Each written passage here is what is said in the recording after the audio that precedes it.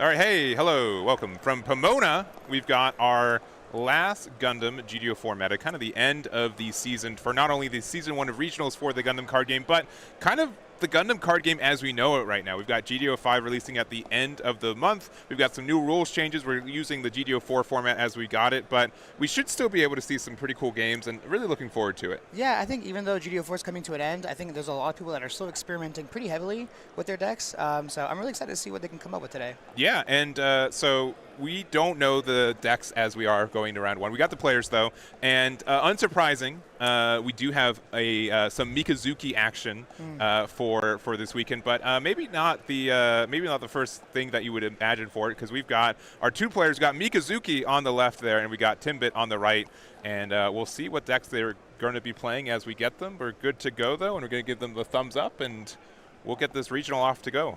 Now, I would be very shocked if Mikazuki is playing Mikazuki deck. I feel like that's the you troll your opponent, right? You give them, get in their head like, oh yes, yeah. Okay, no, we're good. And it's working. It's working. Yeah, it's working. It worked on us. It tricked me. Oh, I'm happy about this. I see the big bad boy for this one. So it is the Neo Xiong that came out in GDO4 and got kind of like a lot of support in GDO5. Like there's a lot of ways that you can build it. I've been testing on a lot of that kind of stuff with it, so really cool there. And then we'll have to see what Timbit plays as they play it. But yeah, the Neo Xiong is going to be a red-white build. And that's a pretty bold choice, I think, especially being an 8-9. Yeah, it's, you know, in a meta where we have 8-9 win linked, but yeah. But a lot of aggressive decks out here still.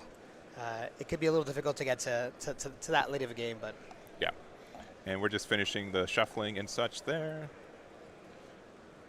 I'm excited. I haven't done a in-person Gundam regional in a long time, really since October of last year. Yeah. So it's been that's the last time Core had one.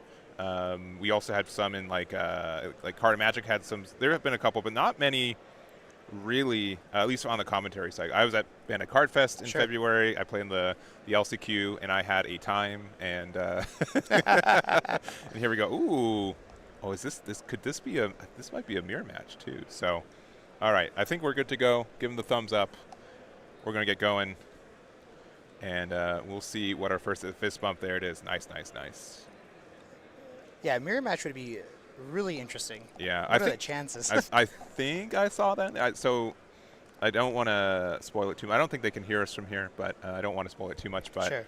I think there are two different kind of ideas for it. Yeah, so we have the blue-red, I believe, on the right side. We're going to have red and white on the left. And so this looks like more of like the League Militaire package for this. So, so I know you've taken a little bit of a break from the game a little bit. Yeah. And this is kind of like I would say like more like late GDO4 kind of idea for a deck. But the Neo Xiong counts anything that you play as a Neo Xeon, as long as you have the link with it, right? Right. So if you play tokens from the League Militaire package, you're able to do a lot of 3 damage pings just from playing out the units that you play in your deck. So it's a really cool kind of combination of an archetype in this game right now, and it's one of my favorites right now. Yeah, it seems like a deck it'd be really difficult to stop in the late game. Yeah, because then you just, unless you play out a link, like any unit you play usually just gets blown up immediately. So we've got our first little bit of shield damage there from our blocker there. Do you know? Flat. Flat. Yes. Flat. Yeah. Yeah. Old faithful flat 2/4 stat line. It's with the release of flat, we have a decision. Who do we like more, flat or Lifrith, right? You can choose which. Looks like we're going to be attacking into the flat there. Yeah. And we're going to get 3 damage there off of our blocker. And we've got what looks like 4 left. We could have a gun tank. We could also have a Anksha.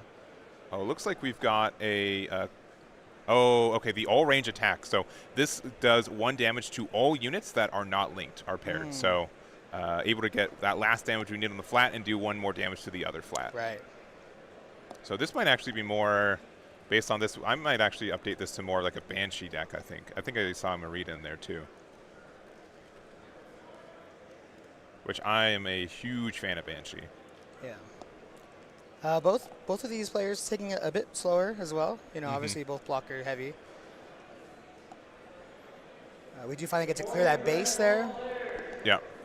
And we play out the Kshatriya there, I believe.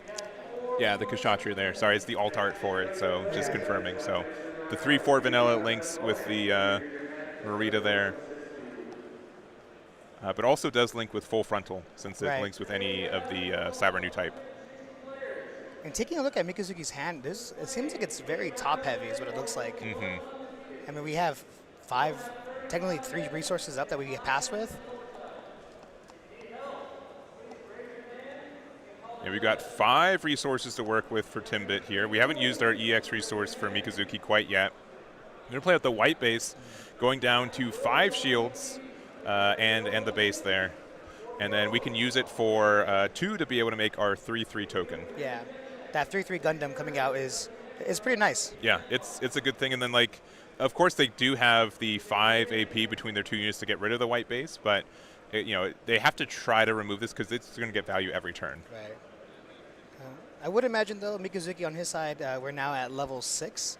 And with level 6, I mean, that's a pretty big level. I imagine we have something a lot larger to play this turn. Yeah. Going for 2 to play out our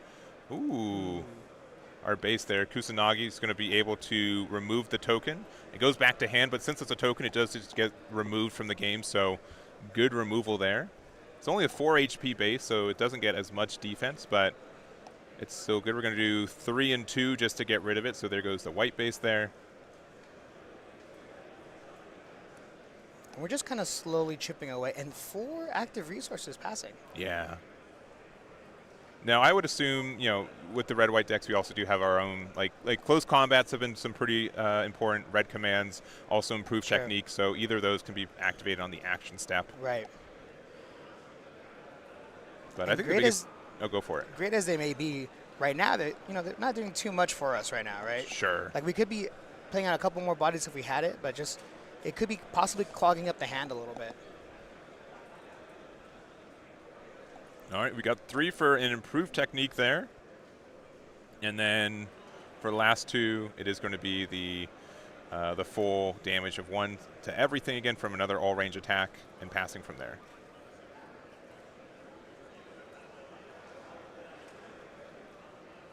All right, so level 7 here currently for Mikazuki.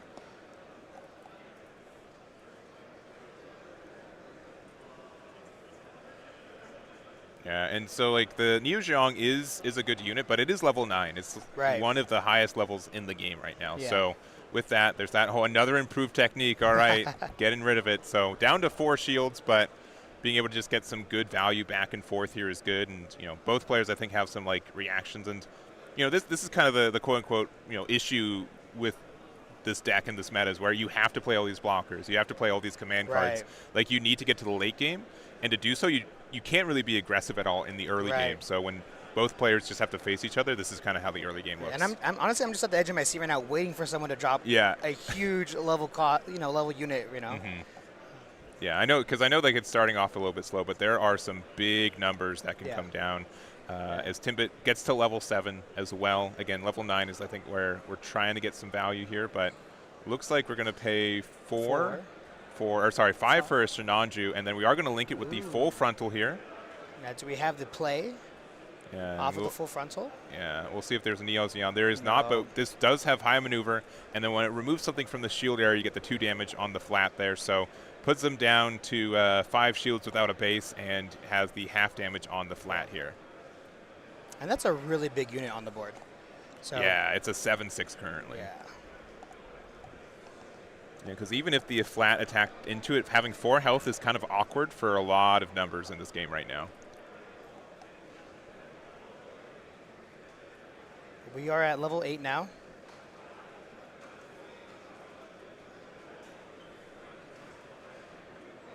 Right, we are going to go 2 into the Shinanju, so taking the damage going to 4 HP.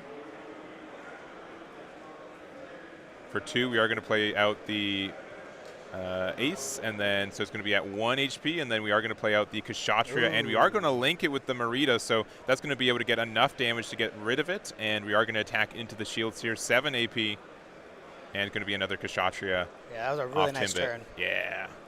And this is where I think there's going to be just so much back and forth of like, all right, you played your big body, I need to get rid of rid of it and play my own big body. We're at level 8 for Timbit, so 1 away if we do happen to have any Neo Geong stuff. Yeah, I think the most important part of this kernel we have is when we go 1 for 1, it's important to see who has the larger hand size. Yeah. You know.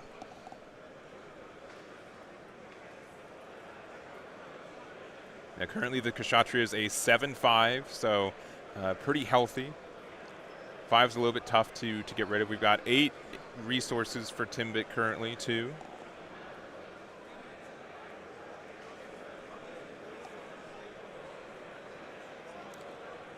Yeah, you know, another issue with kind of these top-end decks is it does take a lot of setup. It does, Sometimes right? we can have the unit, but sometimes we just don't have the Link pilot. Yeah, and the other thing, too, is that it'd be really nice if we are able to, our biggest way is that we have all these reactions to get rid of stuff, Sure. right? That's the biggest thing. We hope that our opponent overextends a little bit, and then we're able to clear their board with all of our damage there. We've got the Corsica base, one of the 2 copies that you can play for the deck. Yeah, going to go ahead and play out that 4-2, Tall Geese. And with 5 active resources, what can we do? Unfortunately, if we have another Kshatriya Link, that Tall Geese just goes away. Yeah, and it's always, there's so many situations where, whoever gets the Link first feels better. Because you get the full value, and then you just have to use yours to get rid of theirs. But we've got, 6 resources left, so Kshatriya Link could be a thing. Banshee Link could be a thing, too. Oh, we are just going to pass from there. Wow. Oh, that's definitely tough for Timbit here. And now we are finally at our level 9. Are we going to go ahead and see? Yeah, this is where we can get the big Neo Geong if we have it. It looks like we're paying 5, 6, 7, 8. Yeah, there it is, the Neo Geong here. So on play, and whenever you play a Neo Geong unit, you are able to do 3 damage. So immediate 3 damage to the Tall Geese token there, and now this is going to be pretty tough. So now there's a 7-5, and there's the big old 6-7 on the board there too. And there's the end turn action step, playing that close combat, doing 2 damage, and another one. Yeah, this looks like it's going to be at the end action step. Yeah. So currently has 1 HP on the Kshatriya, so there could be ways to get that extra damage on the next turn. We're down to 2 shields right now for Timbit here. So, has been behind on like the shield race for most of the game, but you still, like in this game specifically, it's really easy to stabilize at a shield number, right? Yeah. You're just like, man, I just need to do 1 more damage, but they set up some blockers, they have a base, and now it feels out of my grasp. Yeah.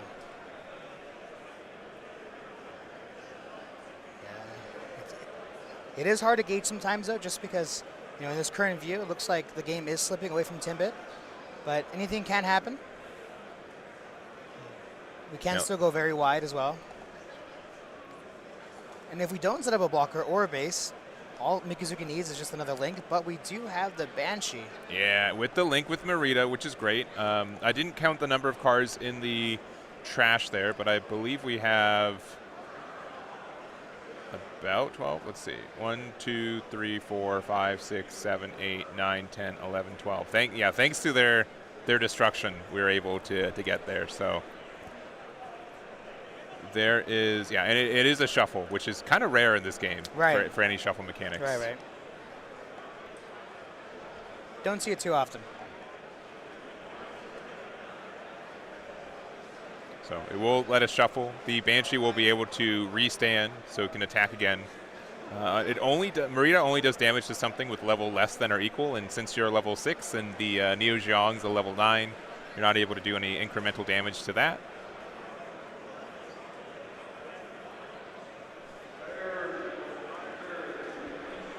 Yeah, I am really curious to see what Mikazuki's turn looks like after this. Obviously, still has a few cards in hand, as well as being finally level 10, but we do have the 1 damage there. Yeah, 1 more. Moving down to 3. Another Kshatriya. And then we've got a good amount of resources left. We still have 4 open. Now, the previous turns, we left 5 open. I know that was because of the close combat. Yeah. But maybe we see a blocker here. No, we see a Roselle. Yeah. So unfortunately, that unit has 3 HP, and Neo Zeon likes to deal 3 damage. So Yeah.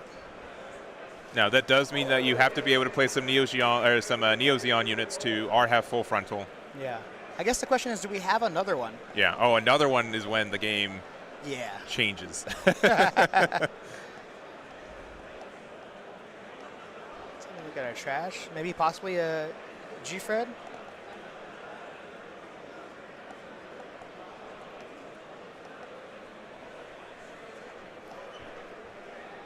I'm always impressed by Gundam players' deck building skills. Yeah. Just because you really can, as long as it's red, you know, technically you can play it in your deck, and so seeing the different combinations is so interesting sometimes. Yeah, there are just so many different ways to build in this game. Looks like we're doing a overflowing affection to draw 2 and discard 1. Looks like Mikazuki shakes their head, didn't see what they needed. Yeah. It's the first time we see card draw on either player. Yeah.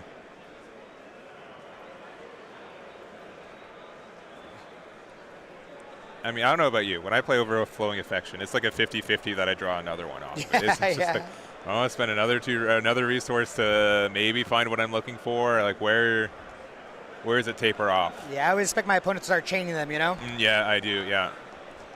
So we are currently at level 10.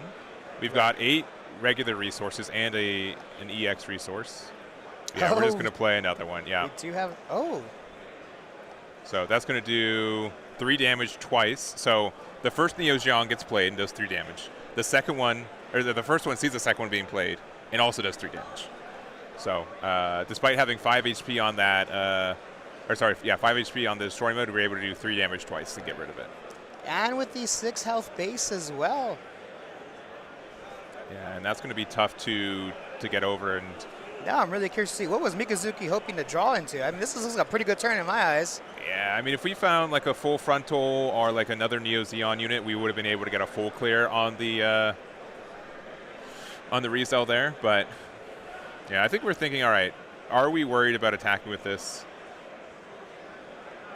We don't have to really attack with it either. We just know that if these stay on the board, if I play 1 Neo Zeon unit, I get to do 6 damage. Yeah. Divided by 3 2 times. You know what I mean? Like it's just so much aggression. Oh, did he think that he was attacking into it, or just? It looks like we were trying to get a resource, but we accidentally flipped Flip the. our shields. Okay. All right. Looks like we are going to randomize it. There it is. We, of course, do have a judge on standby as well. Yeah. Yeah, we should be at 10 resources. Yeah. Yeah, because you went first. Yeah, yeah. Yep. There we go. There we go. Now, looks like only 4 cards in hand for Timbit. And this is gonna be a little tough for him. Staring across 2 really big 6/7s, and I mean the Roselle is nice. 4 damage is a lot. Yeah, and if we link our pair pilot with 2 AP, we get rid of the mining, right? But this is a tough spot for Timbit. The biggest issue is, let's say we clear base. Let's say we set up another unit. Then what? Yeah. You know, we'd be left with only 2 cards in hand, but it looks like we are going to go play out a unit with 3. Another 4. Banshee. And another Merida. Okay. We're able to get some pressure. So we don't get to do any damage. We don't have 12 cards in our trash, but we do put Mikazuki down to 1 shield. Down to 0 shields now with the base there. So a little scary. Right.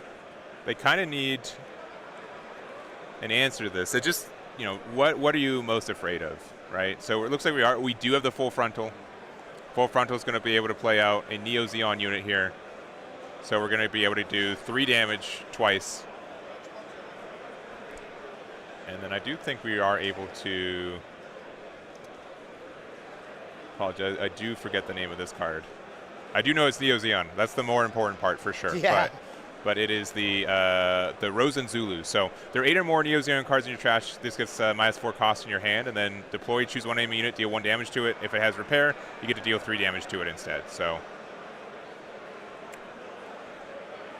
yeah, and then there's the extra damage. So with the link with full frontal, it means that our cards have Neo Zeon traits, so it doesn't really matter.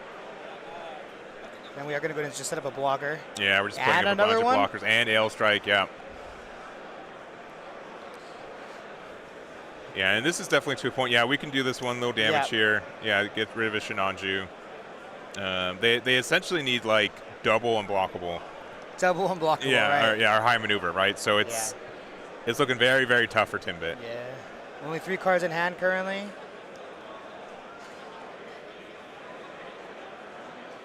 We're tapping All right. resources. That's our Neo Zeong time. All right. Time to do some damage. Yeah, 3 damage out of spite there. Just Look, as long as we got our 3 damage in, yeah, that's it. Yeah. that's all that matters. All right. Yeah, doing 4 damage there. Yeah, 6 damage, and that's going to be it for it. So, all right. Mikazuki undefeated with the red-white Neo Zeong list. Yeah. Super fun. Yeah. 2 really fun decks. Felt almost like a mirror just because we're just removing everything on the board, really, right? we really were. Yeah. We're just clearing all the bodies. Yeah. Very different decks, but almost felt like the same. For sure. But that's our first game, and we're wrapping up. We actually don't have that much time in the round 2. I think we've got about 10 minutes left as well. But GG's all around. Back to us real quick. So if you guys are just stopping by, this is the CoreTCG regionals for the Gundam card game. The end of Wave 1 for the 2026-2027 season. It is the farewell event for the GDO4 format, as well as we have GDO5 releasing next week and the new restrictions and everything that goes with it. So, a little bit of a farewell for this format, but obviously super fun to see gameplay, and happy we're here. Yeah, I know everyone's very, very excited for the next set. Yeah. Very, very excited. A whole new game, it feels like, almost. But I think there's a lot of people here today that are very excited to play, have their last run with their blue-purple decks, essentially. Yes. So we'll see. Yeah, but I think, I think Neo Zeong is definitely something, and Banshee are 2 things that you can start building around again in GDO5, with the idea that the game's going to be a little bit slower. Right. I don't think outrageously so, but I think the game's going to last at least 1 more turn consistently. Right. So when you're able to get there more consistently, you can play more cards early game instead of just kind of staring at your opponent as much as putting up blockers. So, I think both those decks can do very well in the GDO5 format too. Yeah, I'm also really excited for green-white Wing. Yeah. I'm a big fan of Wing for a long time, so I'm really interested to see how that does. And like I said, the meta is a lot slower. Yeah. So, we'll see. Yeah, and I'm happy with all the double name pilots that we start getting too, which I think really helps a lot of decks with a consistency side of being able to find your pieces a little bit more consistently too, and get more of the link mechanic, which is one of the core mechanics for this game, right? To be able to link your pilots. We saw some really good links in that game that we just saw too, and so I think the game's going to shift for that being more present, which I think is good too. Yeah, definitely. So, anyways, we're going to be done with our first round. We should have 9 rounds today, so 512 players today, 9 rounds of Swiss. No top cut, just the Swiss best of 1, and then we'll see what our champions are as well. So we're going to get to round 2. I'm going to put 15 minutes on the clock. We'll see how true that is, but we'll be back, and we'll see you guys in round number 2. Bye-bye.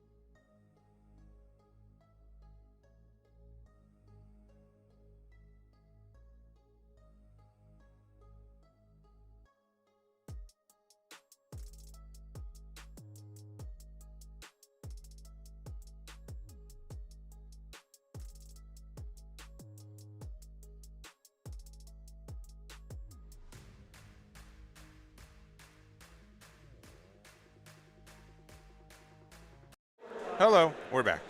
We are back. We are back. We've got round 2 of the CoreTCG Pomona Regionals for the Gundam card game at the end of the GDO4 meta. We've got our players sitting down.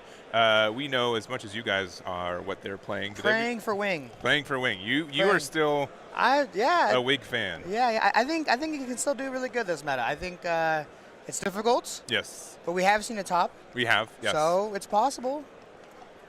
So I'm kind of hoping we see, blocker-centric early on, and then, big top-heavy decks like we just saw earlier.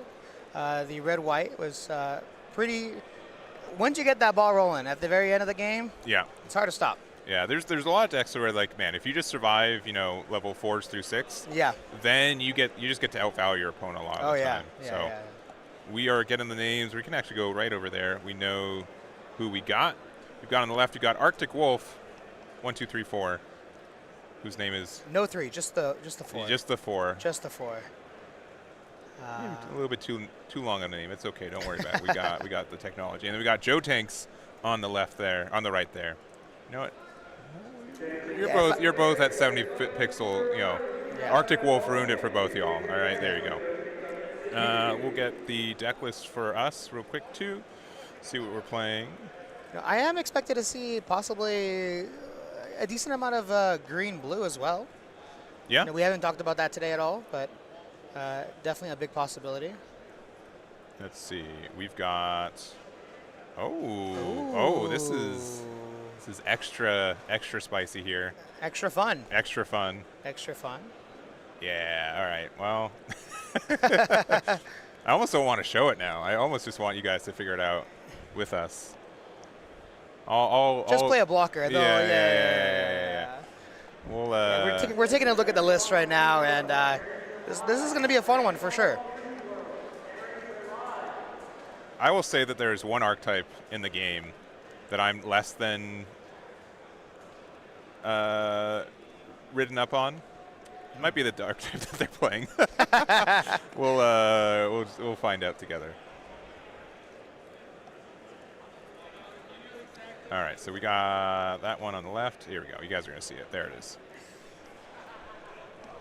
And then let's see what they're playing on the right over there for Joe Tanks. Yeah, Gundam DX. Yes, sir. All right, this deck I know a little bit more of. All right, we can. So can you just learn up in the entirety of the DX archetype, and then I can just carry on the other side? Is that fine? It is purple. It is purple. It is purple. It is purple. Yeah. Yep. So we have the 3/2 blocker coming down now, and we're doing the thing right now. We're just setting up blockers like I think in the most of this meta is all about right now. It is still the core of the Gundam card game, right? You are either running blockers or you are the reason that everyone's playing blockers. So, but we do have a pretty solid start here. So we not only have the Zolot here, but we do have the flat, and then we do have the base here, which will generate our parts token. So this is for the League Militaire side. So it is, quote, spoilers, it's a Banshee top end, but this has been pretty much I think the standard way to play Banshee right now is with a League Militaire low to the ground start. Yeah, every time I see this deck play, I always see a ton of parts on the board. Yeah, yeah, it is. Yeah, you see the whole thing, and the parts specifically, they can't attack players, but they are good at attacking into other units. There's ways to manipulate them for additional value. We saw 2 Neo Zeong decks in round 1, and those have been pretty common for, if you have that linked with the Neo Zeong, you're able to get extra damage by just playing parts tokens because they're going to be considered Neo Zeong. So. That's a pretty big part. So we're going to play purple-white. We do see the Gundam DX out of the hand immediately, so that tells our opponent what we're playing. So this is kind of like the Vulture archetype. A lot of it's dealing with being able to put cards into our trash. We also do have a lot of blockers inherently in the deck too, so we can be very defensive, and we do just kind of have like this value game at the end where we're able to recycle our units and play them out of the trash, which is really nice. Yeah, now correct me if I'm wrong, not too many people are playing the DX. No. So this was, I know a lot of people were very excited about this card. This came out in GDO4, right? It has suppression, has during pair attack. If you're attacking the enemy player, you may choose 7 Vulture cards from your trash, exile them from the game. If you do, choose 1 enemy unit or base that's level 8 or lower, and you get to destroy it. So it means that you can get rid of the base, and then you can do suppression, or you can get rid of a blocker, and then go suppression. So it really lets you set up a suppression easier than most other kind of suppression units in the game right now. But it is asking for a lot at the same time. Yeah. And I do feel like suppression is one of those tools that I just feel like we haven't seen, go too crazy yet in this game. Yeah. And there are a lot of units that do have suppression, but it is very difficult to kind of, use it. Use it. Yeah. All right. We see Gundam. We see Amuro. We get arrested. That's pretty good. I don't know. I don't care who you are. It's that's welcome to the Gundam card game here. So we did take a turn off, quote unquote, by using the Show Resolve for Joe Tanks here. Currently, the Zolot has 4 AP due to the 1 AP buff from the Gundam, so we are able to get rid of 2 blockers there of Arctic Wolf. We're able to attack at 3 AP with this flat because of the AP plus, so that ends up being, there it is. Yeah, and just, that's right. Yeah, because normally it's like, it's just 2. Right. But, with the plus AP boost, the flat's attacking for 3. Now, I was a bit surprised that we did block with the 2/4, just because we have that repair too, right? Yeah, But here we are. Yeah, and I think maybe just forgetting that the Zolot was attacking for 4 that turn. But Right. we're going to play out a Gundam X, I believe. No, sorry, that's not Gundam X. That is the Gundam. No, is it the Gundam X? I'm sorry. It is the, Gundam Leopard Destroy. My apologies. So it's a 4/5 during pair attack. You may choose one enemy unit, deal 2 damage to it and this unit, and it does link with any of our Vulture traits as well. So honestly, the biggest thing is that, generic links in this game are very, very valuable. This means that we have link effects like the Jamil was able to get a discard 1, draw 1 when you attack when you're linking. And looks like we are doing that ping damage there to the Gundam, and then we're going to go ahead and trade there. Very good there. So is able to get some removal. On it, if you do not get rid of the Star Deck Gundam as soon as possible, you do get, the recurring repair. It gets a lot of value. The fact that it hits for 6 AP when it's linked with Amuro is kind of disgusting too. Yeah. So, yeah, I think it's a good removal. So we have 2 going into shields here. And we do have the burst option to add that pilot to hand. Tapping 4 resources. And another one for the link as well. Nice. So this is the V-Dash Gundam. This is honestly one of my favorite cards they've printed in the League Militaire deck. So you are able to get Breach from there, which is nice. You are also able to get a rest effect that is really, it's like an activate main rest ability, right, which is really unheard of in this game before this card. Super valuable. You did have to kind of overhit into their Leopard Destroy, but you did get the Breach. They're down to 4 shields, and you are able to get rid of that big body. As well as set up another parts. Yeah.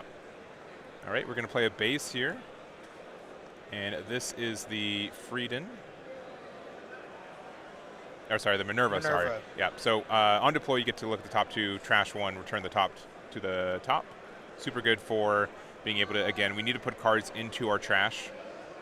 So that does help us to get there. And it's a pretty, early level base as well. Yeah, helps us set up our next turn as well, right? Yeah.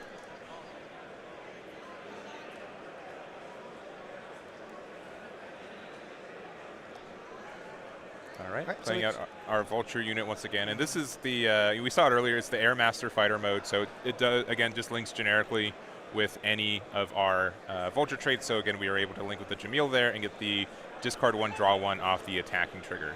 Right. So going down to 4 shields on the right there.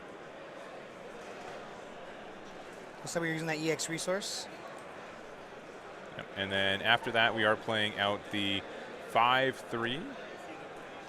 Or is it the 4/3? It's the 4/3, sorry. It's it's Gundam Airmaster, so just a blocker. Vulture trait link as well. And this is something that we can also recur later in the game. So again, just having blockers in a deck that's also playing white, that's known for having its blockers, you can really stop a lot of oppression there. But we do have the Banshee here with the link, so this is going to be very important. So Banshee is one of the new cards from GDO4 and a really strong LR. So during link activate main, you can exile 3 blue cards and set this unit as active. It can't choose the enemy player's attack targets this turn, and then on attack, all enemy units gets AP -1. So this is not a once per turn effect either.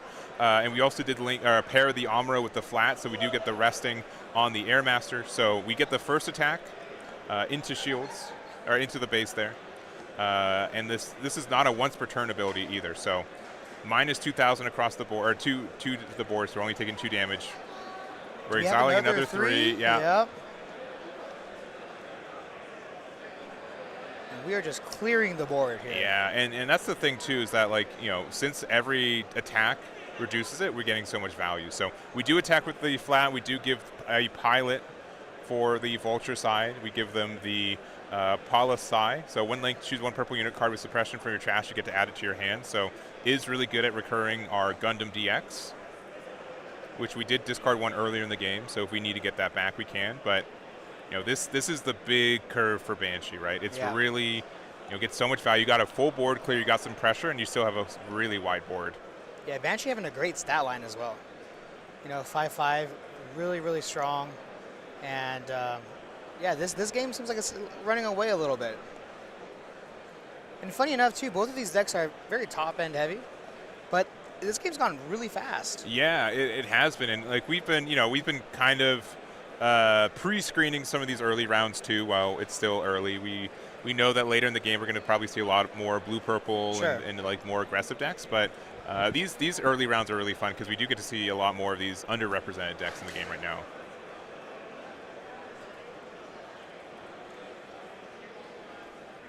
All right, we're playing out another base here. We're playing out the Frieden 2. So deploy this card, add 1 shield to your hand. Then if there are 7 more Vulture cards in your trash, choose 1 enemy with 2 or less AP and you get to destroy it. So you were able to get rid of a parts token. And then we are playing out another Leopard Destroy, which should be able to link with the Jamil there. And then I think this will let us do a trade into the Banshee, which I think has currently 3 HP. So yeah, I think we should be able to attack in there, and then we can do 2 damage to either the parts or the flat. Yeah. So doing the damage to the parts from the one attacking from the Leopard, and then getting rid of it. Yeah. Yeah, there was an on-attack trigger on there too. So that was a pretty good clear, and there's not any parts left. So getting rid of all those have been good. Sure. However, only 1 shield left due to playing the base this turn. If we do have a way to clear it, which we could draw with the Show of Resolve. Sure. Yeah, unfortunately with me, whenever I play against a blue deck and toward the end of the game and I see a Show of Resolve come down, my heart sinks. Yeah, I'm just like, right? oh, I'm like, no. No, please. No. But we are just going wide here. Yeah. Yeah. And we're going to play out a base. Yeah, and for that card, that one's a little bit interesting. So if there's something that you can rest with it, you have to rest with it. Otherwise, you don't. So I think just confirming that the on-deploy for it doesn't happen for the gun easy. Now, as good as Arctic Wolf's last turn was, we ended the turn with absolutely no board. Yeah. So fortunately for us, GoTCG's did go a little wide, but not too tall. So hopefully Arctic Wolf this turn can set up something, fairly large, maybe a DX, and just start kind of get this engine going.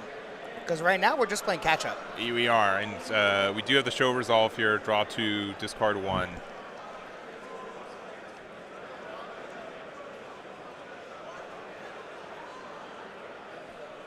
But again, like this is a deck that the later in the game goes, it does better for us. We have a lot of recursion. Right. It is unfortunate that they were able to get like the Banshee on curve there, and especially in a situation where you were able to get rid of 2 bodies and still apply some pressure. But looks like we're going to be playing out another Leopard Destroy. And again, it links with any pilot that we have. So we're going to get the Sis here. This is going to get us a suppression unit. So we do have the DX.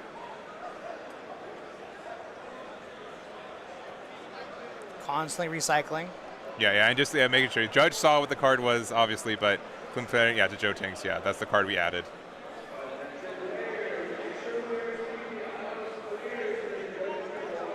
So we do have 2 resources up. We do have a couple, different defensive options that we have in white and purple as well. So it looks like we're going to go ahead and clear the base as well as that unit. Yeah. So once again, Leopard Destroy. You deal 2 damage to something and 2 damage to yourself when you attack. So we were able to get rid of the Zolot there. But we are 1 link away from Joe Tinks to be able to pressure for game this turn. Right.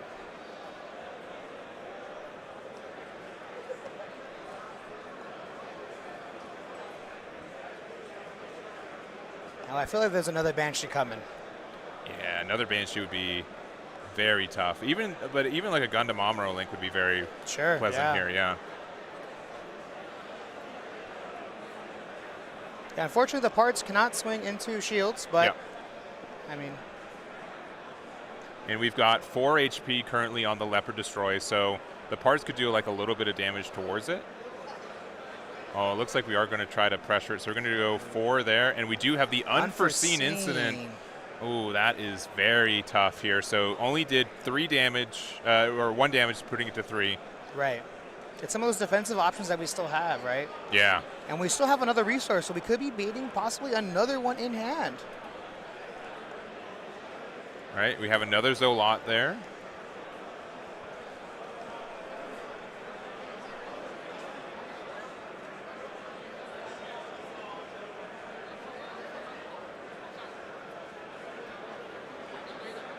Now, if our Leopard does attack, we can just clear that, right? I mean, it is only have 2 health. I think it has 3 health right now, because it's a 5 base and it has 1 from the pilot. But then we can just do 2 damage to it again when we attack and get rid of the Zolot for free, so Right. that's pretty good. We do know that the DX is in hand because we added it as well. There it is. Do we have the link for it? Of course we do. We do. Oh, man. I mean, we're starting to see a big turn here. All right, we linked it with the Gerard and Tifa. So 1 pair, discard 1, look top 3 for a Vulture unit card, and then randomly put the rest. Otherwise, we're going to attack with it. We actually have enough Yeah, I mean, our of these trash Vultures, so we're going to trash 7. And this is going to be a big suppression attack into their shields. And we're probably going to be able to get rid of their blocker as well if we want to. So exiling 7 right there. Oh, we might have Oh. might have been a missed sequence there, because we could have attacked with Leopard first to get rid of the blocker and then do the DX. Right. Yeah. Oh no. Oh, no. You see the head shake I a little do. bit. But we're still ahead. We're still in a really great spot right now. Yeah. And we still have the one resource up, so if we could have another unforeseen as well. Mm-hmm. If they try to trade into our units. Yeah, it's 2 to essentially 2 shields, right? We got a base on Arctic Wolf side, and only a parts token. Yeah. And DX still does have suppression, so if we're unable to stabilize here, it could. Oh, no. Never mind. That's the Never mind. that's the stabilization card right Yeah. there. And the link again. This is tough.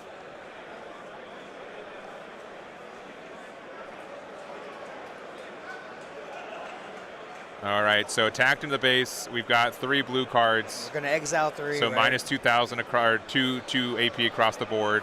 We can go for the board clear if we want. Attacking the Leopard. Taking damage there. Oh, man. Right when we thought Yeah, and Arctic then the full Wolf had trade. full control, completely turned the game. Yeah, and the big difference here is that it'd be essentially 0 shields to 1, right? That'd be assuming that there weren't any bases or any extra things Sure. from there, but huge change. Yeah. And this is Arctic's turn here to kind of stabilize either a very tall board or a very wide one at least. Yeah. Now, Joe Tanks is not really pressuring the win next turn either, though, Correct. right? We've got 1 shield. The parts units cannot attack into shield area. So, I mean, if we've got another DX, which we do. We don't count them out. No link, though, but this Okay. is pressuring game on the next turn, so Joe Tank still has to find an out for it. And I don't know if he has it. We could be looking for it. Yeah. Yeah, and it does count. The parts token does count as a parts token, so.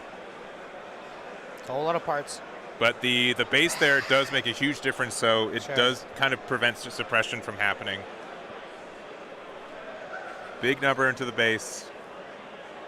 Big 3 into the shields. Do we have the link? Do we have the link? No Oh, link. All okay. right. This is Joe Tink's He's still in it. probably last turn. He's going to have to do something here.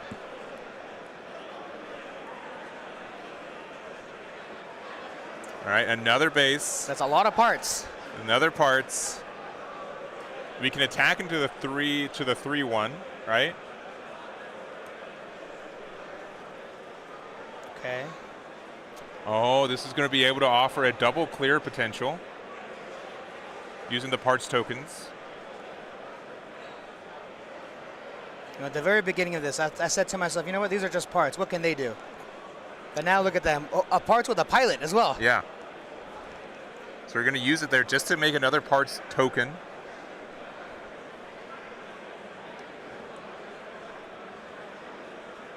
Unforeseen. Another unforeseen. Wow.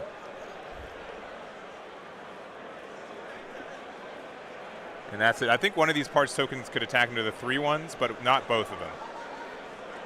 And Yeah, we there's the have link. a link Not as that we well. need it. But I guess why not? It's like we're going to clear the base. Yeah. And we are going to use the effect. Exile 7. Yeah, and we can use this to destroy the base too, and then we just go for game. So there it is. There it is. Yeah, All right, Arctic Wolf okay. takes it. All right. Oh, man. Keeping it close. I mean, I don't blame him. I Yeah. don't blame Arctic Wolf has had this. This was an experience of a game. I'll tell you what. Yeah. Yeah. Yeah. He is really experiencing it. I don't think he can believe it either. Yeah. I mean, yeah. He's just like, oh my gosh. Hey. Sometimes we get punished. Sometimes we get another chance for it. So Sure. there's Vulture taking the win there. Super close game. Good, Yeah. Good games to both Arctic and Joe Tanks, but what a fun one. Yeah, yeah. I think Arctic Wolf left it all on the board there. You know. Yeah. Yeah. He really did.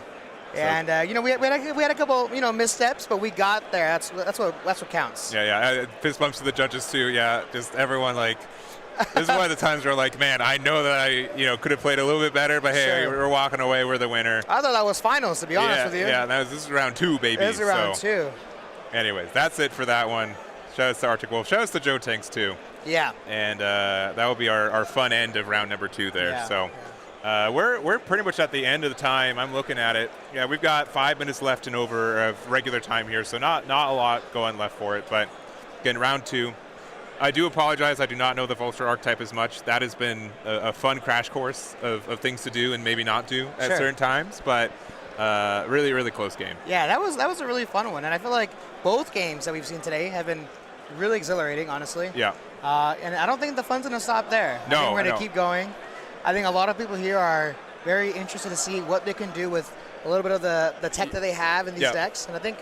Oh, his buddies are already walking over there. Hey, man, by the way, did you know that if you did it like this, it might have been a little bit better for you? Yeah, but that was part of the plan the whole time. The intimidation factor for sure. Yeah, So, that's that mastermind level thinking that no one saw. Yeah. So, anyways, that's going to be it for round 2. Again, this is 512 players. We expect 9 full rounds today, so we still got 7 rounds left to go. Yeah. I don't know how we top that one, though. We'll have to see. Like I said, I thought that was finals. I thought we were going to pack it up. All right, did what I did, Yeah, No, but yeah, it's I'm really excited for these next coming rounds. definitely. So we'll be back. We'll be back with round number 3, and we'll see you guys over there. See you then.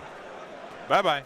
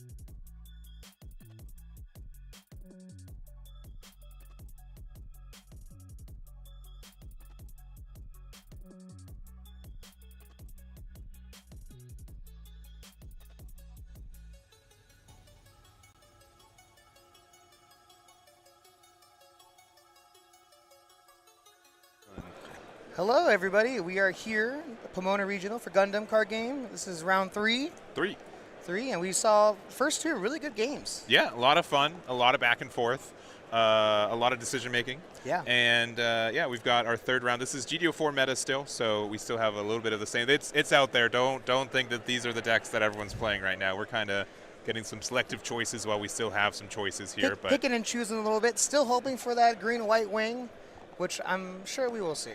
yeah, I'm sure we'll see it. So. But we can go over and as they're setting, we can watch them set up. I think that's content. We can go over there. Phew. There we go. We'll get their names as we get them.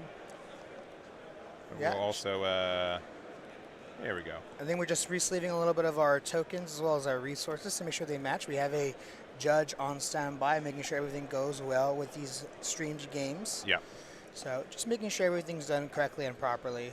Yeah. But yeah, today's been a lot of fun, especially as a farewell for GDO4 and for this. I feel like it's like a whole new type of game after these restrictions that we're getting, right? Yeah, it is. It is like I would say I've been saying soft reboot.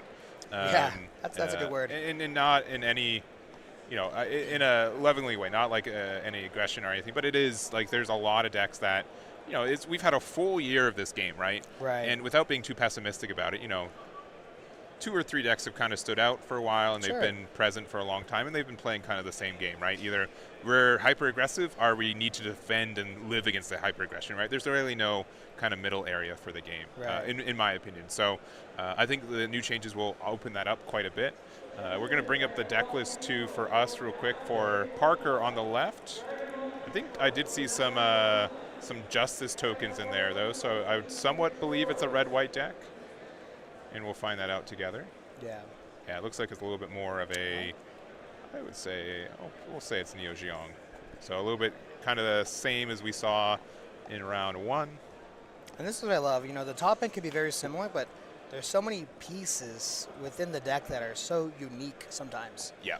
And that's a lot of fun to see. I really don't think there's another card game out right now that has this unique of deck building.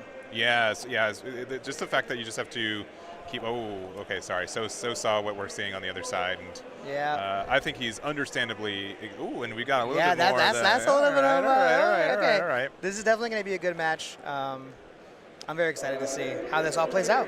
Yes, we got No spoilers. We got the big bad 8 costs Yes, on sir. our backside, but I'd say, yeah, looking at the wing list, it's a little bit unusual. There are some tech choices for it too. Sure. Excuse me. So we are going to round 3.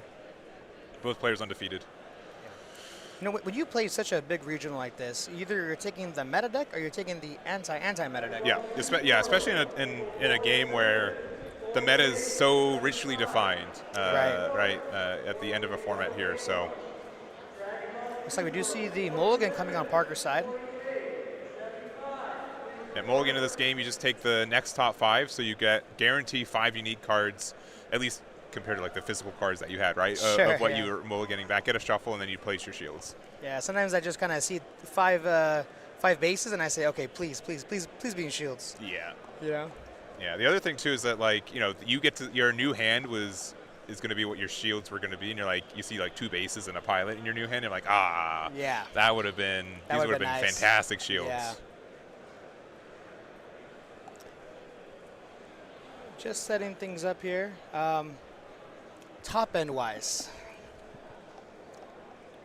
I'm still really interested to see who has a better top end. I feel like the control that red-white has is just so dominant sometimes.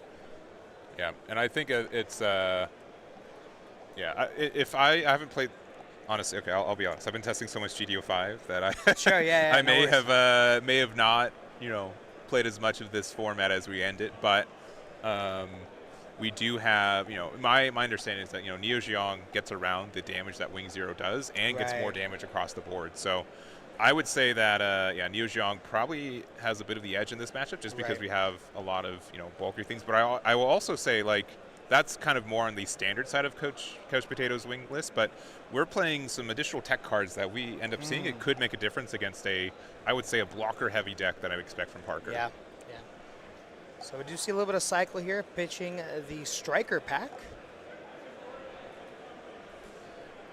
And it looks like we're going to go ahead and play out a blocker on Couch Potato. Yeah, the Rick Diaz.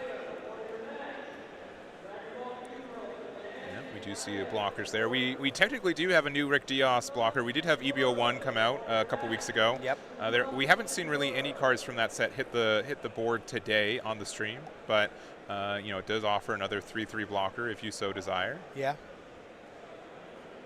Yeah, it's, Couch Potato sitting at level 4 now, of course, with that 1 EX resource.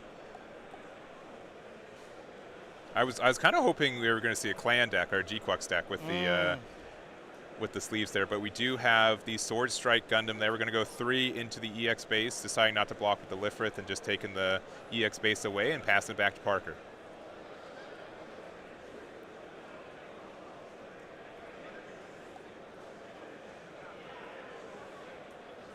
Yep, and we're just seeing this from like 2 top-end heavy decks, right? We're just slowly playing out some blockers, kind of setting up our hand a little bit. But once we get this rolling, it feels like almost like a mirror match as of right now. Yeah. Yeah, a little bit. I mean, and that's the other thing too, especially in this format too. I don't think either player's really revealed the other color that they're playing. Correct. Right. Yeah. So there could be a lot of decision making for it. I mean, right. I think Parker is playing red white and we're playing green white on the other side. So sure.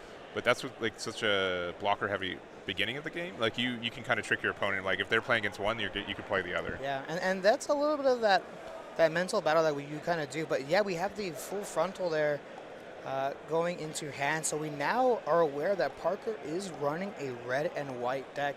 And that's a lot of knowledge for Couch Potato. He might play this just honestly a little differently now. Yeah. But we do see the block. We're going to do it 3 damage to the blocker, then of course 2 to the Rick Diaz. Another flat, yeah. Double flat? Double flat. Yeah, there you go. Yep. Sometimes when you're both playing blockers, you're just like nodding as they're playing their own blockers. Like, yep, all right, cool, yep, I've seen that one, yeah.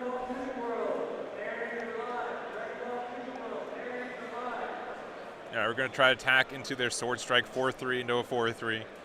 Easy trade there. Yeah. And we still don't know what Couch Potato is running technically from Parker's end. Sure. We just know that it's white. Could be the mirror match. But we do see the Silver Bullet hitting the board. Yeah. Very good blocker here. And then another Lifrith. The Binder Alt Art. Very coveted card. Yeah.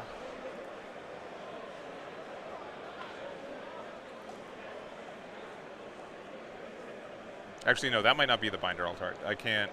There's so many. There's just it's the event pack one, right? Yep. Yeah. Yep.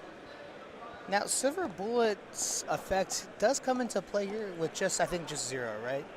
Because it doesn't take any of that effect damage. Yeah. But you can still attack active into it, and yeah, which so all that stuff works. I'll read it verbatim just so we're clear on it. So because it reduces damage essentially. No, it doesn't. Yeah, there it is. So it's a level 5, 3 cost, 4/4 blocker.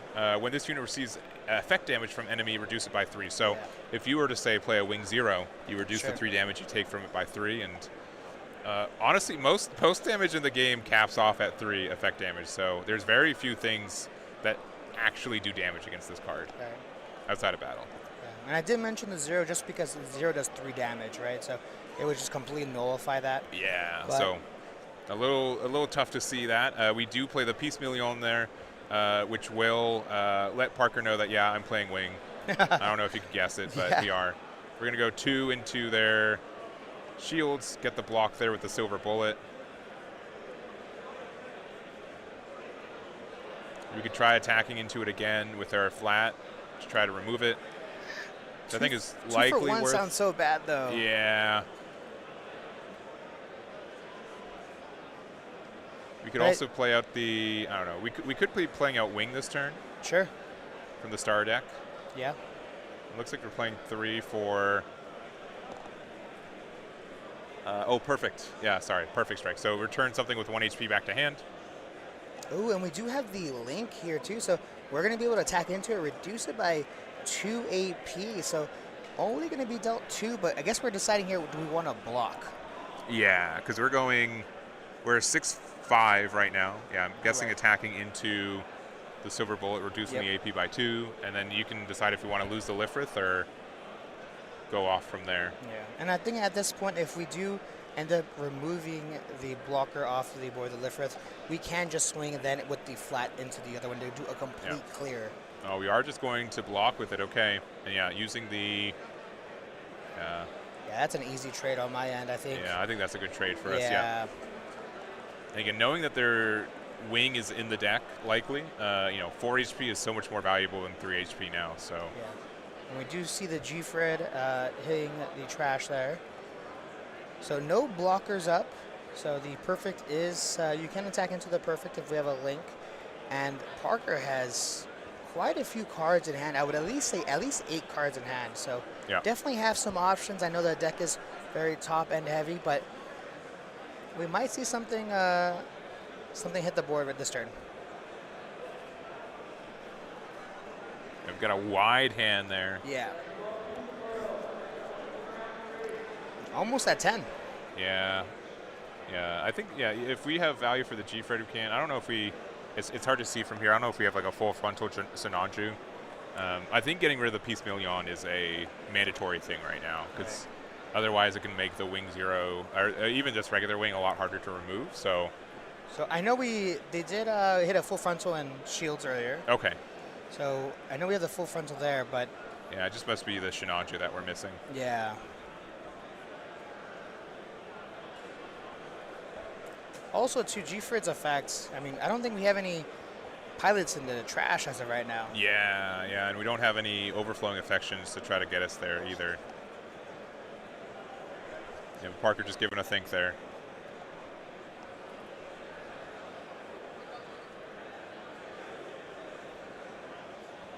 Yeah, this is quite tough. I do think that Couch Potato on the following turn, is a huge turn. So if we're unable to kind of clear the board or establish a decent sized board on Parker's end, it might slip away from us.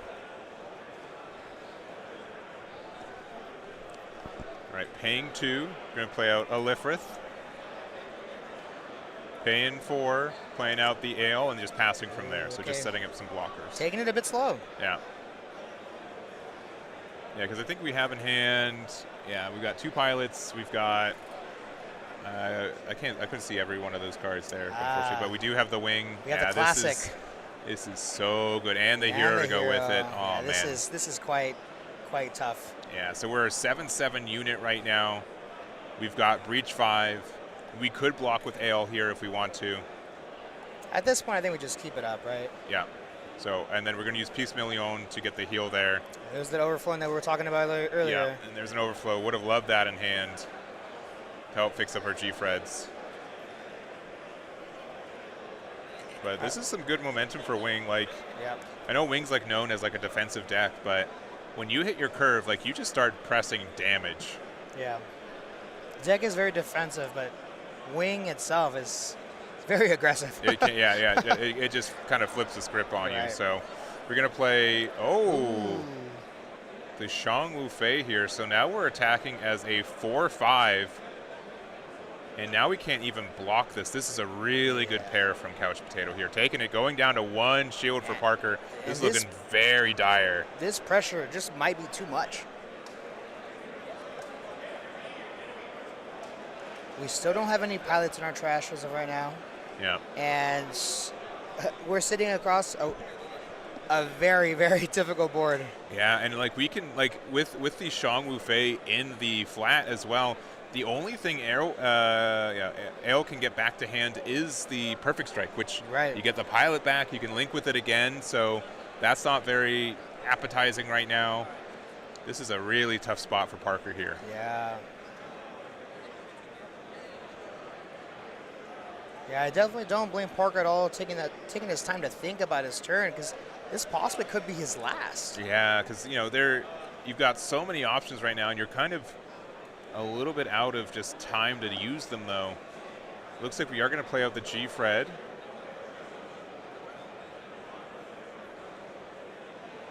Going to play it for 4.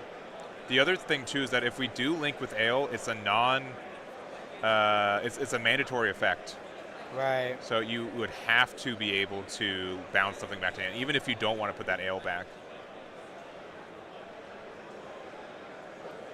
But we do get the boost there on the G-Fred. Yeah. And now we do have a pilot actually in trash as well. Yeah, that does change a little bit. So we can actually exile that pilot if we choose to do so. And the G-Fred, pretty good card. I know a lot of people have been building it as well, so yeah, good that we got to it with the link as well. So yeah, we have the Nyan with it, so it's currently a 5/7. Usually pretty good stats. And yeah, for 1, if we exile a pilot card, you can deal damage to all enemy units. So there is something where you can attack into the flat, and then deal 1 damage to everything. Like so, the Ale can trade with it. And if we have another pilot, we might want to attach it to our. Yeah, there you go. Bounce the blocker and the pilot. Doesn't feel good, but we do need to do so. Yeah, we're going into the perfect there. So we do take the 6 damage, or at 1, and then we can do a full trade into the wing, since we are currently at a 6/6 due to the full frontal. So this is a really good board clear here. That is helpful. Yeah. It does let you stabilize a little bit, but you are still in a tough spot for Parker here. Yeah, this is super rough for Parker. I guess it really depends on the pieces that Couch Potato has. Starting off with the Silver Bullet.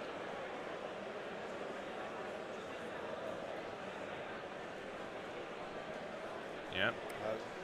And Rick Just and go- the flat. Yeah, Yeah. all right.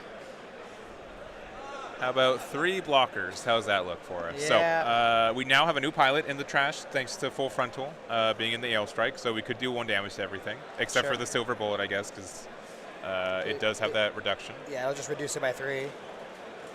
But I guess we need a blocker plus base. I mean, we know he has the Wu-Fei in hand as well, which he could attach to the Silver Bullet in case he does set up a base with 5 HP. We have the blocker. Okay, step 1 complete. He's staying alive on Parker's end. But it looks like his hand is just filled with pilots. Yeah. As much as we need him, sometimes it's all about timing. All right, we're going to spend the 1 to deal damage to everything.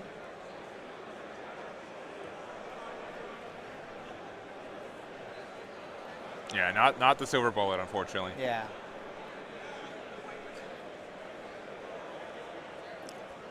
I guess we're just deciding whether we want to attack into shield, and I guess at this point, why not? Yeah, the issue is that we're only at 5 AP, and Piecemeal Yon is a 6 HP base, so it's actually kind of... Yeah, we're just going to pass. Pass.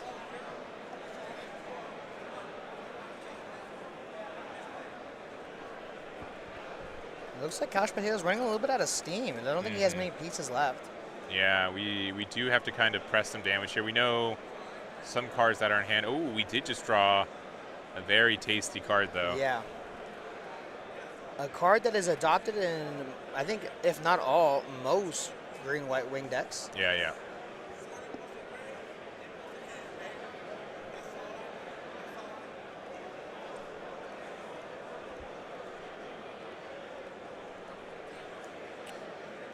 All right, so thinking on what we're doing here, yeah, the card I think we saw in hand, though. Yep. I'll bring it We're up. gonna show you the card that we're talking about here. Yeah, it is a graceful demeanor. New card from GDO4. Very good tempo card. We're going to get the block while we can, though. Ooh, we have the action. Yeah. Now, that is the one big thing about it. It is action step. It is not something that you can just, main and get rid of, right? So we're attacking here. We got 2 open, so we do have the close combat to get rid of it. Okay. Right, so not losing yet. We are 1 link away from losing there. Silver Bullet going into the shields. We do have a mining base, though. Wow. 6 HP on that as well. That is really important. Just passing from there. That is kind of what we needed to see. And now Parker is once again in the think tank. Look, I have full faith in Parker right now in his deck. I think he definitely can turn it around. It looks like Couch Potato's just kind of sitting with his board. This is going to go ahead and trade here, which is more than fine. That was a perfectly healthy Silver Bullet.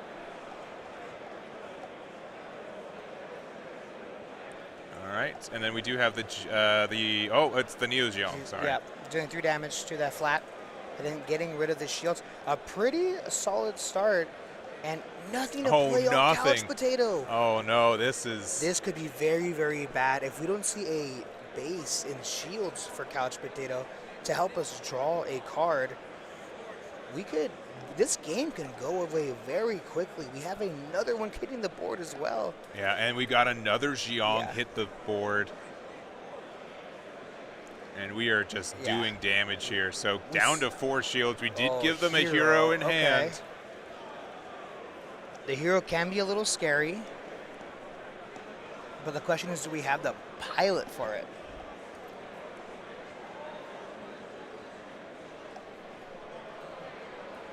If we pass here, I might just shriek. I'm not sure. Yeah, I mean, what has to be in hand? I know we saw that there's a Shang Wu Fei earlier that got bounced back, right? But but we do have the stuff. We do have the wing. Okay. Now this helps. It does help, but the 6 HP base makes a huge difference as well. Yep. So we do 5 damage there, breach 5 to the shields, and we're gonna pass with 3. Now this thing has 7 HP, right? So you're like, oh, it has a lot. We did take 2 from there, so we're at 5 HP. 5 HP. We just played 2 units. That wing goes away. So, or sorry, 1 unit because we've got double. 6, right? Yeah, it's 6. Yeah. Oh. It's okay. We'll play another one. Just why not? Yeah, I mean, technically it should have just done it from that. Sure. Yeah, we're good. Yeah, same. Not a difference. Yeah. Yeah, because even though only one of them's linked, it makes all your units Neo Xeon. So. Now look, I do want to say I believed in the Parker before. Oh yeah. I said it before. I saw the belief. Gotcha. And we're gonna play Striker Pack as well, likely making the 2/4 just in case the wing hits the board. Yeah. But we have made it back into this game here. All right, getting the AP minus there, not a big deal. 3 shields for Couch Potato. This is looking, all of a sudden, Parker's found a foothold with this base here. And it's looking a little grim. Looking a little grim here. And we're swinging forward, and we just pass. And no, this might be the end here for Couch Potato. Overflowing, and there it is. Wow. What a comeback. Man. Yeah, Parker just like, oh boy. Like, there were some tough turns to get here, right? Like, we sat at 0 shoots for a long time. Yeah, and of course, the base as last shield helped a lot, right? That did help you stabilize, but it was able to stay at 0 shields, narrowly get there. Yeah. And Parker's 3-0 after this round. Yeah, honestly, insane game, back to back, all 3 rounds. We've seen a lot of really good talent here at the Pomona Regional. Yeah. It's been a great time. Yeah, we've been honestly, like, I've been so happy with the games that we've seen. Yeah.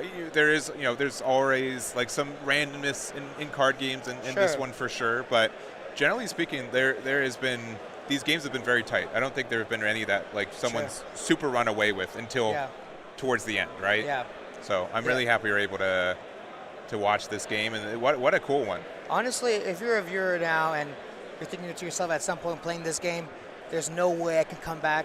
Parker literally showed us it's possible. Yeah, and I'm so used to being like, man, I'm at 0 shields. They just need to do one more attack. Yeah. That one more attack might be more expensive than what my opponent is willing to pay for. So that's it for round 3. We only got 3 minutes left in regular time too. So we've been, I don't want to. We're going to knock on wood. I hope this table's made of wood under this cloth. Yeah. But we've been able to see a good variety. It's been very fun so far. We've been able to get around some of the maybe faster decks. We'll no doubt see some later in the day too. But we're a third through the day, and honestly, we're 3 for 3 for good matches. Yeah, all fantastic matches, honestly, and every single time at the edge of my seat, every single time. Yeah. You know? So, yeah, I don't really know. Again, we don't have much time until we got to get going for the next one either. So, we'll take another break going into round 4. If there's any decks that you guys want that you guys believe in right now that we haven't seen, let us know. We can do our best to try to find them. It's a little trickier with the since there's no. Hey, shout outs to the judges. All right, Yeah. this is how they've been finding games. They go to a table. They're like, hey, can I see your deck? Yeah. And then, hey, can I see your deck? All right, thank you very much. And Yeah. then you got to keep going, right? So it's a little bit more manual to find that data, but they've been doing it, and Yeah, I really appreciate the matches Yeah, they've the been able staff to here find. have been fantastic. The venue is awesome. Yeah, Really smooth event so far as well. So Yeah. it's been a good time. sounds good. So we will take our break. We'll go to round number 4. Thank you guys so much for watching so far. Round 4 in Pomona. We'll be right back.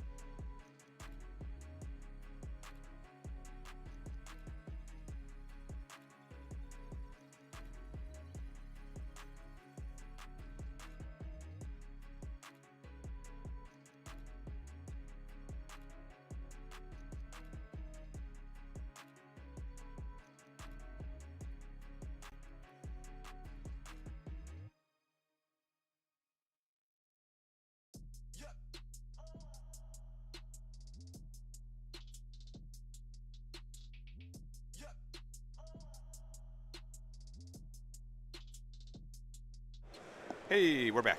We've got round number 4 out of likely 9 for the Pomona Regionals for the Gundam card game. Hey, if you're watching this, we appreciate you. Thank you guys for being here. I know there's a lot of other broadcasts going on today specifically that are overlapping with maybe the Gundam card game regionals, but we're happy that you're here. And we've got another match coming up.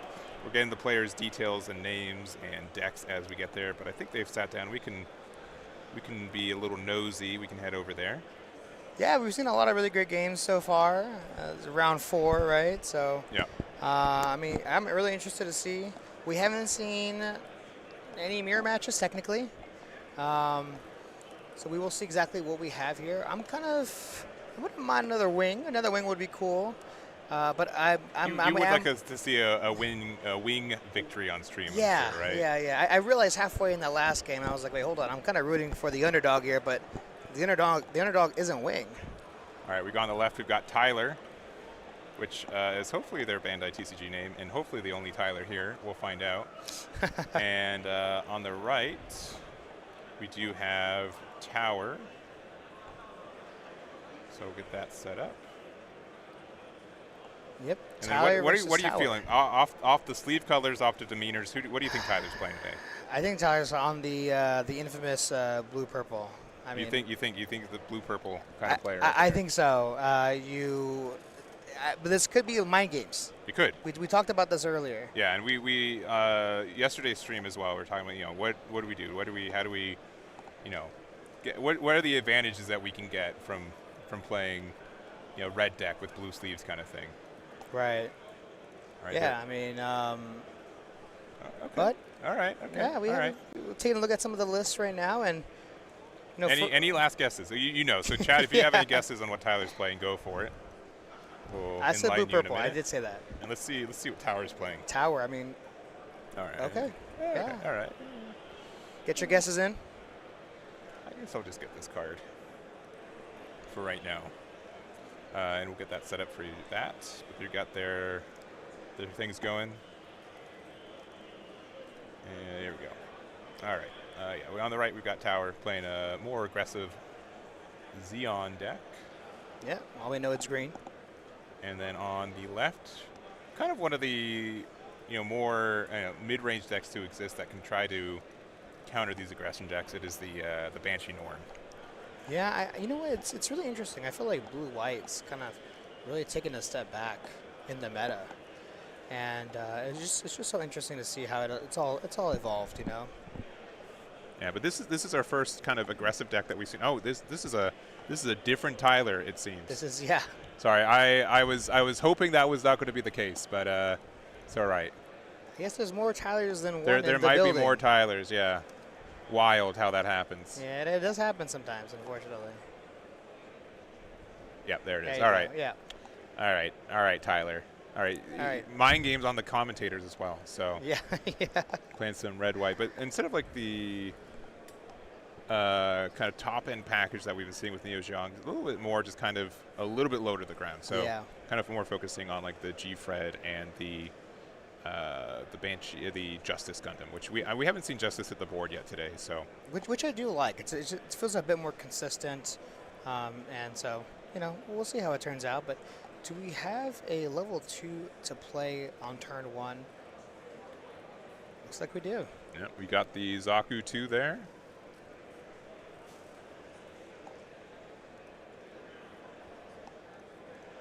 And a gun tank. Okay, and so we are starting this turn pretty All aggressive. right, we currently don't know if the new restrictions are in effect yet. So we see another 2-2. We'll see, but we got the flat there, passing it back. Yeah. I feel like these first 2 turns are so interesting because you have no idea what your opponent's playing. It is, you know, there's a lot of strategy that comes into it as well. So, we still don't know the second color for Tyler. Okay, we got the Gun Easy. So you rest a League Militaire card, and then you get to rest a blocker. So, sorry, just a level 3 or less. So you are resting the blocker here. Mm-hmm. You can go Gun Tank and the Zaku 2 there to be able to get rid of it. But we're actually going to link with the Char here. Sorry, pair with the Char here. Yeah. Get rid of that in one hit, and then we are going to attack with the Gun Tank here. hit an ale strike and pass it back. Yeah, very aggressive. Very, very aggressive. Something that we're not strangers of, right? I mean, it's blue green here, so this is exactly what they like to do. Yeah, and Char can be like one of our best cards in the deck. So Yeah. if we are using it to use it as a pair instead of a link, it makes sense to me that we probably have another Char in hand that you have to watch out for Tyler. But Tyler's also doing a non-link here. Yep. And being able to use the Cure there to be able to get rid of the Zaku and take way less damage. So really nice. Yeah, it seems like we're just trying to slow the game down just a little bit as much as we can. Do we have a follow-up turn, a follow-up play? I don't think so. We might have to maybe use use our EX resource, which would be kind of rough. Yeah, especially like they're likely playing Ale Strike. That's a really good blocker to play on curve, and if we use the EX resource, we kind of run out of that play. So leaving 3 open. Again, we don't know what kind of deck is here for Tyler. Could be Wing still as well. Sure. Could be that, but leaving the 2 open, like you got to be worried, like maybe a close combat or something could come down too. Yeah.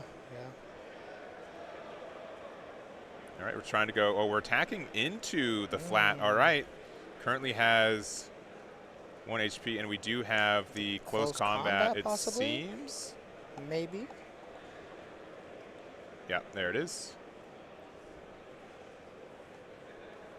And then if we did 2 damage to this, or sorry, 3 damage to this, yeah, maybe we have the Anksha. All right, yeah, spoilers, the new restriction list is not in effect. Not 1, but 2 Ankshas. Pretty good card. Yeah, showing why this card has been pretty good and able to get rid of that flat there.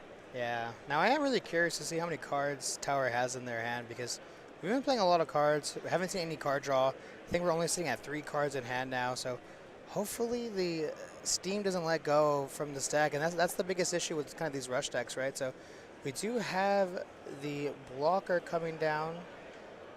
If we have the link or the pair, we can bounce one of these, which we do have the pair. We're going to go ahead and bounce one of the Ankshas, which you don't really hate to see. It's just a 1 damage. It relieves some pressure as well. Mm-hmm. So we really don't mind this if you're Tyler. Yeah, and we are pairing with the Atherin, I believe, right? That's the Atherin there. Yeah.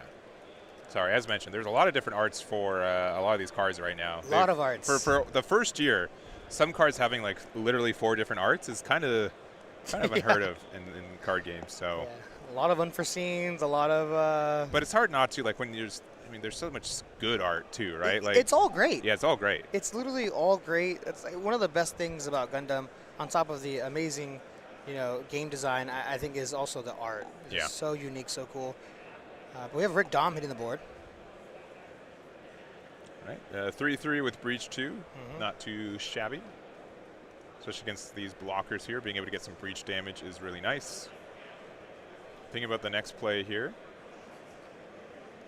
And I do believe Ale is a 6/6 currently? Yeah, should be a 5/6. 5/6. Yeah. Passing it back. Yeah. Oh, wow. Pass with 3. Now we know that the Anksha was in hand, but it looks like we're waiting for it to get a little bit more value before we play it out, which is fair. Yeah, I agree with that, definitely. We're going to use an Overflowing Affection here to draw 2, discard 1. Speaking of arts, a unique, different art.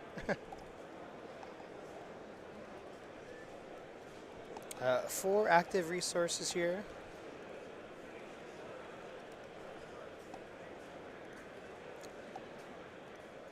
We're going to go ahead and play out yet another one. We talked about the chaining of the draw power here. I don't know. Once you see one, you draw another one. If you play Show of Resolve, you find another one. You play Overflowing Affection, you draw another one. Yeah. It's kind of baked into the card sometimes. Yeah. It says draw 1 Overflowing Affection and another card. Yeah.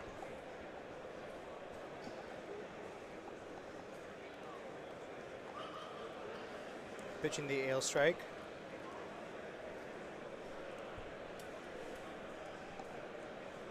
Another flat.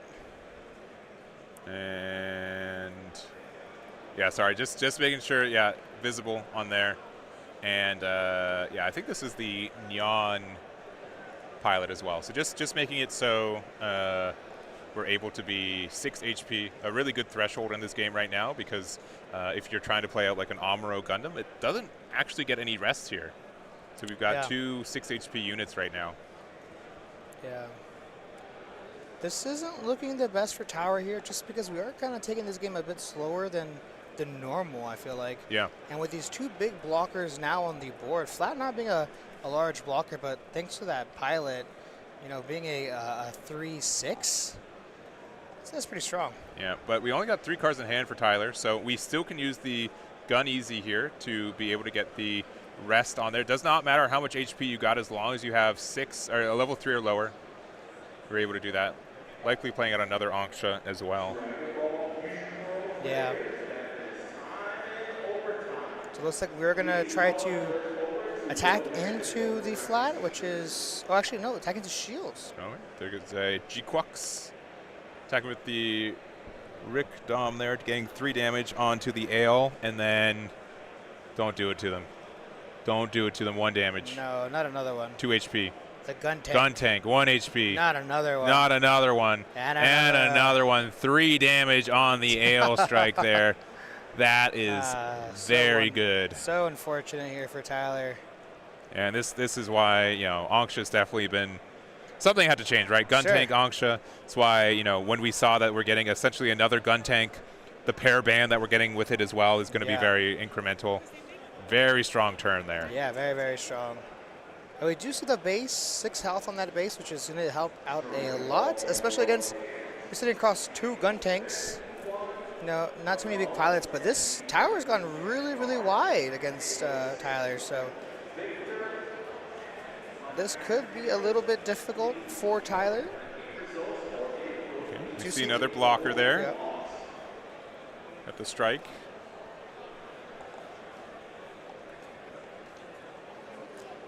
We're going to be attacking into the gun easy here, so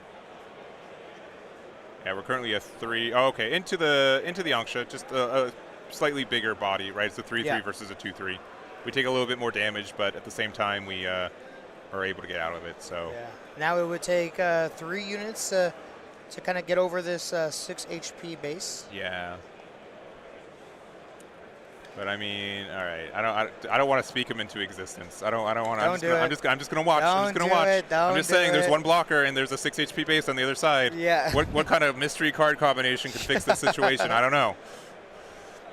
There's actually 2 in this deck as well, if depending on what you got. But I'm just gonna watch for a second. I mean, look, Tower I think only has 2 to 3 cards in hand right now, as we can see. So you know, he might be having a difficult time finding his pieces. Yeah. And if we had it, we slam it, right? So we can, sure. We can all right. Sure. They don't have it. They have to think, right? Yeah. There is a Char Zakutu, good card for recursion. We have the Char as well, so that will be strong for getting rid of this base. We do not love seeing this. No, this is a lot of damage here. I mean, the question is, do we just want to swing into shields? We're going to lose one of these attackers because of the launcher. So attacking 1, and this would actually clear the base. We can also block, you take 1 damage on the launcher. That would mean that we lose essentially 2 shields. Yeah. If we go into shields here.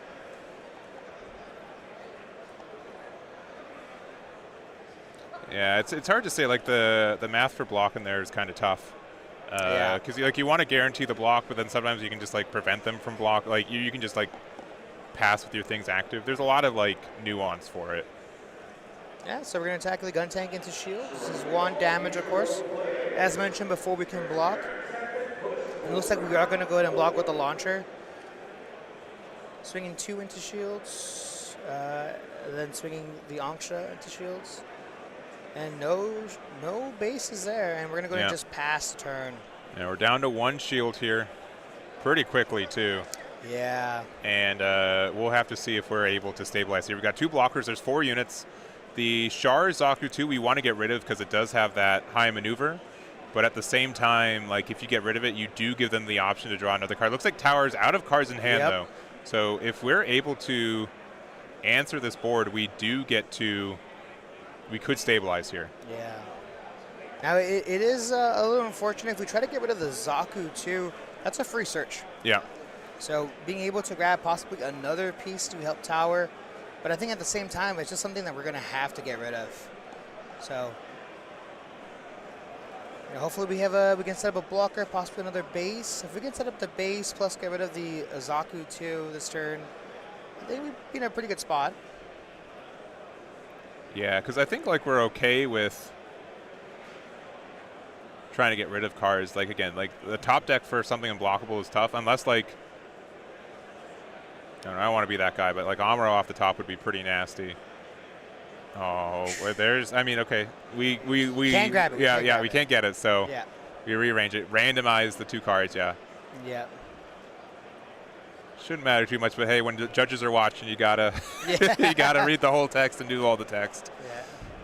So it's like swinging into the gun tank. We don't go down either. That's pretty important. And we got 2 HP too, so it's not too terrible.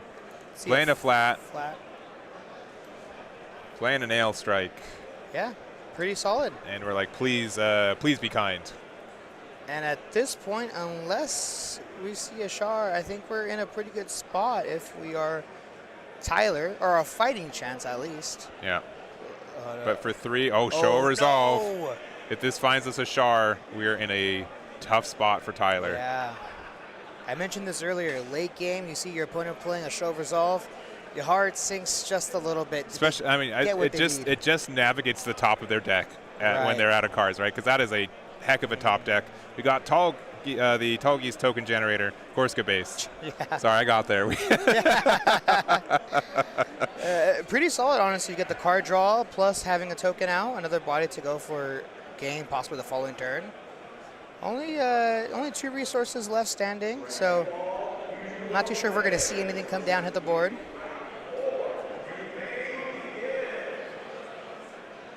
And a Zaku 2. And a Zaku 2, too. Oh, this is a little tough. If we see a pilot for the Ale, it could be pretty good. Bounce the Toggies. Yeah, seeing a Ale Strike not linked on the other side is tough for Tallgoose. Yeah.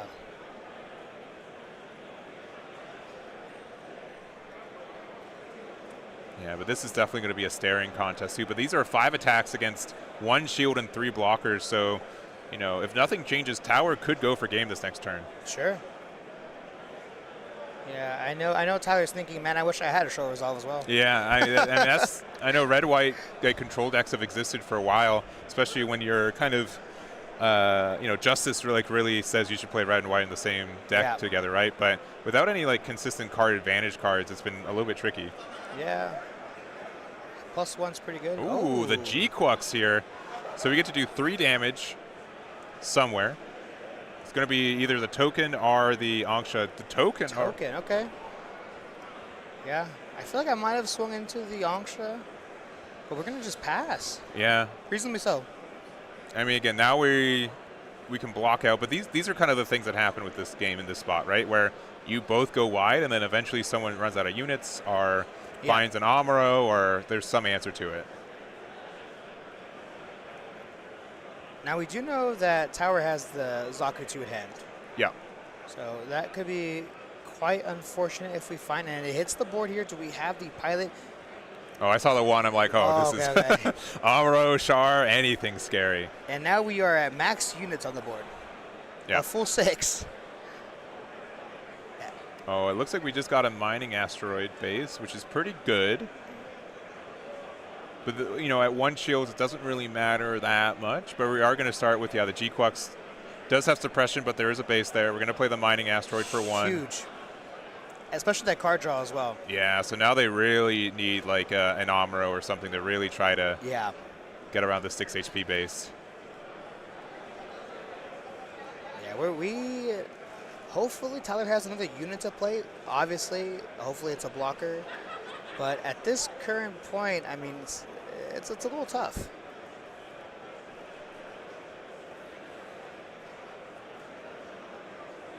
Oh, we do have the pilot. Oh, and then using the Nyan here, it's just a pair, but being able to put something back into hand is nice. We're going to put the Angsha back. Not too shabby. Yeah. Especially giving them back a unit that doesn't link is good. Sure. Yep. Because, if you give them Zaku 2, they top deck the Char, nothing really changed, right? So we're tapping 5? Oh, we do have the Justice here. Okay, that's huge. That's really big. And we just pass. We're just kind of hoping Tower doesn't see a pilot. Yeah, but even now, like, I think we've built a wide enough board that it's going to be, you know, a pilot might not even be enough. Yeah. And we can actually go for game next turn. We could, yeah, and that's like why, like G-Quux, yeah, not only does it help you stabilize, but suppression, getting that 2 hits, like you just go through their shields. Yeah, we don't even need it at this point, but having it is just icing on the cake. Yeah. Now I will say, you know, I think Tower's put up a really good fight and it has a lot of aggression. The fact that we haven't been able to find an Amuro this game has been pretty tough. That's been, I think, something that's really prevented this, you know, game from ending in a lot of ways. Sure. Obviously, Tyler's been really good at being defensive, making the good trades and stuff too, but without that consistent resting effect, like, this is really tough to get around. Right. Yeah, so 5 shields for Tower compared to Tyler's 0. And I think Tower's just thinking, how do I get out of this? Right, like this is kind of tough. I can lose next turn. I don't have any blockers. I mean, at this point, I think we turn a couple of our units sideways, replace them. But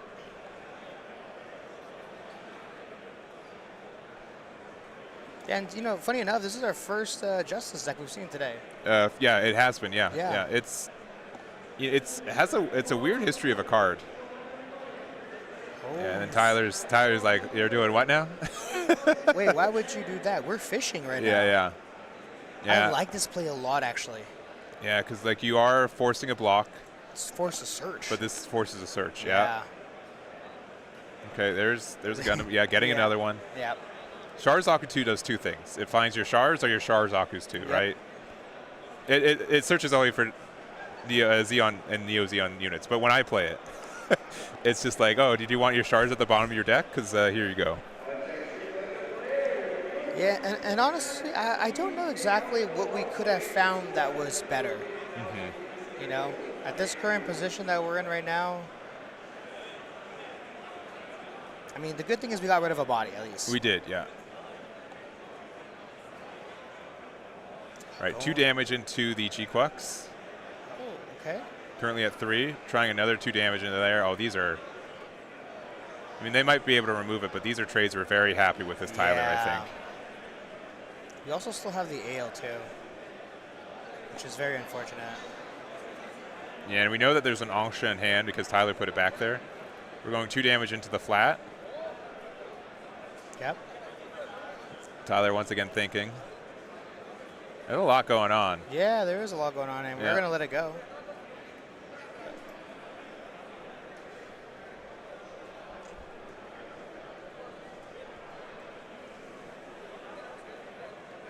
And with 5 shields, Tower can't, you know, generally can't lose. Tyler has 1 card in hand too, but it's still a tough spot. Yeah. Yeah, this could be tough. I think we're about to see Tower just drop his whole hand right now. Yeah. Zaku 2, Angsha dealing a damage to the G-Quux, and another Zaku 2. All right, not out of the woods yet. Nope, definitely not. Tyler's drawing 1. We could see a base right now. Would help us out if we're Tower.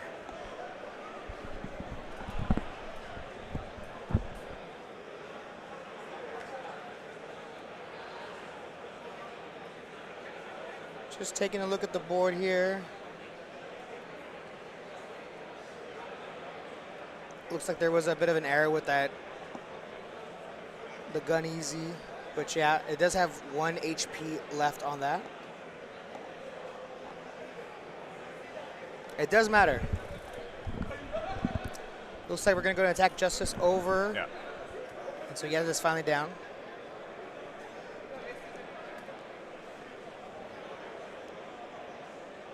All right. Interesting to swing with the Justice. Yeah, but we need to get rid of it, right? Yeah.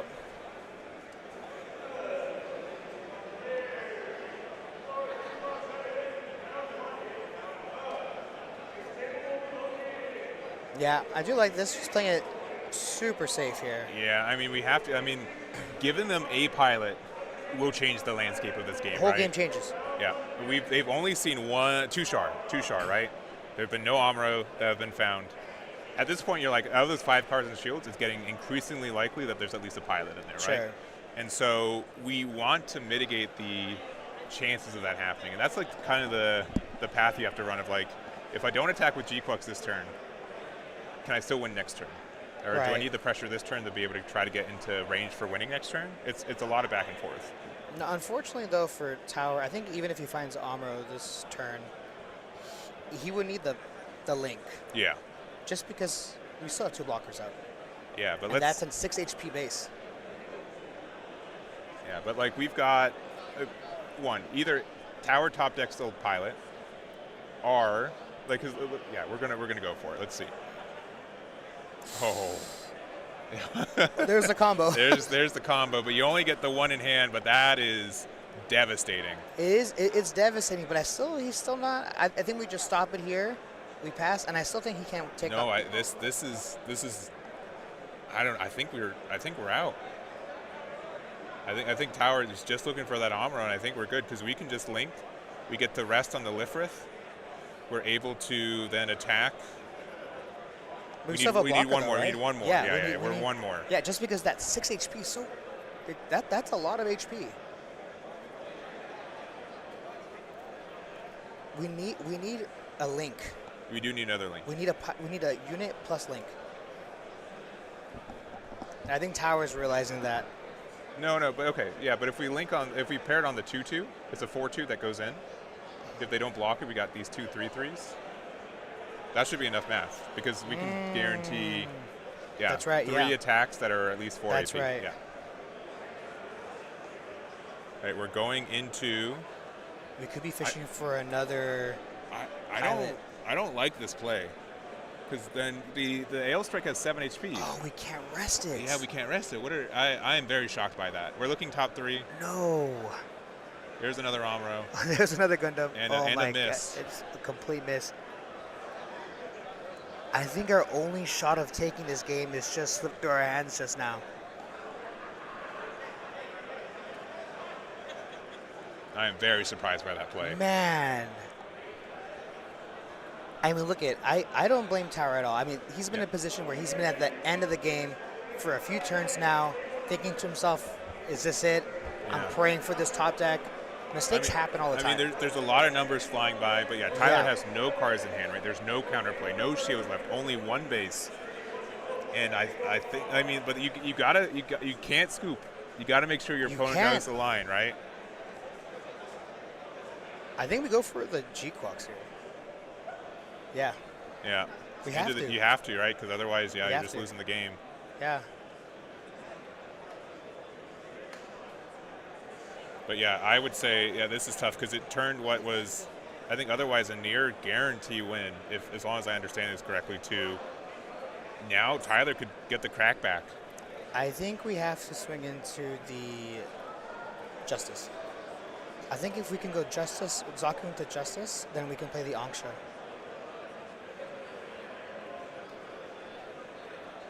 Just to stay alive.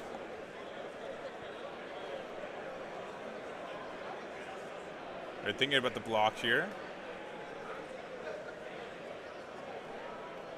And you're like, all right, if you have Gundam Amuro, you won way earlier, right? Because that's the only thing that could. Sure. So keeping the block, not taking the block. Play the Angsha here. And Tower's gonna have another turn. Yeah. Wow.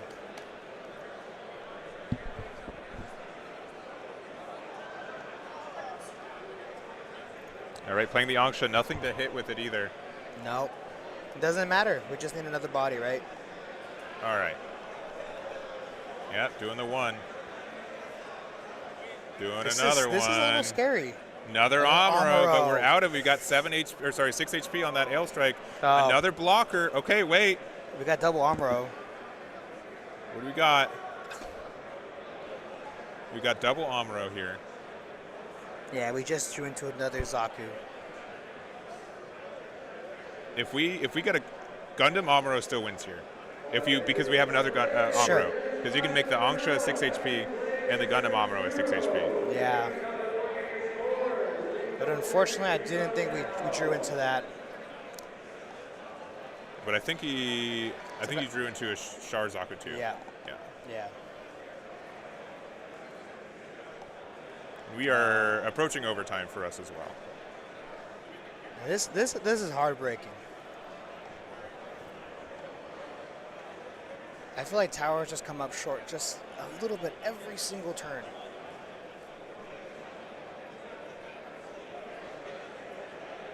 All right. Paying 1.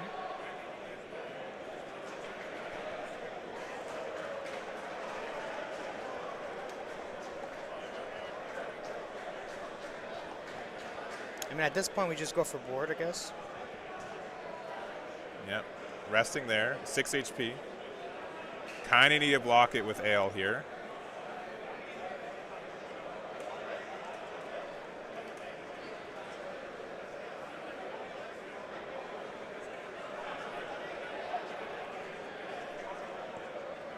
Yeah, this is unfortunate. And this is the big thing, like where 6 HP has been so important in this game. Yeah. And attacking into Lifrith, wow. And you see Tyler shift forward, like, yeah, okay, yeah, okay, all right. Now what?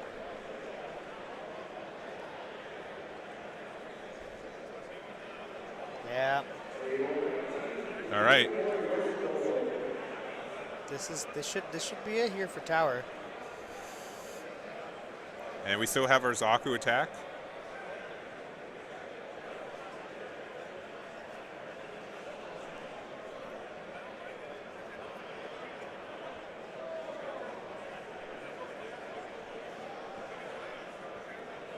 Paying 1. All right. Going Unable to 4 arrest anything. at shields. And Tyler's just like, sure, why not? All right. All right, top decking from Tyler. 4 there, what we got? Oh, a Char as well, and there we go. The Char we've been looking for Tyler the entire takes time. it. Breath of relief over there. Wow. That game could have gone either way. Handshake needs to stand. There he goes. Yeah. That was a tough game. Yeah. That is a tough game. Yeah, that was tough for green blue there. I mean, Tower. I do think Tower did his best. Unfortunately, just came up a little short. Yeah. We ran out of gas at the very end there, but well played from Tyler. Yeah, and it's hard when this has been a long day already. We're halfway through, right? This is round 4 of expected 9. There's a lot of decision making, so unfortunately for Tower to kind of miss an opportunity there, but we are still halfway through the day. You have a lot of opportunities still left for you, and can definitely still play it out. Yeah, definitely. I mean, this is just one loss here on their record, so they definitely can still make the distance. So cool. Well, we're pretty much at time in here. We're gonna run a quick, probably 10-minute timer. I don't even know if it's gonna be that for it, but we're gonna take our break here. We're gonna go into round number 5. We'll see what kind of awaits us on the other side, and we'll see you guys in round 5. We will be right back.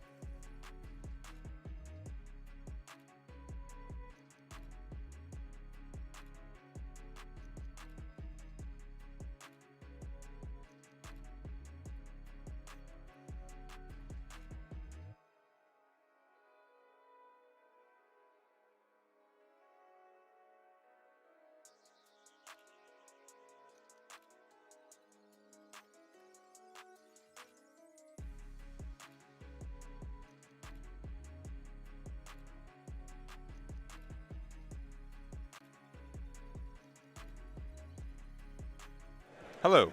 We're Hi. back. Yeah. Round 5. Yes. We did confirm we have 510 players, so with unless very unlikely situation happens, yeah, should be full 9 rounds today. Yeah. So we just kind of surpassed the halfway mark with this round, right? So we are getting there. 5 rounds left to go, including round 5, Yep. and players are sitting down, seeing what they're playing. We'll see if we get some more aggro. Yeah, I mean, we're going to see. I mean, look, we've had really great rounds every single round. And every time I think to myself, okay, last round can't be better than the round before that. Yeah. Constantly prove myself wrong. So. Yeah, and I also want to say, you know, hindsight's 2020. When you're not sitting in the chair, the world looks different, right? Yeah. With the information that we have here too. Yeah. So, you know, I think one big thing is that, you know, generally speaking, like 1% of players here are going to be playing on stream, right? A very, very small percentage, right? And the cards look a little bit different over there. The game's a little bit different. So yeah, different lens. It is. You're on the stream table for sure. It just amplifies the pressure for it. Yeah. So, which I think a grindy game like this, we're good to go. Let me just make sure. Yeah, there it is. All right, we got. Yeah, we can just go over there. I think. Someone here. I can go fix it. Okay. Yeah, let me. Oh, and then the camera also. We got double. Yeah, sorry. Someone I think hit the camera real quick, so we will get that set up. Just fixing the stream table really quickly. Yeah, let me at least change our players over there. There we go. There we go. All right. Yeah, let me fix that real quick. So, can I trust you? Yes. Okay. All right. That's all I need to know. Yes, of course. That's all I need to know. But I'll get the names real quick. We've got AJ on the left. And we have Miles on the right. And then you'll let me know what you think about what these players are playing, and then we'll find out together. Yes. Right, I'll be right back. All right, he's gone. No, I'm just kidding. Yeah, no, honestly, I've been very, very excited for these games. You know, I know a lot of people going into this final tournament of GDO4, you know, they're a little unfortunate, a little worried seeing a lot of blue-purple.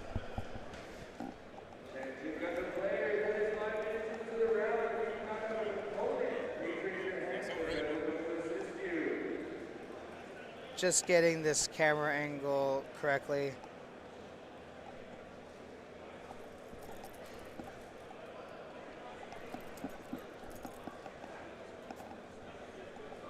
Yeah. Probably just move it.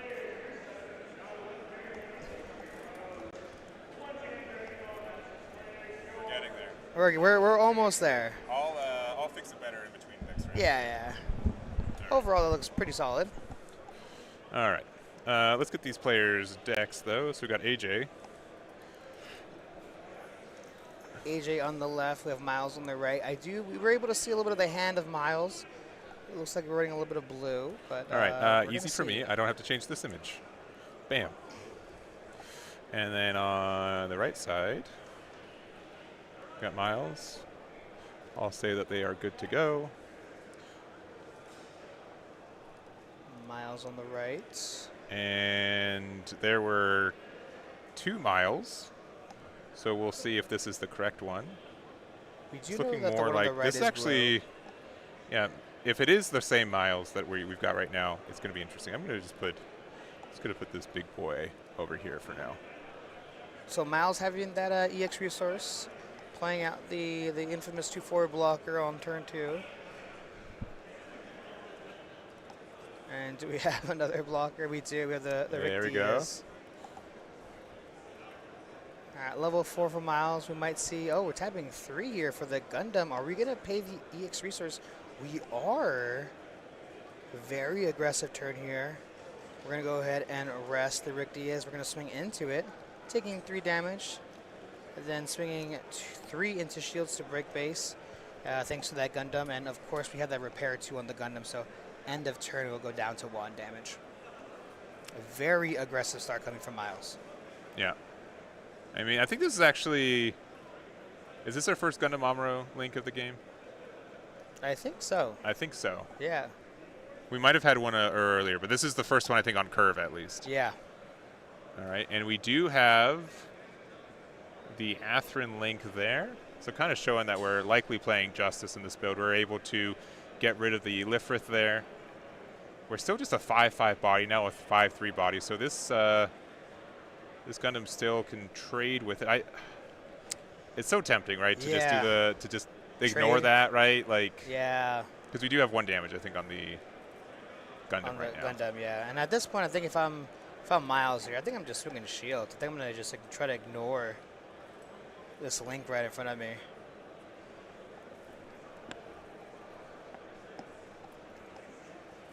All right, but we are at level 4. Miles did use their EX resource last turn.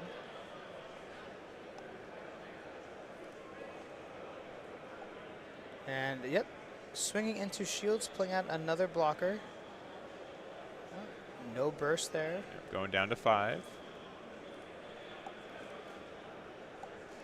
And we don't see this card as much. It's the one of the SRs from, or sorry, the LRs from Star Deck 4.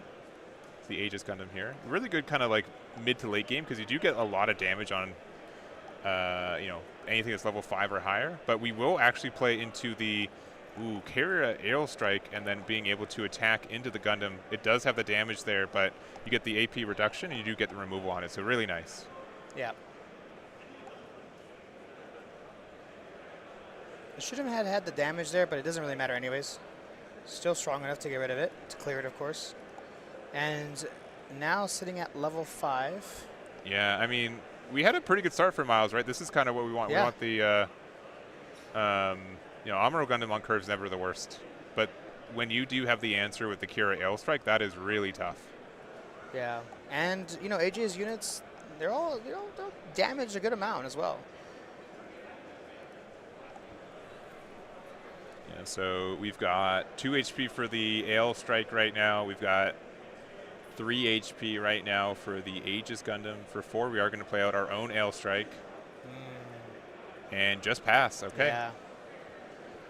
I don't think we really want to bounce any of these links back to hand as well, right? Yeah, but this is where Aegis Gundam looks at something that's level 5 or higher with Ail Strike is, so being able to deal 3 damage is quite a lot. Yeah.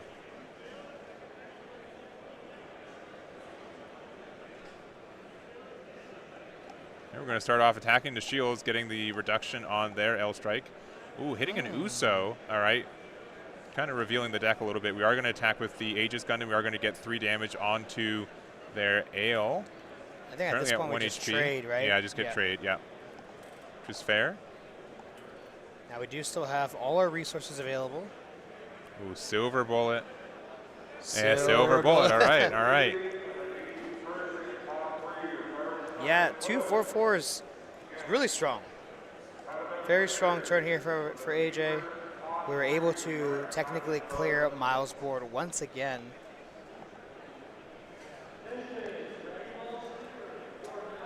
All right, so yeah, definitely a lot of momentum on AG's but I don't think we've got that many cards left in hand. I think we've got about 2 right now. Sure. I am really curious to see if Miles is kind of kicking himself for using that EX resource very early. We do have the Link unit coming down. Oh, I do like this. So with the Uso Link that we got, we are able to rest one of the Silver Bullets, and we're going to attack into it. Yeah, this is one of my favorite cards they've ever printed, the V-Gundam. It's just so versatile. Yeah. It does so much. V-Gundam with that Breach 3.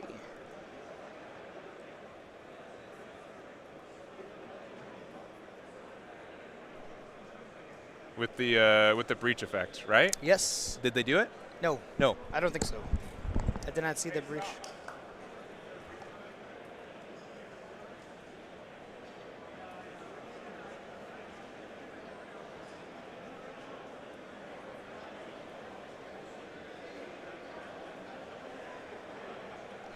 All right, so breach effect does go into play.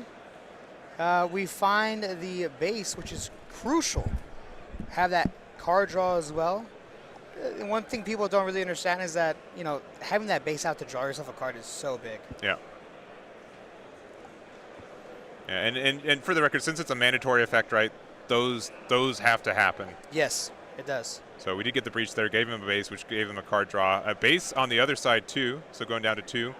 And it's 3 shields to 2 right now, both players with a base. Yep. Oh, yeah. One more. Yeah. Sorry. Yeah, that V-Dash Gundam, really good. It's great. I love it. All right, AJ, we have another Justice Gundam hitting the board. Yep. Being able to play the token. And do we have the link with it? We do. This is quite scary. AJ's just got so much tempo on their side. So not only are you able to attack with this base, but the token can also get the ability there. And then because of that, we're going down to one shield. Oh. This is very scary. Very aggressive play from AJ, completely ignoring the board. Now the Breach 3 is nice, but it is only 3. That base that AJ currently has is 6 HP on it left, so I'm really interested to see how Miles is going to combat this turn. I mean, this was a strong turn from AJ. Yeah, one shield left, a wide board. Right now, the Justice is a 6 AP and 7 HP, so a little bit hard to clear. We've got a 6/6 of the. I think honestly, I know I've said this probably a million times. Best card right now, Amuro Gundam.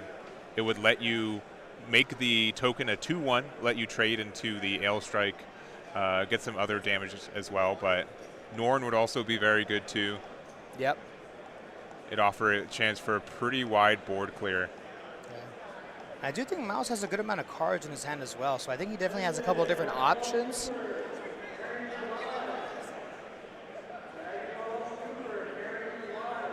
Funny thing enough too, AJ's been using a lot of resources out of hand, and he's been able to find the gas every single turn. Yeah, and I think we've got, again, like 1 or 2 cards right now.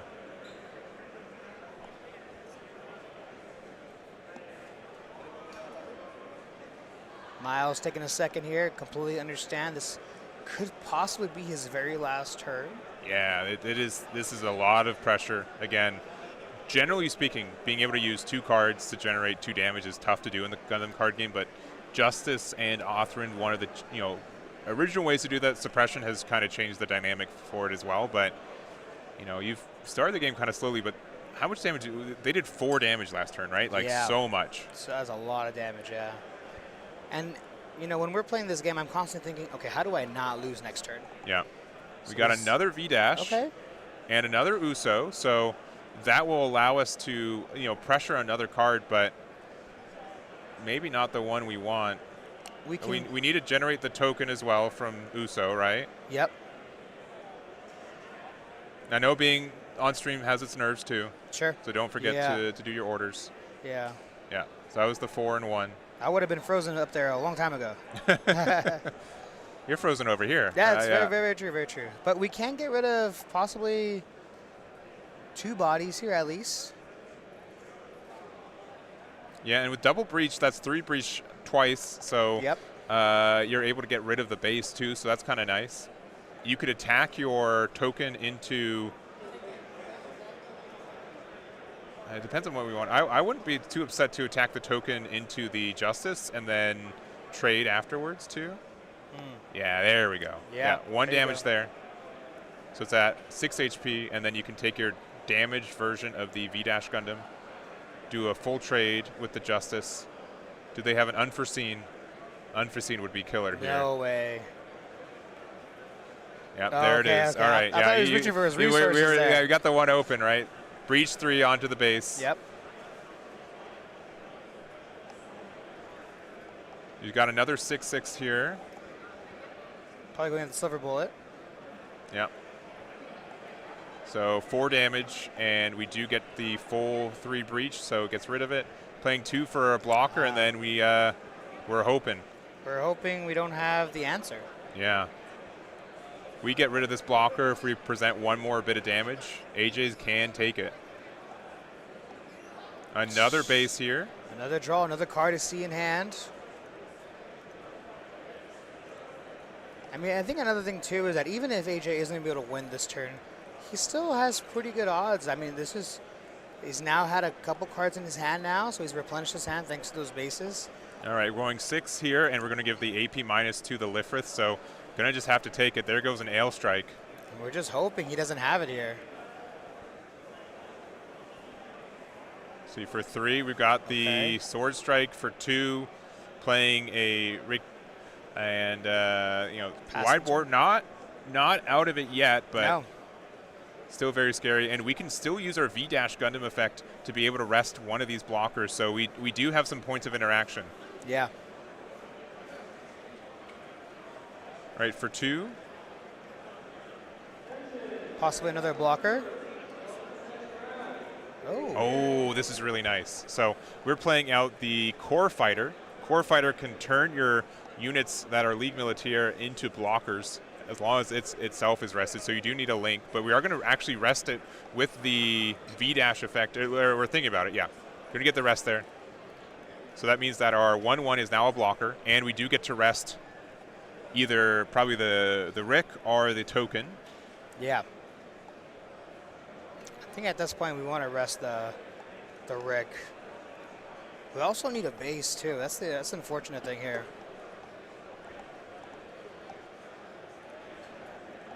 All right, Miles is taking a second to think exactly which unit he wants to rest, and it is going to be the Rick. And looks like we're going to tap another one. We have a pilot. Oh, no, we don't. We have the draw 2 trash 1. Yep, the overflowing. Yep.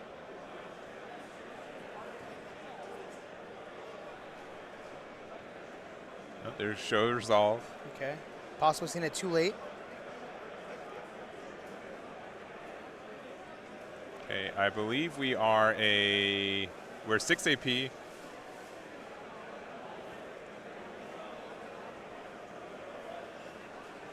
Yeah, this might just have to be into Ale, honestly. Yeah, unfortunately with the Kira link, it's a menace, unfortunately. Yep. And I believe we have 4 damage here, so you could block with the 2-2 blocker. Wait, are we and gonna save see the Ale. Yeah. Or an unforeseen. We're just going to block. Okay. It's going to be a breach 3.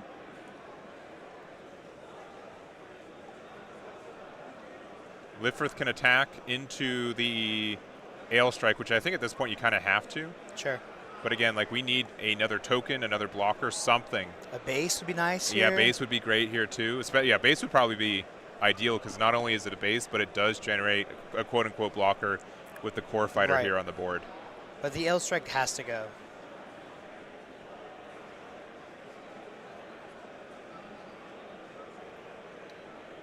Tapping 5. Oh, playing our own Justice. Okay. And then I think we have to attack Lifrith into the Ale. Oh, really? Oh, we're just passing. Well, with 2 blockers that are 2 AP, right, we can still get a trade with it. I think I still would have probably attacked the Lifrith into it, but yeah, so a 3-3 blocking it. If we have the Kira, we could bounce the token back. We could, yeah. Yeah. We're actually, going to do the 1 HP block there. Yeah, that's fine. Yeah, I think we block with the token while we still can. Right.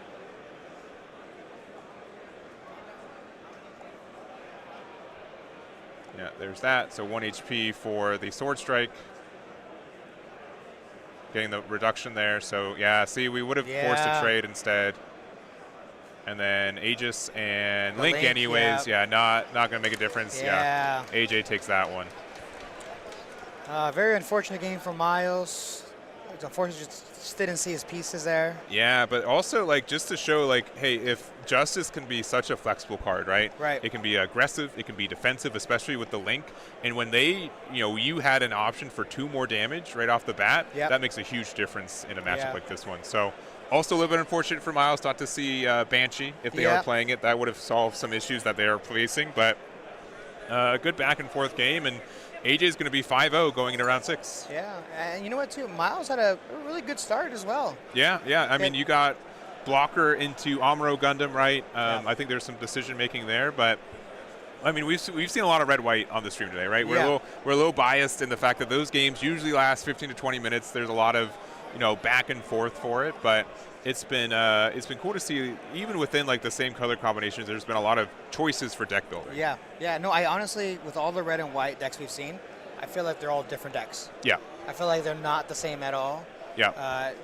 every single card makes a big difference, obviously. So It really does. yeah, And I think like the other thing, like, there's top ends of, do we play G-Quux? Do we play the Neo Xiong that we saw Yeah. too? Like there is that kind of decision making for the deck in general. So we are going to take a bit of a break just a little early just because last game was just so back to back. I do need to fix the camera as well since that was, I want to try to get that centered. So sorry for the slightly extended break on this one, but again, we've got 6 minutes left in time. I'm going to put 15 minutes on the clock and we're going to see how valid that is. So we'll take our break. We'll be back with round number 6 of the 9 rounds that we're expecting today. And yeah, we'll be right back.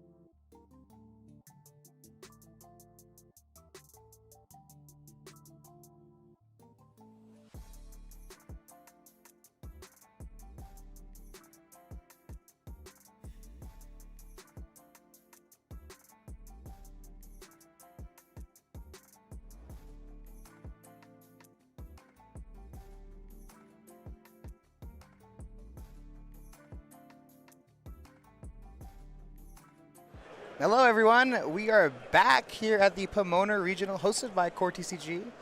I'm here with Eggman. That's me. Round 6. That's not me. No. No. No. No. But we are at round 6 here today, and we've seen an amazing match every round. Honestly, every single round. They've been.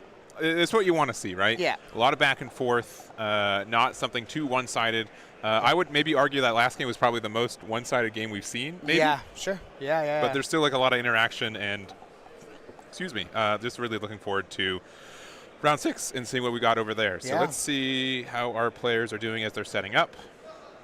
This is probably good enough to switch over there. Yeah, and I do think we haven't seen a single blue-purple match today yet so far, but I think surely we will. It's bound to happen. Yeah. So we were asked any restrictions, no, we've got 4 more rounds left. We can see how the end of this meta kind of looks like. So going into this round though, we should have I think 16 players left undefeated. Yeah. So that is good to see.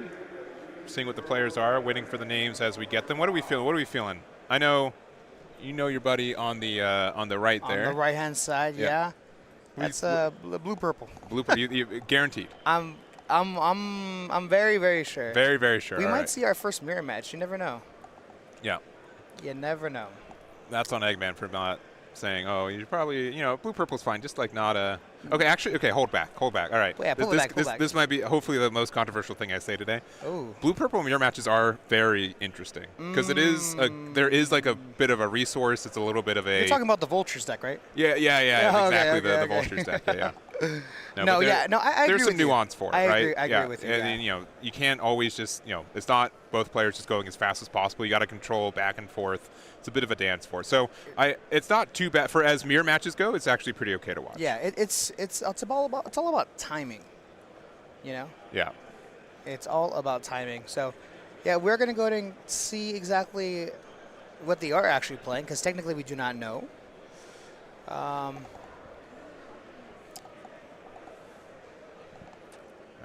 Hopefully he sends me the names. The names.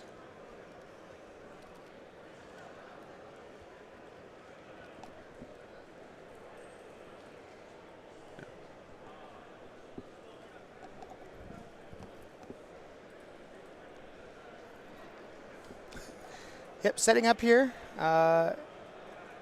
Just trying to get the names for you guys. But it looks like player on the left, we are keeping no mulligan. It's always nice to see the first 5 and say, you know what? That's fine. We can proceed with these. Yeah.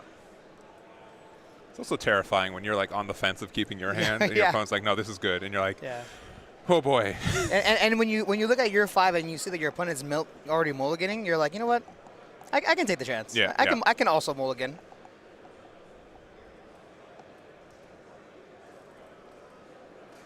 Ooh, the triple cut. All right, we got Doc. Oh man, I know it's Keith. But I wonder if he's got a fancy Bandai name. I wonder what his Bandai name is. Allegedly, it's also just Keith. Or Eth. Keith. It's actually Supernova Keith, but it is Keith nonetheless, and so. Well, according, it's even better than that. It's Keith 99. Oh, there you go. Oh, I'm butchering this. Oh no. All right. Yeah, I thought it was Keith 72, but I guess it's 99. 99. Oh, if him. It's either that or that's not his Bandai name. We'll figure this out as we go. We won't hold them back hostage anymore. They're good to go. Yeah. If this is not Keith 99, if this is Keith nonetheless. Classic, yeah. If you're playing blue purple, I will not need a reminder of the cards that are in that deck. How about that? All right. So again, things start off here. Doc did take second. And we do see the vanilla kid the board. There's a couple docks in here too. Oh no. There's too many docks. All right. Okay. Possibly? This okay. Likely this one. All right. Oh, okay. Maybe, I was wrong. Maybe the 1%. The 1%. Whoa. So's being wrong. Oh no. All right. I know it's quite rare, but we have the draw to overflowing affection here. Deciding when we pitch, are we going to see the other color?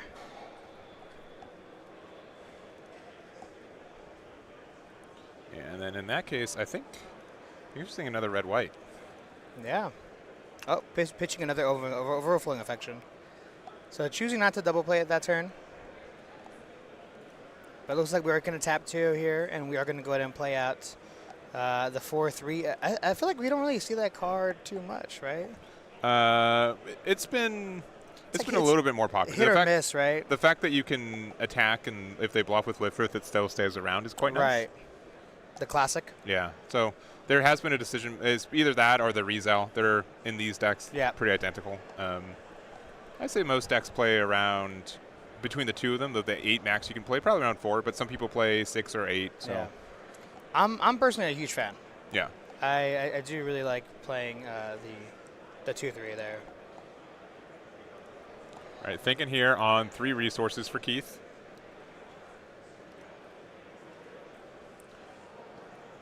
Which blocker do we want to play? Yeah. We're playing the Rick Diaz or playing the Lifrith? Keith taking a second here. Looks like we're going to go ahead and tap 1. Oh, we're actually going to play the base here. Yeah, the Versailles. Yeah. Vasalis. Vasalis. And yeah, no blocker. This is tough for Keith. Yeah. Now, having a 5 HP base is nice, but we've got a little bit of the answer for it. That is a lot of cards in hand as well. Yeah, this game could run away from Keith very quickly. I'm looking at Doc's hand right now. I don't know of a card that I would not want in hand right now. This is so much. We're going to use the EX resource here, though. We're going to put the Mikazuki into the Gundam here, and so that means that we have 5 AP for our purple card there. We got 3 damage from the high Zac there, and then we do get the close combat to get the removal. Yeah. Yeah, Keith taking a bit of a slower approach there. I feel like the base did help a little bit, but unfortunately we did have the answer. Mm-hmm. And we talked about that 4-3, still being very relevant, obviously, of course. But now Keith's sitting at level 4 with, of course, his 4 resources, and we're going to see maybe he can possibly drop 2 blockers this turn. Yeah, and we did have to burn the EX resource from Doc there.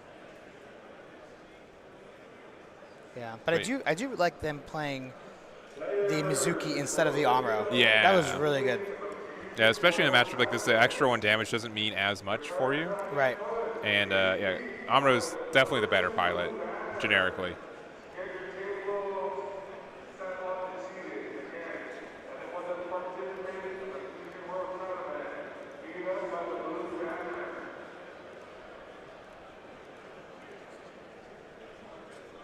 All right, Keith thinking here. Yep. All right, playing a blocker. Yeah, flat hits passing, the board yep. and just... Yeah, we could have another close combat possibly.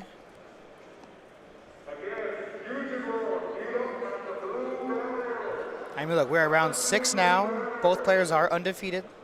So we definitely have a couple, 2 really good pilots here. All right, we're going to with the big number first. Oh, hitting a close combat. Hitting the 2 on the Hyakuren there. Yeah, this could be a trade as well. All right, you see Doc's hands slowly start to diminish a little bit. Yeah. I think it's going to diminish a little bit more this turn. Wait, not the 3-card drop. Hold on. Yeah, I think we still have to attack with the Hyakuren, though.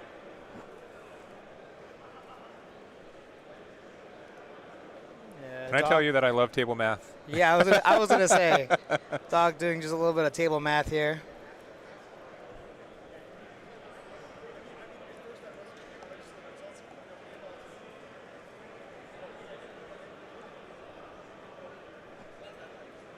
Which vanilla should I play? I'm not too sure. All right, tapping 2 for the adapt. All right. 1 damage to the Gundam with repair and the adapt. You're going to play Amuro with it. We're going to rest it, and then we're going to attack into base, and we're just going to close combat anyways. That's 3 close combats from Keith. Yeah. Yeah, now the Armoro pair doesn't seem that great. Yeah. Yeah, having these two off pairs is a little like the first one I got behind. The link on the I think you're okay to trade Hyakuren with the blocker at that point. I Right, think yeah. I don't think we're too bothered by it. Yeah. And now Doc only with 2 cards in hand, and we have the Ale Strike. Is this the turn where we see Keith come back? And we do have the link. We're going to bounce the gem back to hand. We're going to swing into the Armor, reduce it by 2 AP. Really strong turn here from Keith. Yeah, and this is a lot of stabilization from Keith where, I think the first combat we had was great. We had 2 also pop up afterwards. So one, the fact that there's very unlikely chances that there's another in the last 4 shields is good knowledge, right? Sure. But again, 1 damage and a 1 damage. Yeah, double gun tank. And I can see like why we held these in hand because this clear is really good. We're going into shields. Yep. And we're getting what are we? We are a 4/5 right now. Yeah. Yeah, looks like we're going to go take it. No burst option there. Yeah, going down to 3. And honestly, if I'm Keith right now, I'm feeling pretty good. Yep, the gym that we knew we had, and then we got a Gray's Custom, and that is all the cards in Doc's hand. So you know that after this they are down to top decking. You can really start to stabilize from here, but you do need a bit of a way to get rid of this Barbatos Adapt. Yeah. Yeah, I guess the question is, does Keith have the bodies to play out to kind of slow this down? Because technically, this is lethal here. Yeah, no cards in hand. Tapping 1 for that base, that is huge. That doesn't help us out a lot. That just means that we definitely have to try to clear out this attacker.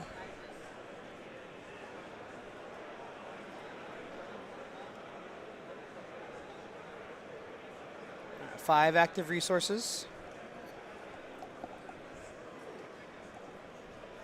I'm thinking if we double drop blocker here, it might just be over, honestly. It might just, Keith might be able to just slow this down to a crawl. Yeah. All right. We got the perfect strike, and then we're passing.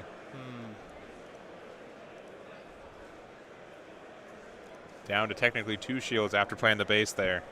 Yeah. This is a little unfortunate for Keith. Yeah, because, I mean, if we top deck an Amuro, right, this is a vastly different game once again. Yeah. Now, I probably can get away with attacking with the 4/5, right? It's a healthy unit. Yep. With them having the 4, like, it's likely going to get a knock on the door. Yeah. But I don't know after that. Yeah.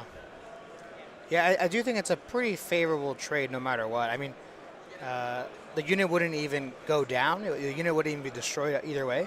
Mm-hmm. So it's definitely worth it to swing here. Keith, with sitting at 5 cards in hand.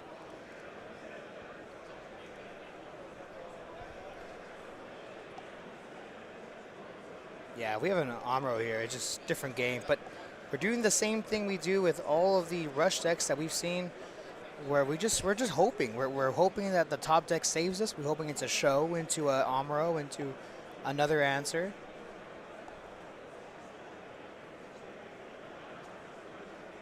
All right, there it is, our 4/5 attacking in. Thinking about blocking here with the flat, we are, so doing 2 damage to it. So we're now a 4/3 on the adapt there. Mm-hmm.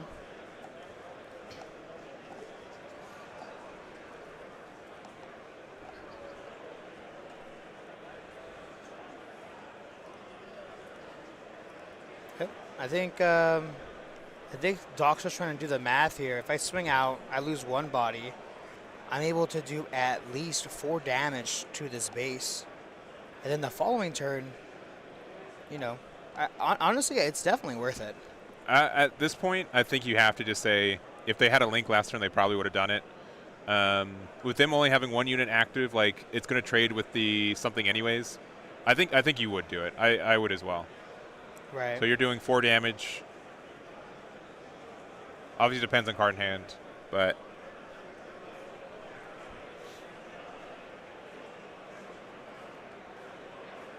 asking for cards in trash here.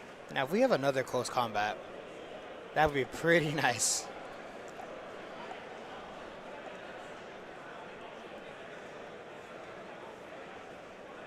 Yeah, double show, Kira, triple close combats.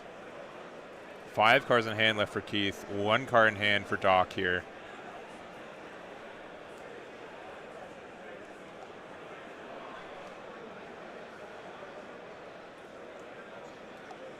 Making a little bit more room for a Hyakurin here. Okay.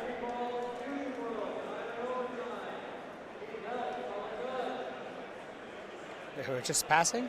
I think so, yeah. That was passing, yeah, okay.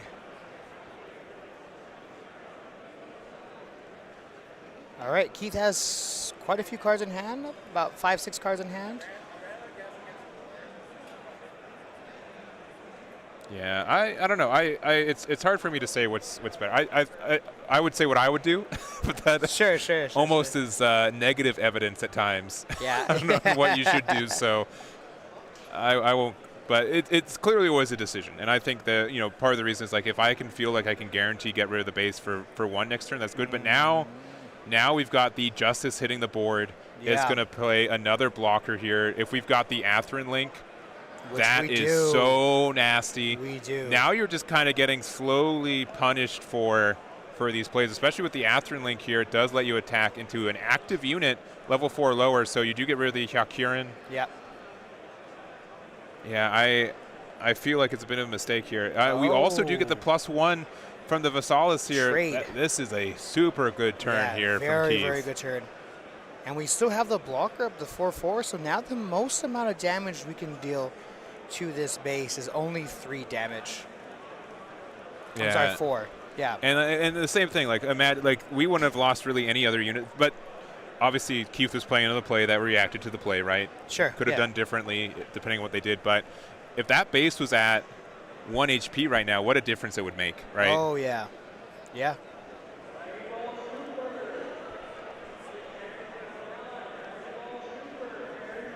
Yeah, Doc now thinking, what do I do now?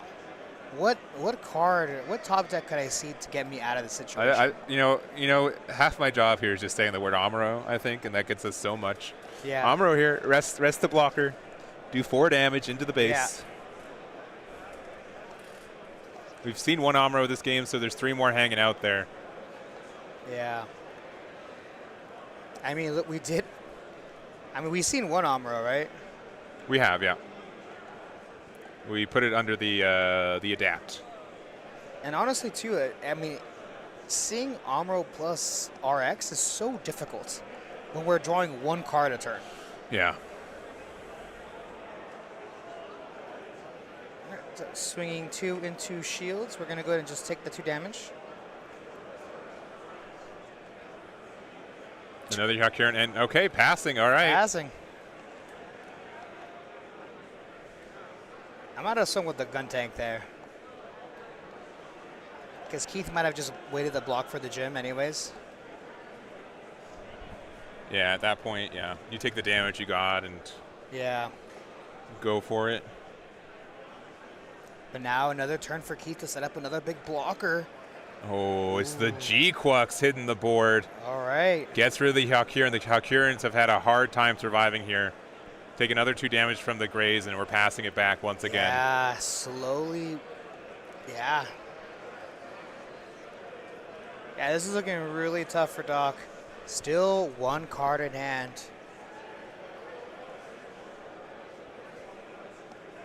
Yeah, the Justice Link is just putting in a lot of work this game. It is. It's gone a lot of removal. It allowed for, again, like the double attack, right? It's really like, how we talked about like show resolve in blue, right? Technically, Justice Gundam is a card that makes 2 cards, right? Itself and the token. Rizel, okay. Another one. We've gotten rid of a 4/3 every turn. Every single so turn. We'll see if Keith can do it a 3rd Keith time in a drops row. another one, I might lose it now.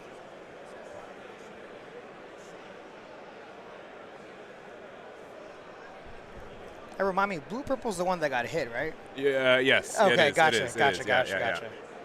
Oh, Oh my God! I said I wasn't one. losing. You're losing it. I'm losing it. This is crazy. All right, we're going into base, getting rid of the EX base, and then we can decide if we want to suppression give them 2. So you know what? I'd rather go for the all for 1. 2 suppressions a turn is Yeah, that's scary. You are presenting 6 damage on the board currently. On the 3 Wow. though, show a resolve. hold Okay, on. a couple turns late, but it does show up. Now, hold on. Don't count the Doc out yet. Doc taking a second, taking a deep breath there. I would.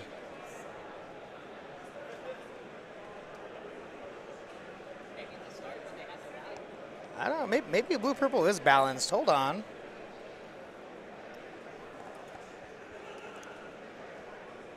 And it looks like, okay, I did see there was a Barbatos first form in my hand. I don't know what the other card is. We're going 1 into the Justice. We'll take the block. 1 into the Justice. We get the clear.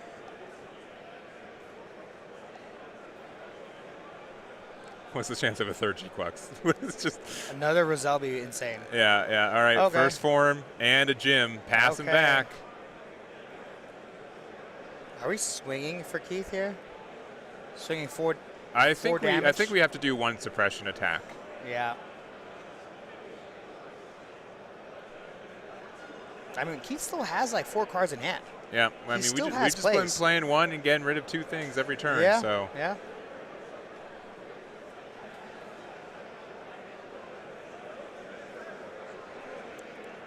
Start All with right. 1. Roselle. another Roselle. That's funny. And yeah, technically it's at the same time. Oh, Mikazuki to okay. hand. Mikazuki's good. But see, this is if we attacked last turn, we would have given them a Mikazuki Yeah. with that Barbatos. So yeah, it's just like, all right, Keith, good job not attacking. I Yeah. appreciate that so much. Now, do we swing the second one?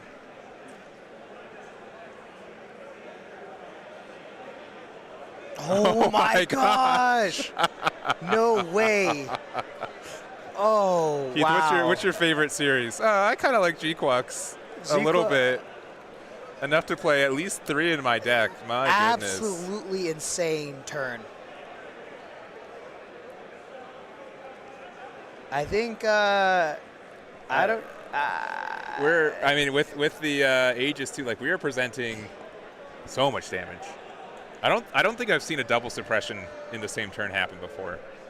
It is. What about a triple? What a triple? Yeah. What about a triple? I mean, I All think. right, for 3. Show resolve. Oh, Okay. okay. Hold on. What we need. Oh, he's sad. Oh no. not like this, Doc. Yeah. I mean, Not hey, like if it's this. Gundam Amuro and you had a Barbatos in hand, you could have literally gone for game this turn. It's double. It's double Oh, RX. double. Yeah. Double RX. But like. Oh boy. Why do we? I mean,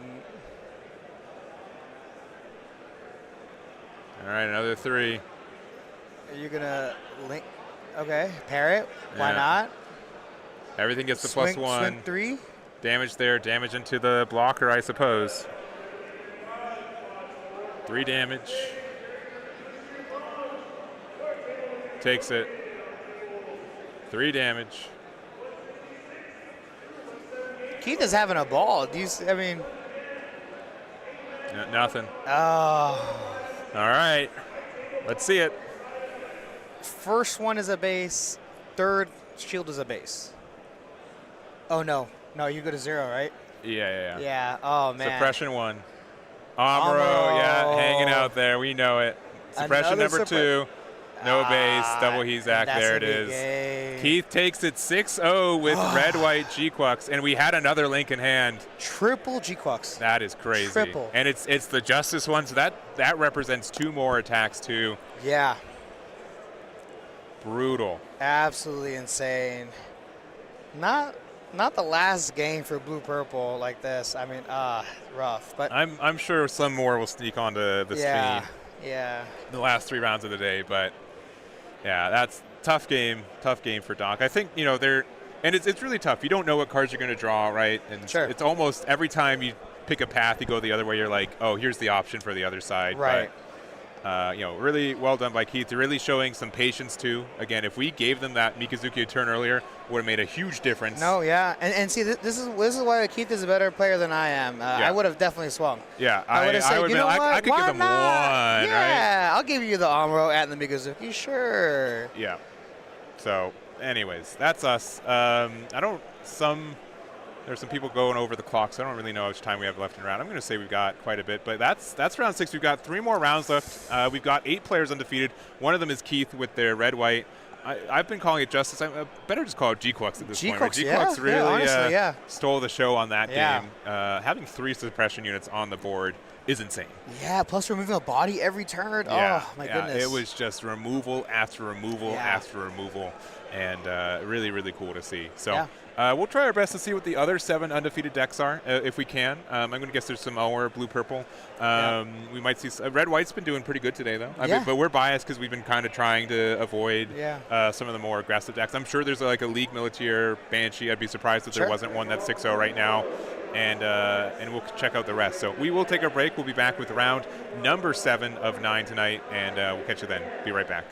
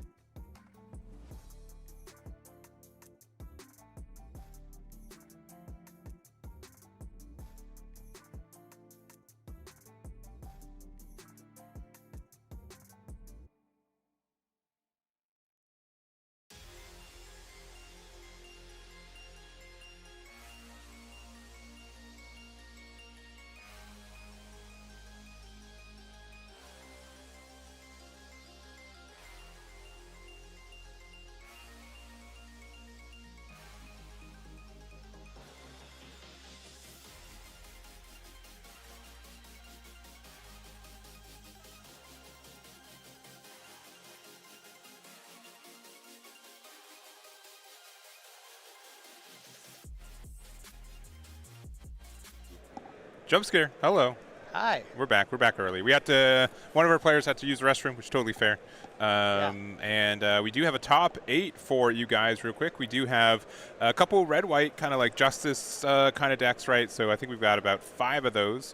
We also have one that's a little bit more like Neo Zeong type, and then we've got 3 kind of individuals. We've got a 1 blue-purple Barbatos that's left. We're going to watch that for this match. We've got a blue-white Banshee Norn as well, which I think is also this match. And then we also do have a purple and white Barbatos, which we tried to get for this round. We weren't able to do that, unfortunately, so we're going to try that for next round. Yeah. But those are kind of what it is. But it's looking kind of slim for blue purple to take this final event in the season. Yeah, it's looking really bad for blue purple right now. Yeah. I think red white is just a powerhouse of a deck. You know? Yeah, a lot of people, I think, there's 2 mindsets, right? This is the last time I'm going to be able to play this deck, so I'm going to do it. Yeah. I've talked to some players here. We're thinking around 30 to 40% of the room is on blue purple. We'll try to get a better estimation of those stats when we get them. But on the other side too, if you're playing the deck that does good against the most popular deck, you're going to be in a good spot. And I think that's what's been happening with these red-white players. So we're going to go over to the table. Again, this is round 7 of 9. So 3 more rounds, including this one left. And here we go. We got Tom Shaw on the left, and we got Keith on the right there.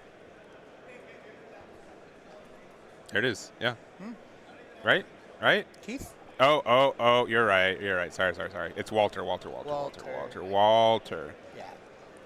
Yeah, just setting up here. We have, looks like I believe we did Mulligan there. So Tom Shaw setting up.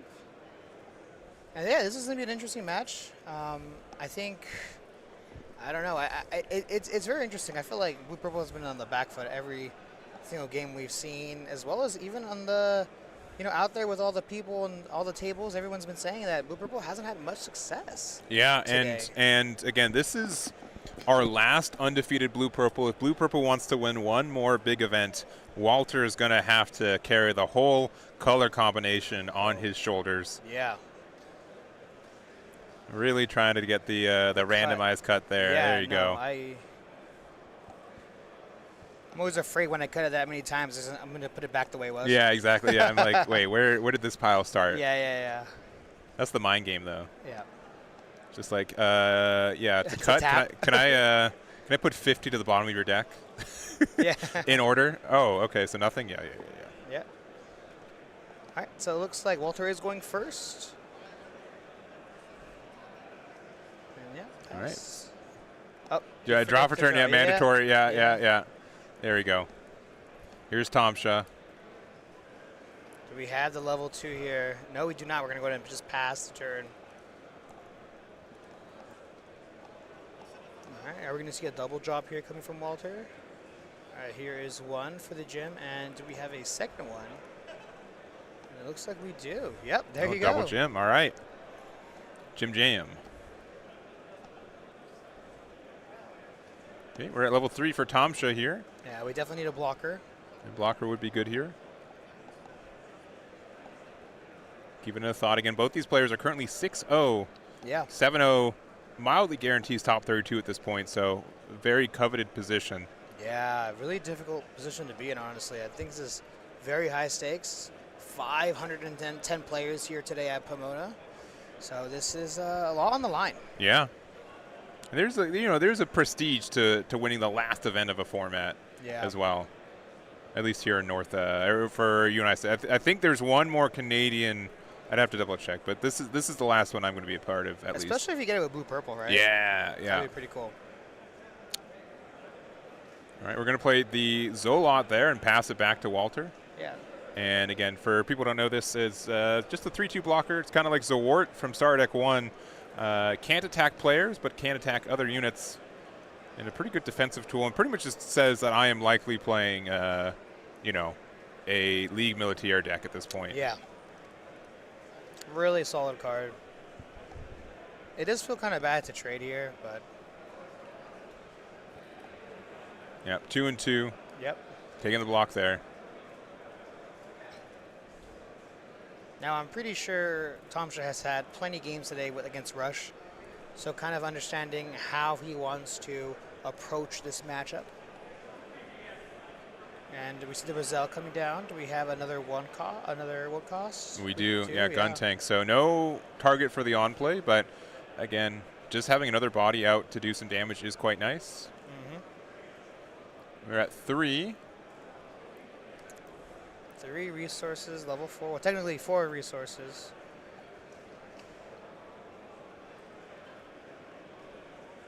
All right, we do see the core fighter here. And for another 2, looks like we are going to be playing out the Victory Gundam. We will be losing the EX resource. Yeah, good call there on the judge. And just reading the core fighter as well. So in case you don't know what it does, we saw it come up in one of our previous League Militaire matchups as well. But when this card is rested, all of your League Militaire token types get blocker as well. So really helpful for turning our 1/1 parts into blocker. And there it is. Yeah. All right, drawing level 4 here. There's no way we have Amuro, right?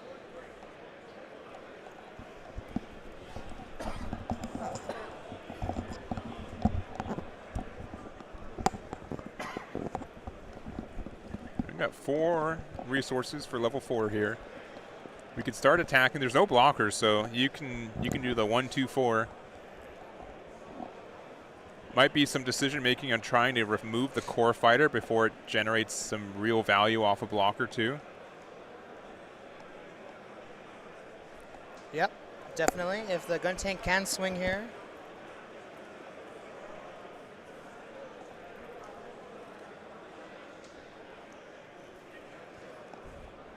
Yeah, Walter taking a second, trying to decide what he wants to do. It's possible, too, he has a Link unit in hand, so deciding whether he wants to play it this turn or save it for the next one.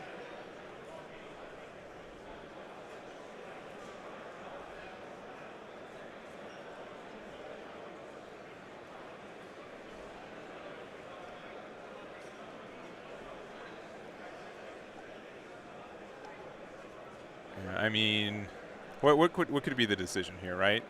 I think like gun tank going into shields, that's pretty automatic. I think that happens every time, right? Right. And a little Eggman tip: if you know that there are some things that are going to happen no matter what, just do them first. Just make sure you give yourself the time to really think about stuff, right? Yeah. Yeah, definitely. Looks like we're swinging into shields with a gym. All right, there's the V-Dash we saw earlier today. Yeah. Great card. And a Lifrith, all right, kind of revealing blue-white. Playing a Hyzak and a Barbatos first form, and yeah, passing from there. Yeah, first form is such a great card, man. That card is so good. It is so valuable, yeah. It is. It's been pretty expensive lately, too, just because of the usage. I'm curious to see what the how it's going to fare in GDO5 now that it's likely missing its buddy Amuro. No, Amuro is crucial this turn.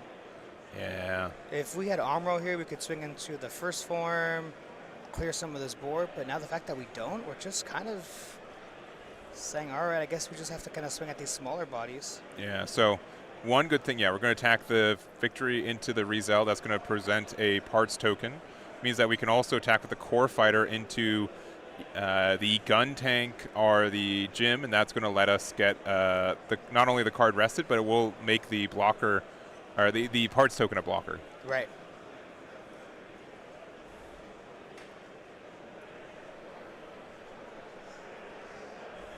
And it's always so interesting too that 2 completely different types of decks.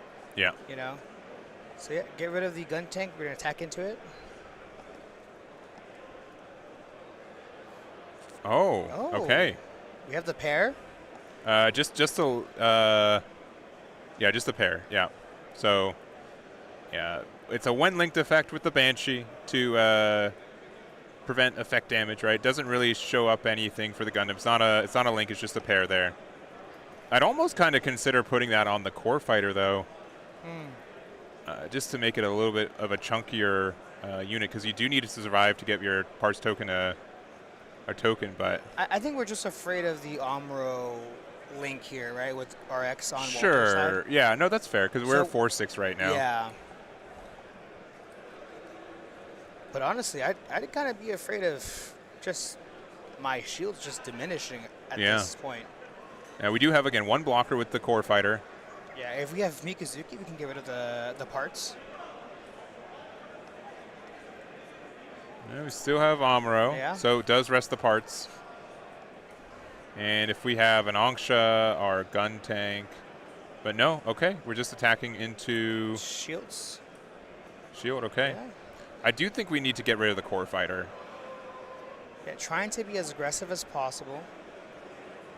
But, I mean, maybe at this point we just have, there's so much additional damage we can do here. Yeah. So we're going 5 into shields. Amuro, okay, he is around. We Unfortunately, might see a double drop here. yeah, Angsha Oh, no.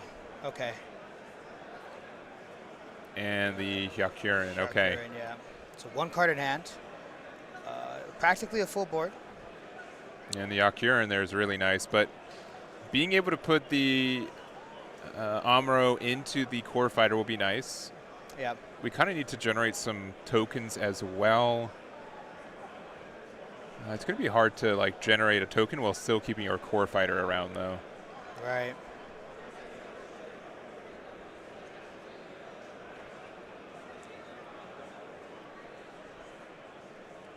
I do like the play of resting the parts and then playing the Angsha just to get rid of it. Pretty safe there. Yeah, and it's 3 AP due to the Gundam effect. Yeah. There goes the Barbatos there. But that does turn off our... I will say against this deck, like 1/1s just can get removed so easily that them being blockers is not as big of a deal. Okay, playing another... Ooh, okay, another Gundam Amuro. Love to see it. All right. But this is a little tough here. So we are going to get the rest on the Hyakuren, sure. Okay. We get to remove 2 units, but then we only have 1 resource left and 1 shield. This last shields kind of have to be a base. This has to be a base. Yeah, this has to be a base. We're going to take 4 damage there. Swing into the Hizak there, so that's going to hit the repair too, but do we have a base? No, we don't. No, we don't. No. We do get the repair 2 on both. Oh, man. Unforeseen? What? Unforeseen? No, well, yeah, unforeseen could be off of hand here if we're playing it. That could be a good way to prevent this extra damage.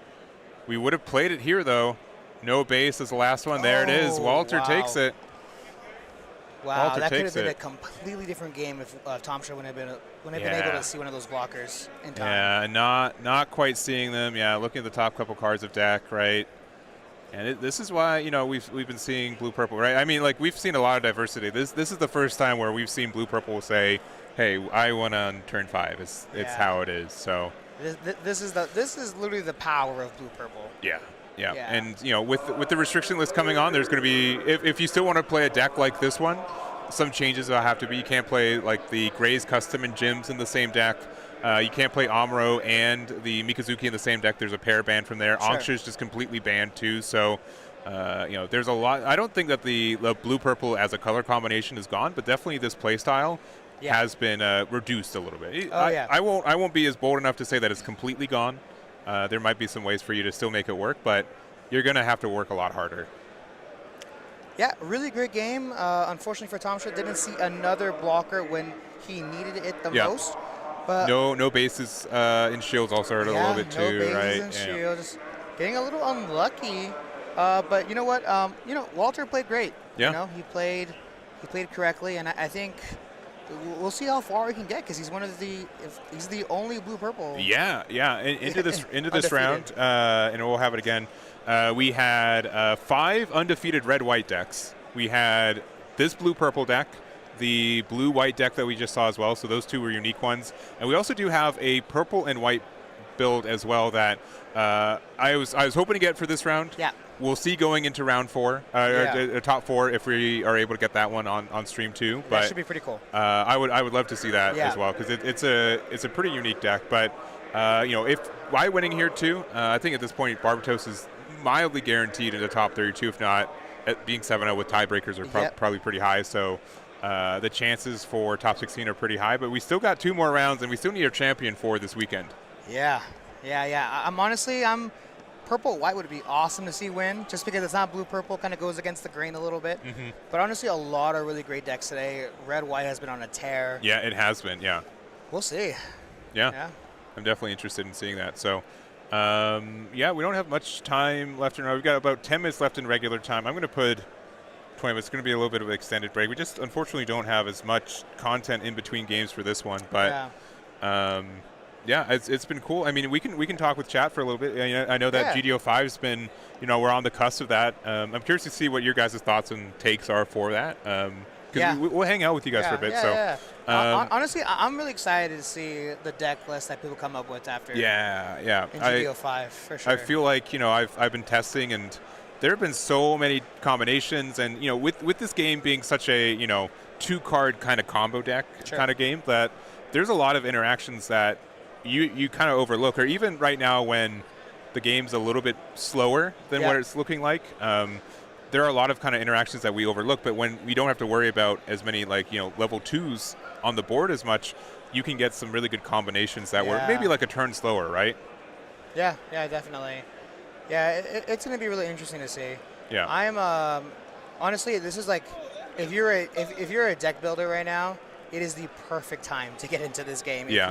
Or even if you took a break and you want to come back, it's literally the perfect time. Yeah, you can't ask for a better time. Yeah, especially with it being an anniversary set for a lot of Bandai card games, the anniversary set really tries to reset a lot of stuff. I think this is probably one of the biggest representations for that in their games too. So I think there are just a lot of decks for that one, and just a lot of variety. And of course. What's really nice too is that it definitely feels like Bandai is listening. It's a really big change that we're going to see. It is. I've been following Bandai card games for a long time, almost 10 years at this point, and I would say that it was something where I think it was clear that the change that they did, something like that needed to happen. But it's a big change. It is. I've worked with a lot of card companies and stuff. It's probably one of the biggest changes I've ever seen. Especially from Bandai. So I know that wasn't an easy choice, but I think that they did. Is something that was necessary to change the landscape of the game, and and I will both be at Gen Con as well. I don't think you got into Gundam, unfortunately. No. Yeah, but we'll try. You'll try. Yeah, we'll try. But it will be. It's seeing what the day one is going to be. It's going to be insane. It is going to be the Wild West, right? I was there last year when the game had literally the game was a week old, and they're like, we're going to have these 64-man pods.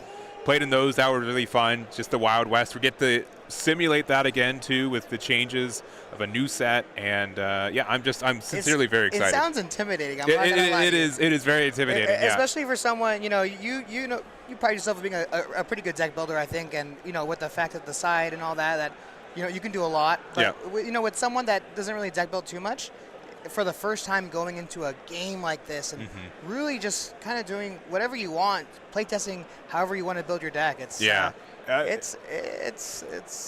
It is really cool how just open-ended a lot of this deck building is, because it is, and I do agree it can be intimidating, right? And so, but it's something where I'm sure I can almost guarantee a couple players have their secret sauce. They're like, all right, we gotta hold this until Gen Con. And then once it gets out, they can really kind of show off what the combos and what decks they're kind of brewing with. What's really nice, too, is that in a meta currently that we're in where it's solved, the meta's solved, you see lists all the time that are so unique. So, I can't imagine with less restraints, it's going to be a good time. Yeah, I agree. Well, we've yapped a little bit of time away for that one. But yeah, I'm hoping GDO 5 is good. I know a lot of people are. I've been looking forward to. I've been a sucker for Red Blue Banshee, Unicorn Banshee. So I think that kind of deck has been cool. I think Neo Xiong also becomes a stronger card. We've seen a little bit of Neo Xiong this weekend too, which is cool. And G-Quux? G-Quux as well. G-Quux, we saw a lot of G-Quux today. We do know that Keith will not be advancing to our top 4 undefeated, so Keith will not be able to get there with their G-Quux, but we do know that there's a couple others. So, anyways, we will take a break, though. This should be a mildly shorter one. There's less than 5 minutes left in regulation time before overtime. I'm going to put a quick 15 on the clock. We'll know what 4 decks are undefeated. We do know that there is a blue-purple left. I think it's a guarantee red-white left. We knew that Banshee's gone. And then there could be also purple-white would be fantastic. That'd be awesome. Yeah, it'd be really, really cool to see. So we'll be back. We'll see you guys in round number 8 of 9. See you then. Be right back.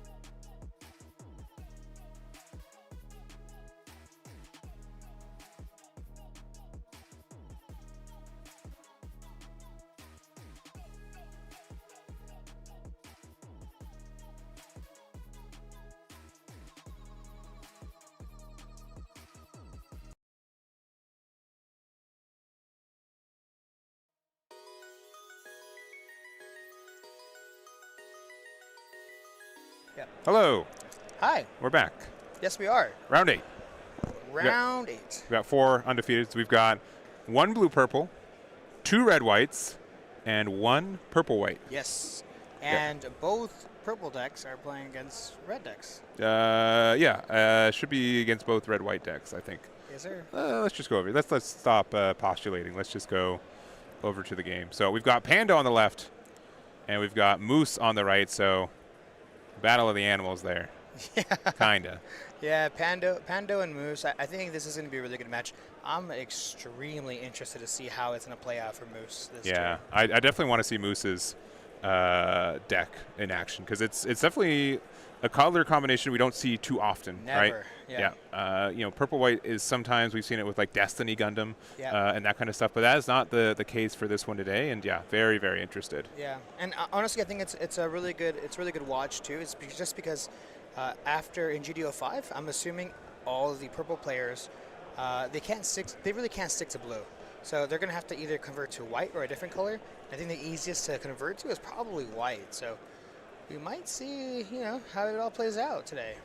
A big 6 off the roll there, bigger 12. Yeah, yeah. So Moose will get to choose to go first in this one. Yep. And I think we are good to go. So here we are. Yeah, and I do think Direwolf is pretty crucial. Yeah. Especially it's purple. Yeah, I think that there are some. I don't know. Like there's a lot of theory about going first or second. I know if you're playing like a more control heavy, like being able to play Lifrith as a 3/2 on turn 2 essentially. Sure. I think is really important for a lot of tempo. Right. But here we go. Yeah, but you know what? A lot on the line for these players today. As mentioned before, this is round 8. Yeah. And this is 2 undefeated players, of course. So, yeah, a lot on the line. Winner will be in the finals next round. This is essentially the semifinals for us. Swiss, best of 1, best of, no top cut for us today. So, no top cut today. In case you were wondering. Looks like Pando did mulligan. Just kind of get that shuffle in there. Gotta say, I love these Haro sleeves. They're super nice. Yeah, right. It's just, especially like it's a specific color green that you don't really see too often. Yeah. So in the green purple, really good color. There's some sleeves that are sold by Bandai that I'm just like, you know what? I really don't want to open them. Yeah, I agree. I just don't want to open them, but they're also sleeves. I want to play, play with the sleeves as well. So. Yeah, I really did like their most like recent like matte collection. Right. Sometimes like the foiling for stuff it's harder to keep them looking good, but those matte ones are really nice, especially because they have the unicorn, like the Vist. Yeah. Those ended up great. being those are some of my favorite sleeves for this game. Panda making sure that shuffle's done correctly. Mm-hmm. It's going to dictate a lot, so. Yeah, completely randomized. All right. Moving it over, going to get 6 shields, and we'll be on our way.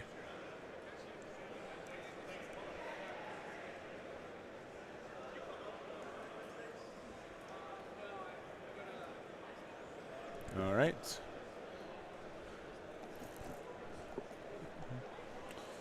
There's the fist bump, and starting off with Moose here.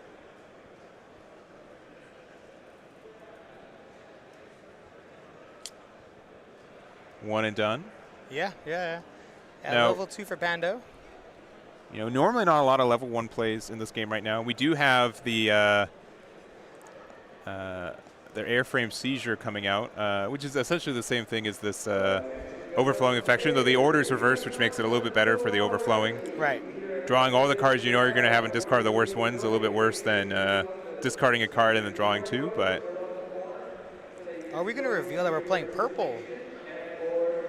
Because technically speaking, Pando does not know that Moose is second color. What the color is. Which with a deck like this, you definitely don't. You'd say, okay, I see white. The other colors may be blue or green, but it's like purple. Pando leans forward, is like, oh, really? Okay, well there it is, and then another overflowing. Yeah. Drawing 2 more. Had to have gotten it off the 2 that he just drew off of the first one, right? Yeah.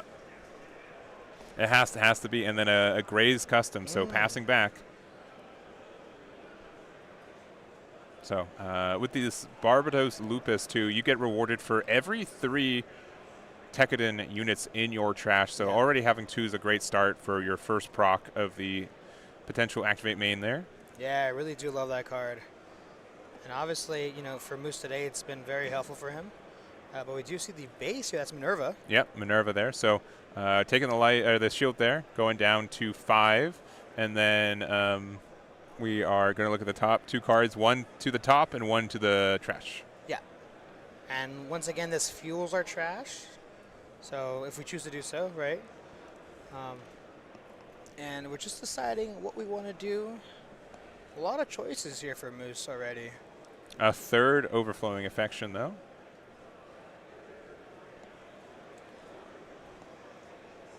All right. Playing our own blocker as well. In passing. For the record, the overflowing was discarded off the Minerva. It was not played. Yeah. Yeah. I do really like that Minerva card a lot. Yeah. I think it's a really good card in this deck, I think. Yeah, super nice.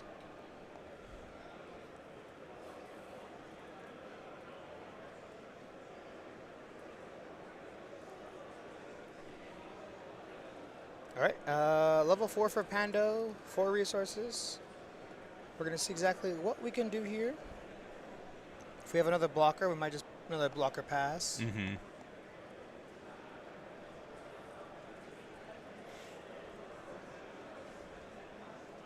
Yeah, Moose doesn't know what color Pando's playing right now. Yeah. And okay, just a launcher there. 3/4 blocker passing back. Yeah, you know, 3/4 is such a great stat line for a blocker. Really, really good. But level 4 here for Moose. I'm really curious to see how Moose's mid game is. Oh, here's the Barbatos. Yeah, Barbatos, yeah.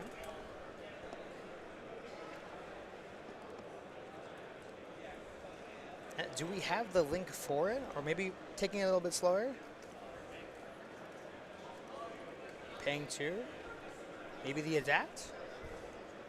Yeah, there's the adapt there. Giving 1 damage to the launcher, so making it a 3/3 now. Yeah. That just helps us with our math just a little bit, in case we do want to swing with first form next turn.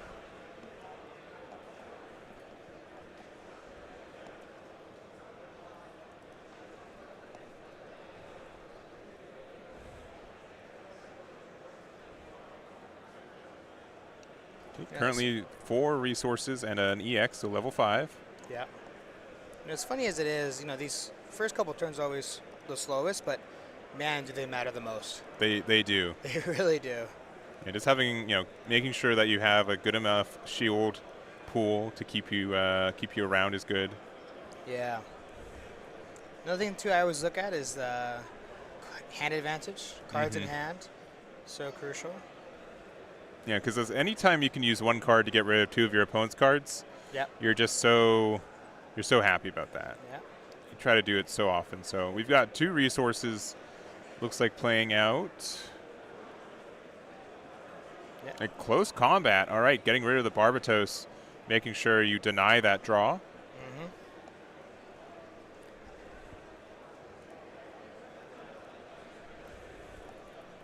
Yeah, I'm really curious to see Moose's top end. Yeah, taking this game just a little bit slower on Pando's side. Still 2 active resources. Yeah, and I think that is the first red card that Pando has played, so lets them know what we're doing. Playing it on an Ale Strike. Let's see if we have the link. We do with the Kira. I think you still put the launcher back, because 3 could be a little expensive, but we're going to attack with the Ale, give the minus to the launcher. Yeah. I see both ends, though. It is a bit tough. Now the question is, do we swing with the 2/4? I think so. Yeah, swinging with the 2/4 there. Funny enough, if we do not block this, nothing happens. Oh, yeah. Right. And yeah, it looks like we're just gonna go ahead and just pass turn. Yeah. I don't know. I still would have been tempted to put the launcher back. I guess it does also link though, so that's also important. But true, yeah. It is an extra 3 resources to play as well, so I completely understand. Might be better if that was the case.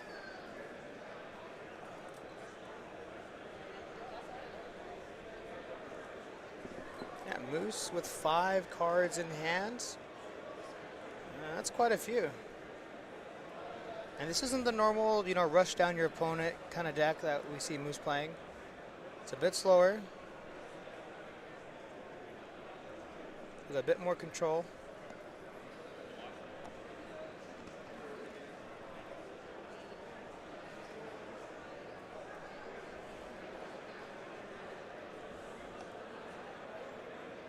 And we do have to make some decisions, though. Yeah. Right, we're at level 6 right now with an EX resource. Playing red, you know, if we have something like Shinanju, it could be good. Ale is almost always a good card. We saw it already played on Moose's side. And I completely understand. This is round 8. Yeah. I think, like, I'd be tempted to play the base here. Yeah, yeah. See what else we can get out of life. Yeah. Out of shields there, yeah. Okay. Every that's a feel bad. every time. Yeah, that's. I've been playing a lot more red lately.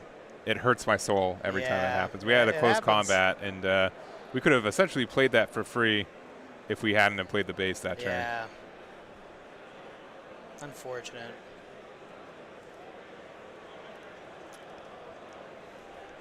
Yeah. Okay, looks like we're gonna tap another 2.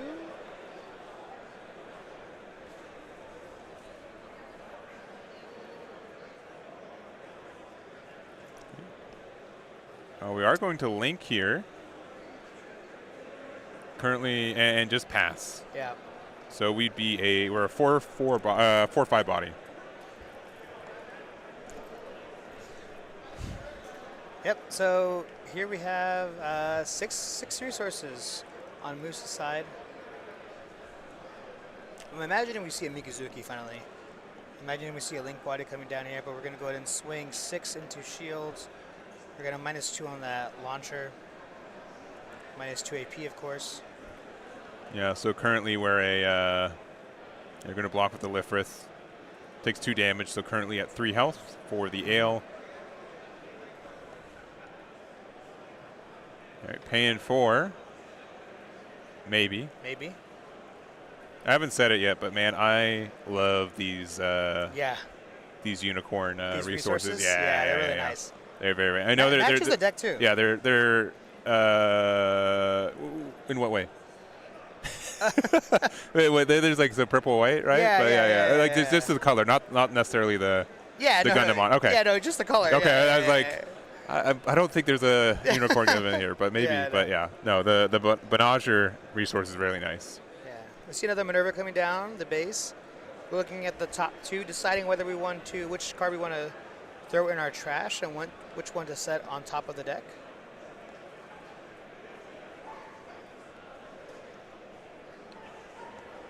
Yeah, and we haven't seen it this much in like our control matches, but there are a lot of times where that additional card draw that you get from playing out of base does get you a lot of benefits. And we do have the blocker there. This rebake. Is the rebake. Yeah, I love this card. Super nice. Yeah. So just another good blocker right now. Able to get that additional damage on the sword strike. So currently it has 4 HP, passing it back. And I'm not sure if you saw, but Moose was going to play a different card. He was not going to play that rebake initially. He decided to go back on it.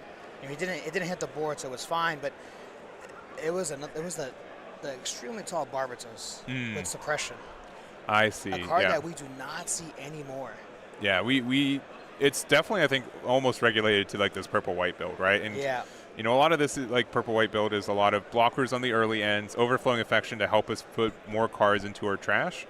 And then, you know, once we get enough cards in there, you know, stuff like Lupus, or there's a lot of effects that care about the cards that are in the trash. Sure. Yeah, we do have 1 active resource on Moose's side, so we could see an unforeseen, possibly. All right, we're trying to attack into the Ale. We do get 2 damage on this launcher, so we're currently at 2 HP left. And against purple, that's not that much. No.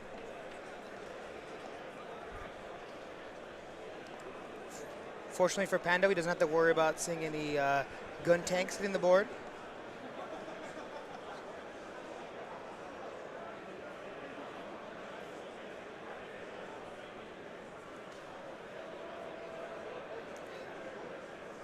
Yeah, Pando does have quite a few cards in his hand, has a lot of cards in his hand. Trying to navigate this turn.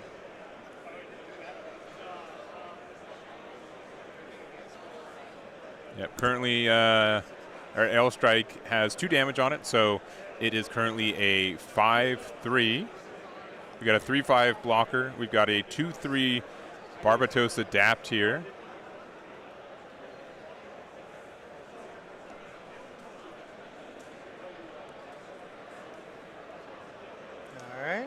All right, just playing the G-Fred for 4. Do we have the link for it? No pilots and trash, yeah. Yeah, crucial. And I think there might have been a shot where, you know, Panda was like, let me trade with this ale just so I do have a pilot in my trash for the G-Fred effect, right? The fact that the ale has survived now, it's a little bit worse for it. Yeah. And if we don't set up another blocker, we are able to clear base with this ale as well if we choose to do so. And we kind of forget about rebake as well. That's also a blocker. Yep. We are going to link it.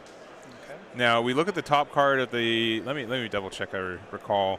Oh, we actually hit it. That is insanely lucky. That is very, very tough to do. So Nyan, when link plays top card of your deck, if it's something with Xeon or Clan, you get to choose an enemy unit to deal damage. Yeah. He's like, not. There are very, very. There are very, very few cards in this deck that are Xeon type. Yeah. He's reminding him, hey. Yeah, and it is very, very unlikely for that to hit. So that's a wild hit to hit. Oh, and the close combat. Oh, that's enough. Wow, that is a very fortunate line for G-Fred. Yeah. And now we also get to attack an active. We get rid of the rebuke here. That's a great turn. Right, yeah. Really solid turn from Pando. And now Moose, I think Moose is ready to go, though. I mean, I feel like he's had his plays lined up for a little bit now, and he's ready to go. He looks like he's counting his Tekkadan cards and trash as well.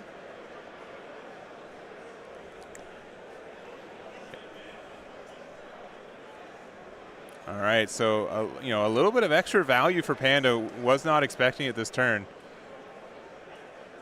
I think we can definitely try to swing into this launcher. Yeah, launcher has 2 HP right now. Right. The G-Fred currently has 4 HP, so definitely removable.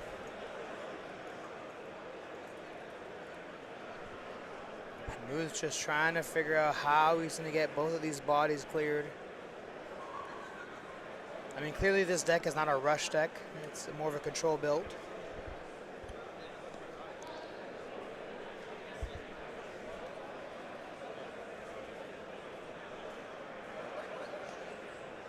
Okay. All right, Barbatos first form.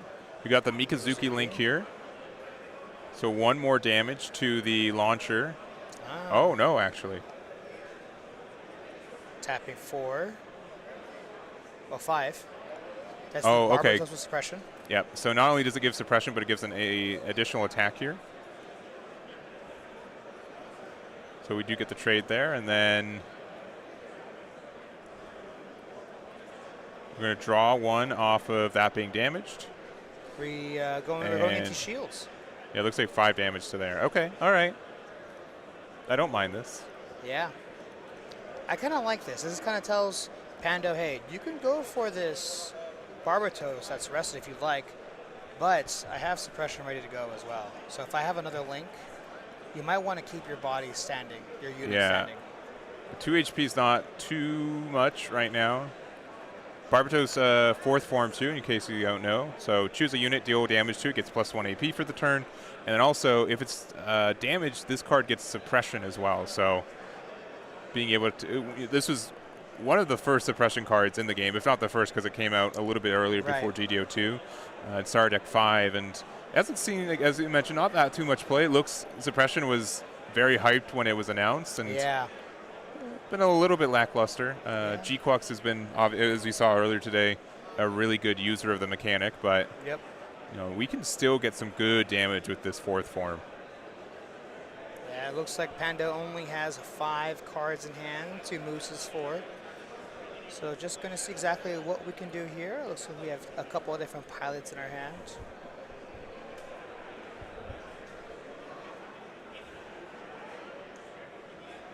Does seem like we're lacking a little bit of the firepower, a bit of these larger units.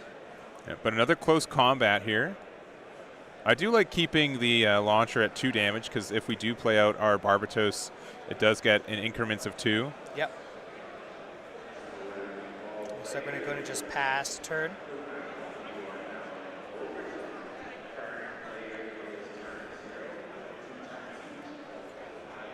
Okay, for 1, we're going to do an overflowing affection. I think that's the 4th one. Yep. Yeah. Seen all 4 overflowing affections.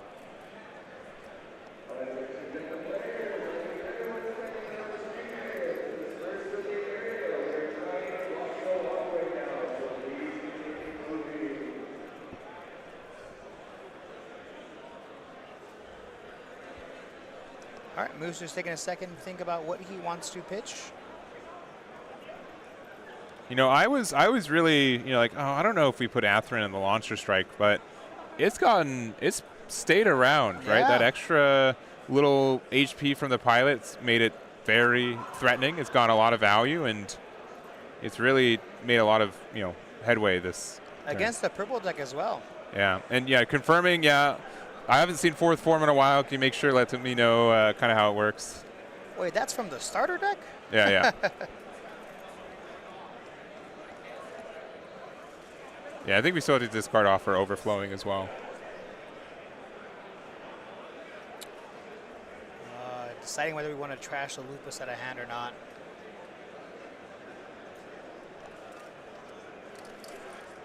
And we are. Oh, really? Because we have another one in Because we have hand. another one, yeah, but it might be a situation where we need quite the, a specific number in our trash as well. But Gundam, Barbatos, Lupus, we both love this card. Yeah, Super exile cool. 3 Tekkadan cards, do 2 damage to a unit, and you can do it again if you like. We're going to go 4 into the base. Yep. And pass from there. Yeah. It would be quite unfortunate if we have a Kira on Pando's side, just because we're able to get rid of this 4th form pretty easily.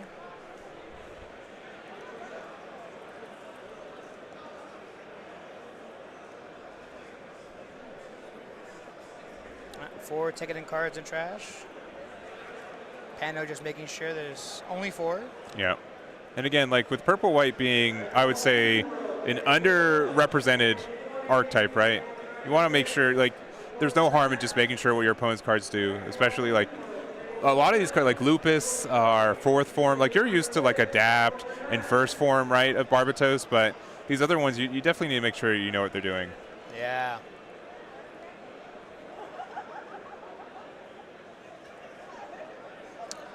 Now, Pando actually has a lot of really great plays in his hand right now.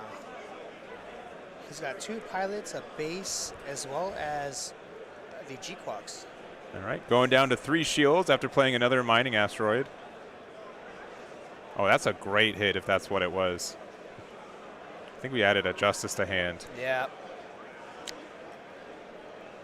Really good stuff here.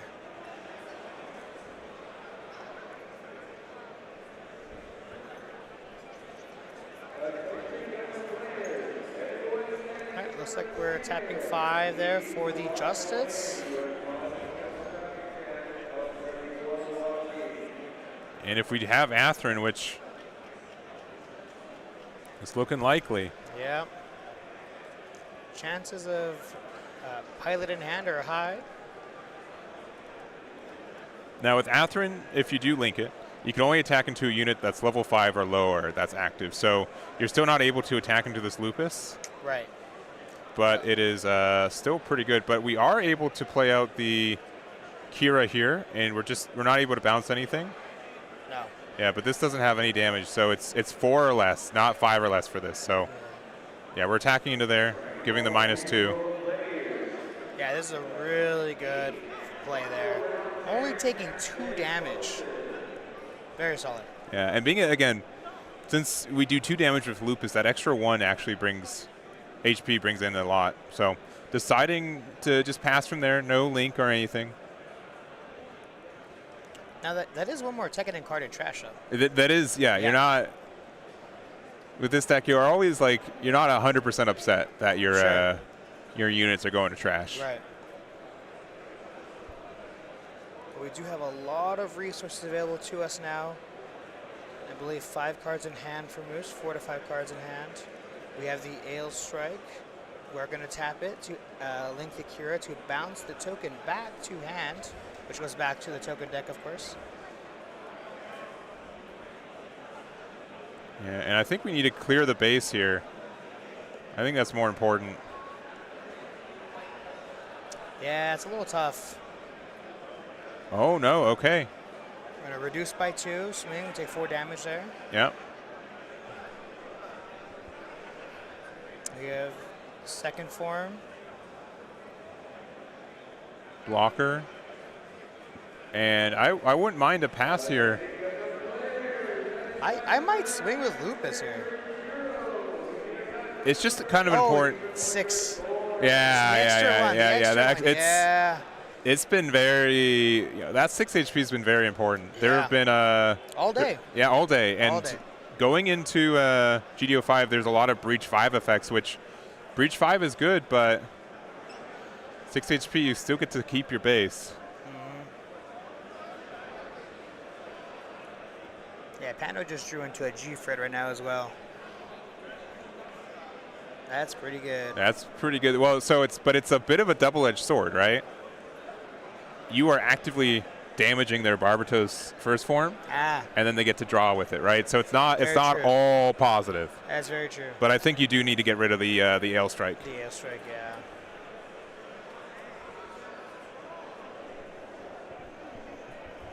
We do also have the G-Quox as well. That's true. You can get rid of the either one. Ale or the first form, yeah. Yeah. No, I understand the decision here. There's a lot to think about.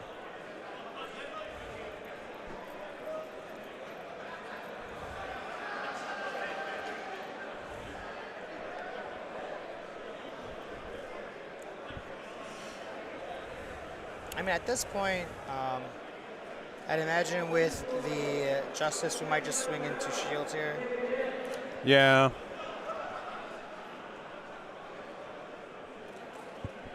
No, I think there's. It's a pretty big decision with both, right? G4 gets, I think, more immediate value. Yeah. But the leaving up a 6-1 when you have a 6 HP base is kind of sad. Yeah. It's like, do I want to lose my base for free, or do I want to give them a chance to pressure my base a little bit more? Yeah. No, I definitely, I think the move is just the G-Quox. Getting rid of the AL. Yeah. You also could put Atherin in the Justice now. You can attack into an active unit, so that could be important too with the Justice. But you are going to play the G-Fred for 4. Pay the 1. 1 damage to everything. Gets rid of the Ale. And then, yeah, maybe attack with Justice into the shields. Because, I mean, really, why not at this point? Yeah.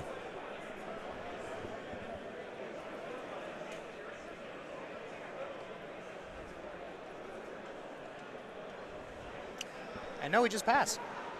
Yeah, again, we want, if we're staring at each other, right? The Justice and the Barbatos, we're just like, we need these cards to trade, but someone has to attempt the trade first. That free draw is nice. Yeah, free draw is so tasty in this game. Yeah.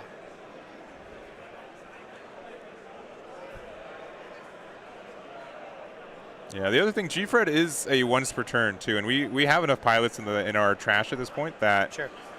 we do get a free clear next turn with the first form. Okay. We're passing. Oh, really? Okay.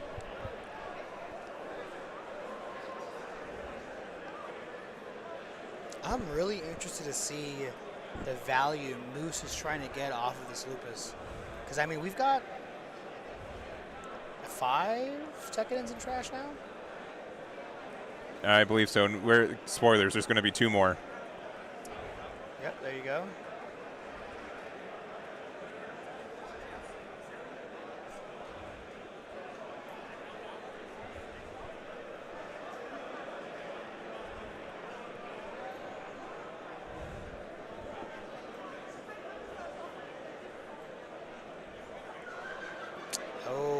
That is strong. Yeah. G-Qualks being get rid of that Barbatos is huge. Yeah, I like this. So, yeah, being able to get the 2 damage over 2 turns, does get that last bit of damage for the G-Qualks. This is looking pretty good for Pando. Yeah. I mean, we're kind of in top deck wars. A 1 card in hand for Pando, which as casters we know that it's the Atherin. Trying to do 4 damage at the base, so we do get rid of it. Only 1 blocker on the other side being the Lifrith. Asking to see cars in trash again. Asking likely if there's any pilots. 1 pilot. 1 pilot left right now. Going to play another Lifrith here for 2. We just swing with this too. Right? Yeah, we likely, yeah. Why not at this point? Yeah, because you're gonna lose it anyways, yeah. for sure.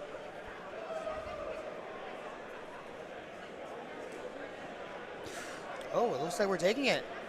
And we have the Kira going into hand. Another pilot's very good. Double pilot in his hand.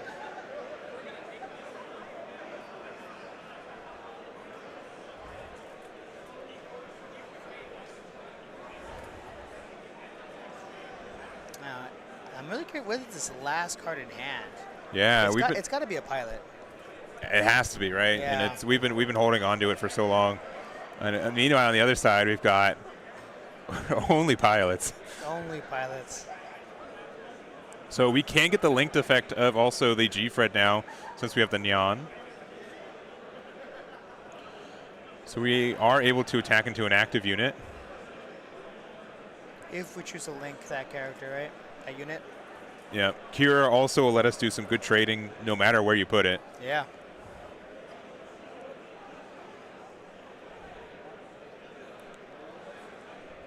And moves with only 1 card in hand. All right, let's see if we can get the double. No way, right? No, okay, all right. That's 2 would have been good. Yeah, 2 would have been insane, yeah. Especially with, 2 1 HP units on the other side. Yeah. Be very fortunate. Yeah, really unfortunate for Moose here. Only 1 card in hand. And I don't think that blocker is turning sideways anytime soon. Yeah. But we can do a full board wipe here. Since this can attack active, if we put Atherin in the Justice, that can also attack. Yeah. This is looking pretty good for Pando.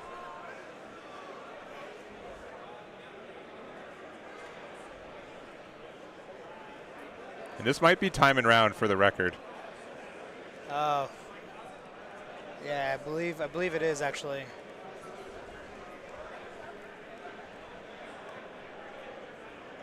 Yeah, so Justice can attack into an active unit thanks to Atherin's when linked effect. Yeah. So we're going the 6/7 into the Lifrith there. Block it with the less healthy one. G-Fred can additionally do the same. Tons of value off With of the that slightly pilot. less powerful 5/7. Yeah. Yep. Yeah, 2 damage on that G-Fred. And then I think we got rid of the. The G-Qualks over the. Yeah, but I think we're thinking about putting Kira in the G-Qualks. Yeah. So we're only taking 2 damage from this one too. And this is it's a completely different game now.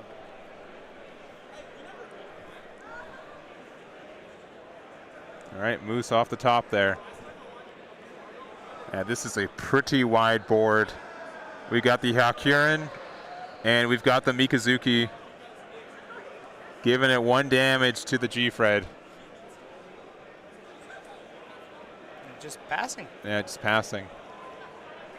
I mean, we're looking pretty good for Pando here. Again, both players looking at the top of their deck for their good cards here. For 4 playing out the Ale. No more pilots to exile. But I think we're okay with that. Yeah, I think we've done as much as we could.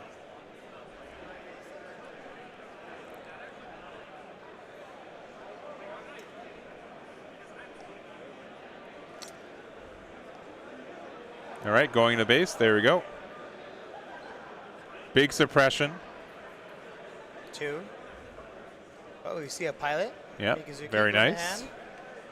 That is going to be very helpful. I think we can stop. Yeah, just saying, you know what? You know what? You got it. We'll give it up, yeah. And there it is. Yeah. Very unfortunate for Moose. Just kind of ran out of gas toward the middle of the game, it feels like.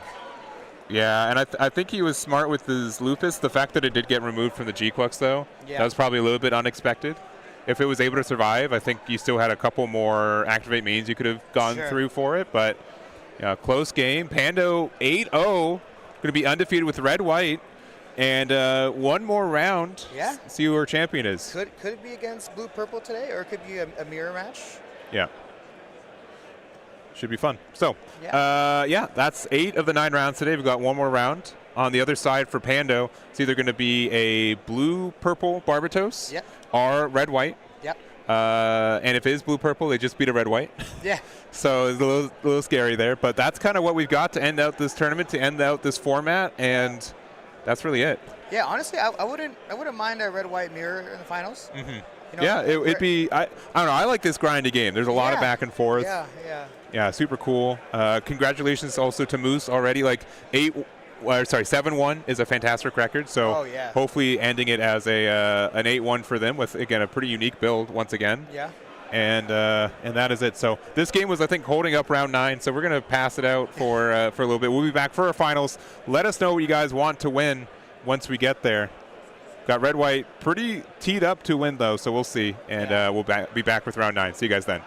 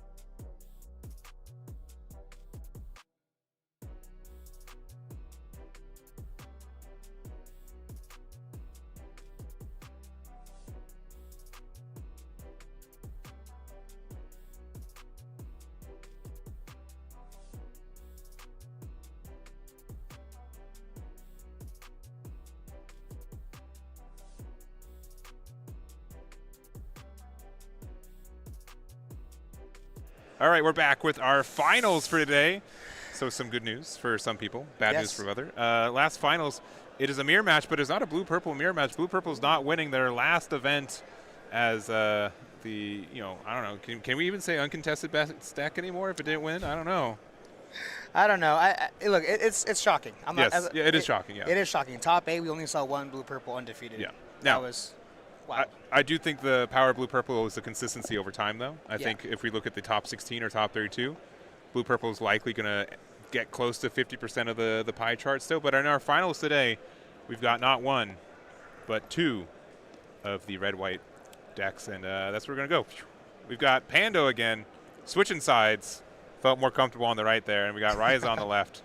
Again, they're set up, and this is going to be our finals for not only for today's event, not only for this season, but for the GDO4 format as we know it, for GDO5 gets out at the end of the day. Or end of the month. Not today. That'd be crazy. Very exciting stuff. Very exciting stuff. So I'm really excited to see how this goes. I hope both players see what they want to see, and we're able to kind of just duke it out as much as we possibly can without any interruptions.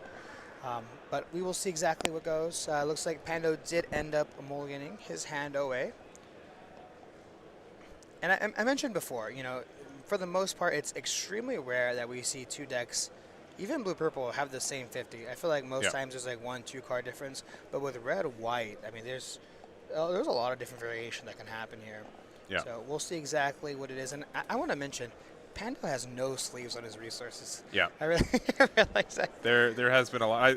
I'm unsure if it's just the sleeves that people use for their resources were quote unquote stream acceptable. So Sure. I think for some of them they did have sleeves previously and they're just playing this game without them. But yeah, I don't know. I will say I've been seeing a lot of generic resources today though in general, right? So it is interesting. But we're going to start off Pando starting us off. In passing, yeah, unsurprising. Got the star deck 10 resources, very nice. Yeah. Minerva resources. Also no sleeves. But yeah, another thing on level 2 for Pando here. But we do see the blocker coming down here for Ryza. And surely we will see a blocker coming down from Pando as well. Hopefully, but no, we do not. That's pretty big here for Ryza. All right, there's the Aegis Gundam. We'll see if there's an improved technique at end of turn. Not looking like it. Would have been a great way to remove that Aegis here. Yeah. All right, level 4, tapping 3 resources. All right, there's our Sword Strike passing back. Yeah. Unfortunately, in this matchup, Sword Strike doesn't do too much for us, but nonetheless, a pretty strong stat line.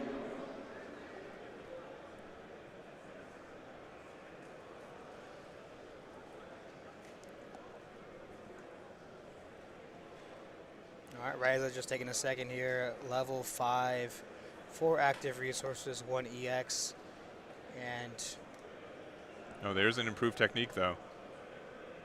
Yeah, and just double check on the Aegis Gundam. We don't see this card as much. It is still not an unusual pick, but it is a, I think, lesser used card for the game right now. So, yeah, being able to get and then 3 damage on the improved technique. on the Sword Strike. Yeah. And that's not the regular art for that card too, so I can see just confirming, yeah, what card is that again? Yeah. Looks like we are going to see the Overflowing Affection as well, drawing 2, trashing 1. Still deciding on what we want to trash here.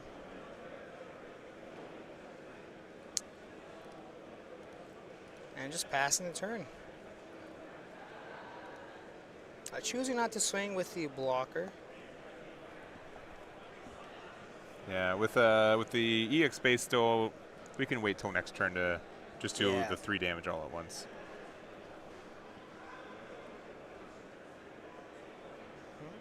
Overflowing Affection here.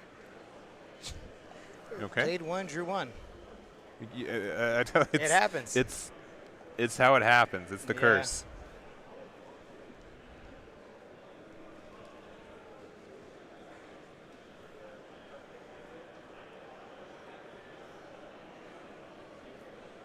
lot of different options here for Pando.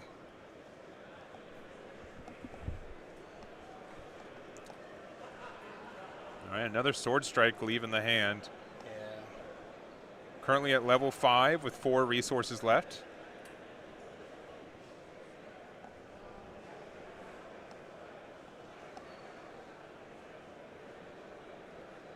All right, using 3. Playing the launcher strike.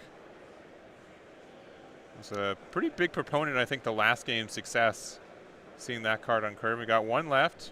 Yeah, possibly attaching a pilot to it. Or the other overflowing. But looks like we are going to actually use the Atherin here. Yeah, no link, but again, a big 4/6. Yeah. Kind of difficult to interact with. Yeah, 6 HP is just so much, right? I mean,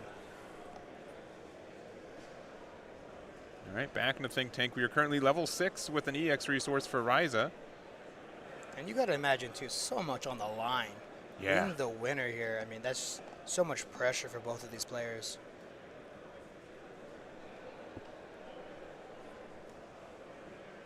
All right, just playing out the perfect and then just passing the turn.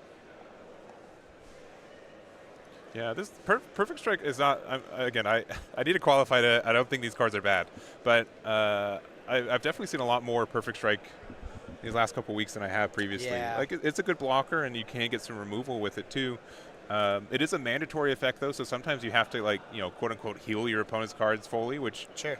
can feel a little bit bad, but yeah, Especially for some of those rush decks, right? Mm-hmm.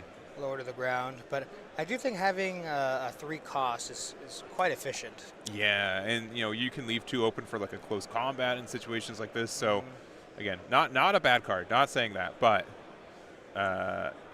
it's I think Ale Strike is still probably better overall. But if you still need some additional 4/4 blockers, Perfect Strike's been a good choice. Yeah. So playing out the G-Fray, we're passing, and it looks like Ryza is taking a second to possibly play an action end step, and it looks like we are. This is a close combat, hitting the G-Fred. So G-Fred now left with only 3 health.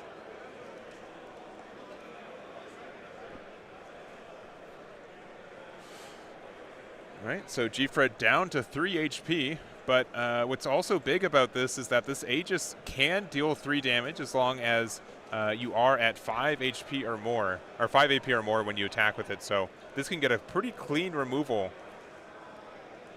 for that here. But it looks like we're actually going to use the Vasalis instead. So using this to give the AP +1 to the Aegis, that's going to be huge. Yeah. Being able to swing with that. And we also have... Oh, and also this here. So we're going to be at 5 AP. We're going to be at 6 AP. We're going to be able to attack into the Perfect Strike and deal the 3 damage to the Aegis. That is a great removal. Yeah, this will get rid of our launcher here, as well as the G-Fred. Yeah. Very, very strong turn. And we're currently a 6/5, and the launcher is currently a 4/6. So not only are we able to remove it, but we're going to survive with 1 HP for this Aegis here. Yeah, no action either. I was expecting a close combat. Yeah, but this has been a fantastic swing for Ryza. What a good double clear here. Yeah. I mean, at this point, go for shields, why not, right? But tapping 4 there for the Ale Strike. Yeah, Ale Strike. I wasn't sure if they tapped 3 or 4, but yeah, 4. Yeah, but this is a good tempo swing again. You don't really need to pressure their EX base right now either. And there's like so many times here, like in the mid to late game, you're like, if the EX base survives this long, usually it means that they have a base in hand that they're hoping to play. So sometimes they'll get rid of it for you. But we're going to play out another G-Fred here. Do we have the link? We know that there's a pilot in trash. Yes, there is an Atherin in there now. All right, dealing 1 to the whole entire board there. Getting rid of the Aegis.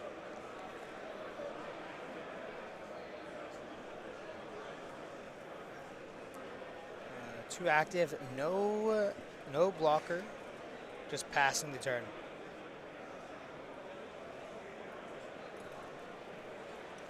All right, doing an overflowing affection here.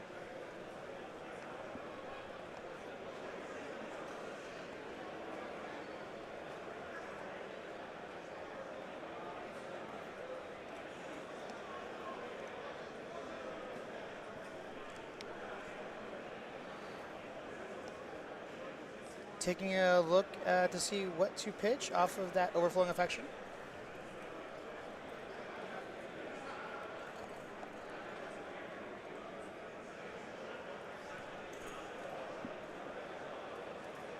I think Rise is just setting up his future turns, right? Yeah, Trying to but see. that seems to be what's been happening. Like so far, it's been working well. Especially in this game, like there is like so much knowledge of knowing, what your opponent wants to do, number-wise. Yeah, we did end up pitching a base there for that overflowing.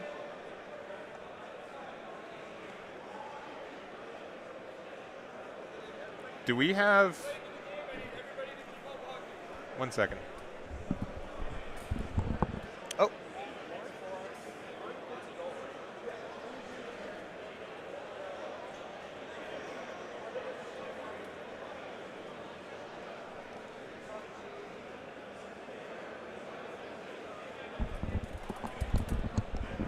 right. Judge has the same. I remember one being put in the trash. I don't remember how the second one got in there. I think it was from an overflowing, likely, but.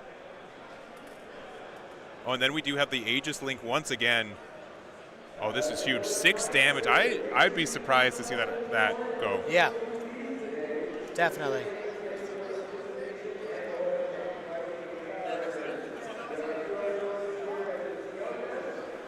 Swinging into shields here. Perfect strike going into shields. No burst option there. I mean, at this point, I might be tempted to just keep swinging here. Yeah, so just for the record too, so the improved technique, it does 3 damage to a level 4 or lower, but if you have 2 in your trash when you play it, you get to just target anything. So we did play one. The other one got there from an overflowing at the beginning of the game, so I do apologize for missing that, but it was a legal 3 damage there, and yeah, getting rid of that G-Fred's huge, and yeah, so much momentum for Ryza right now. Yeah, a lot of momentum for Ryza. Ryza only sitting with 2 cards in hand. We did end up keeping the L Strike active. So, yeah, keeping the L Strike there active is quite good.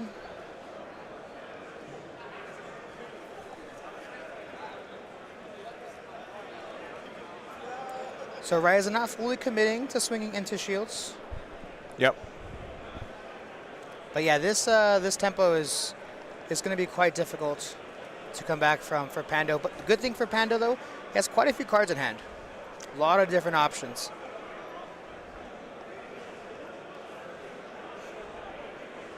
All right, you see another overflowing affection, drawing 2, trashing 1.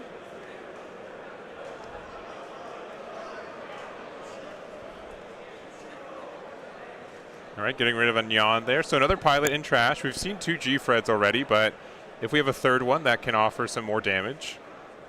But man, if I was to say an MVP for this game, these Aegis Gundams have done so much. Yeah. So much for Ryza. Yeah. MVP card, Atherin. Fantastic card.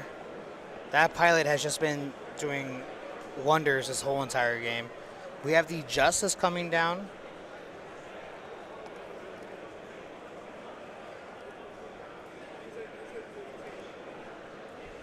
Yeah, playing out the token.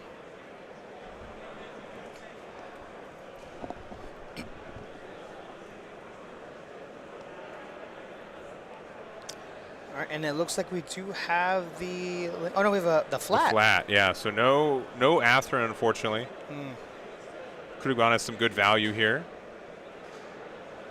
Yeah, but, quite unfortunate, honestly. But we've got 4 shields here. Aegis can deal 3 damage as Justice, which is we don't love to see either. Yep.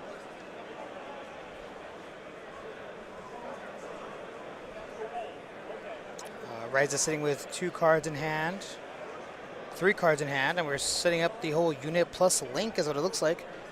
Yep. Oh, and it's the Ale Strike here with the Kira, getting rid of the token. Yeah. And it's another art for the again.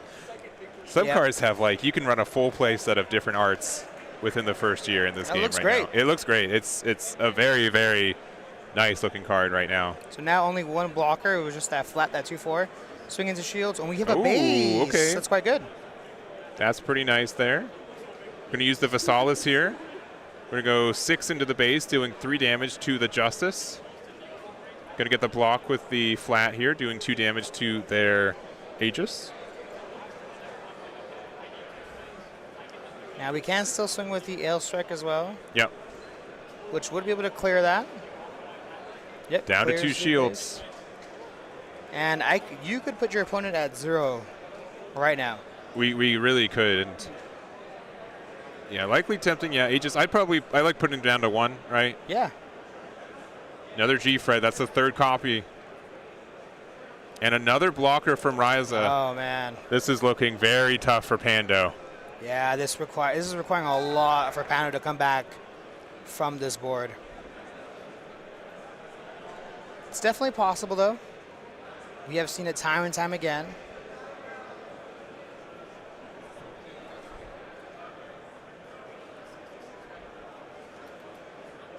All right, playing a base here. Yep. Getting a non-pilot. We are going to have to try to trade into something with this Justice.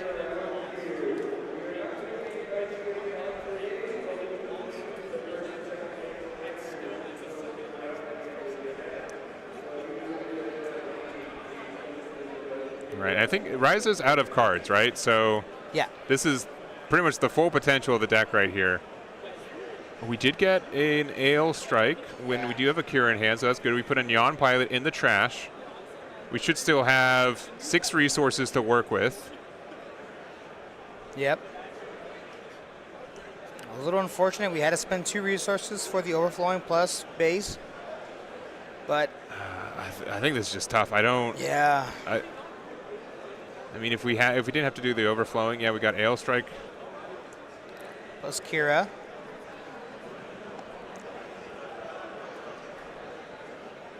Maybe, I might be off on our resource count as well. No, then if we started the turn with 9, it'd be 1, 1, 5, and 2. So we might have been at 9 resources last turn, not 8. 2 resources left.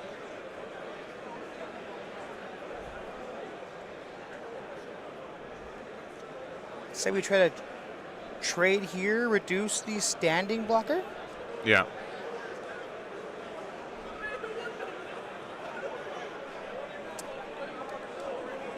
Yeah, I think we just need to keep our Aegis around. I think that's what we're really hoping for. Oh, but actually reducing the... Okay, the Ale Strike instead.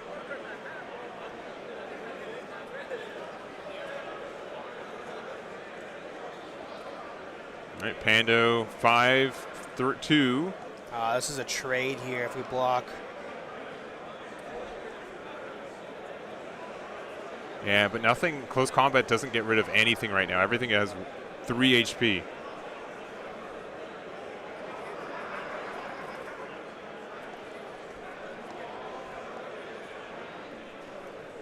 Yeah, I just need more resources. We have the answers. There's just not enough resources.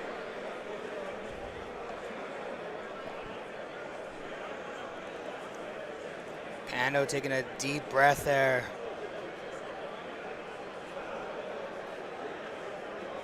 All right, going 5 into the Aegis, getting the block with Lifris, so getting the trade there. 2. And then for 2, playing a blocker, so we don't lose on board currently. If we have any pilot to put in the, into the Ale Strike, that will seal it though, because it does get out of the blocker. Yeah, I think Pando this game just had a bit of a slow start. Yeah, but again, this Aegis has been doing so much work. It removed G-Fred. We're getting, this is the second one we've played, but we can use it again to try and get rid of the Ale as well.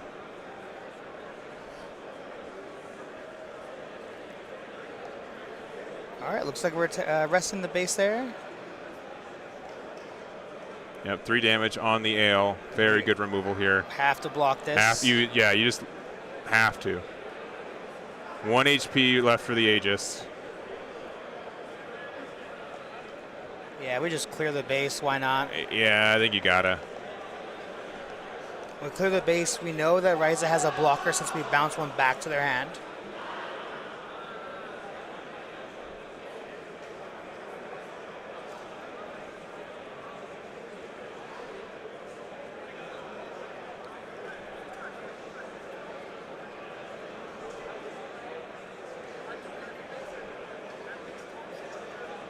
Oh, and G-Quux. Okay, just putting on the board, saying this is all of my cards. This is a good amount of pressure.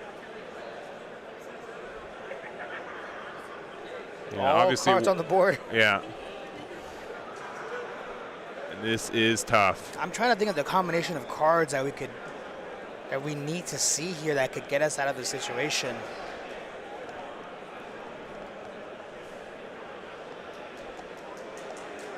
This is finals. This is round 9. Yeah. So it's a long day for both of these players. Yeah, Ryza's just one base away from winning the entire event here with this red-white build.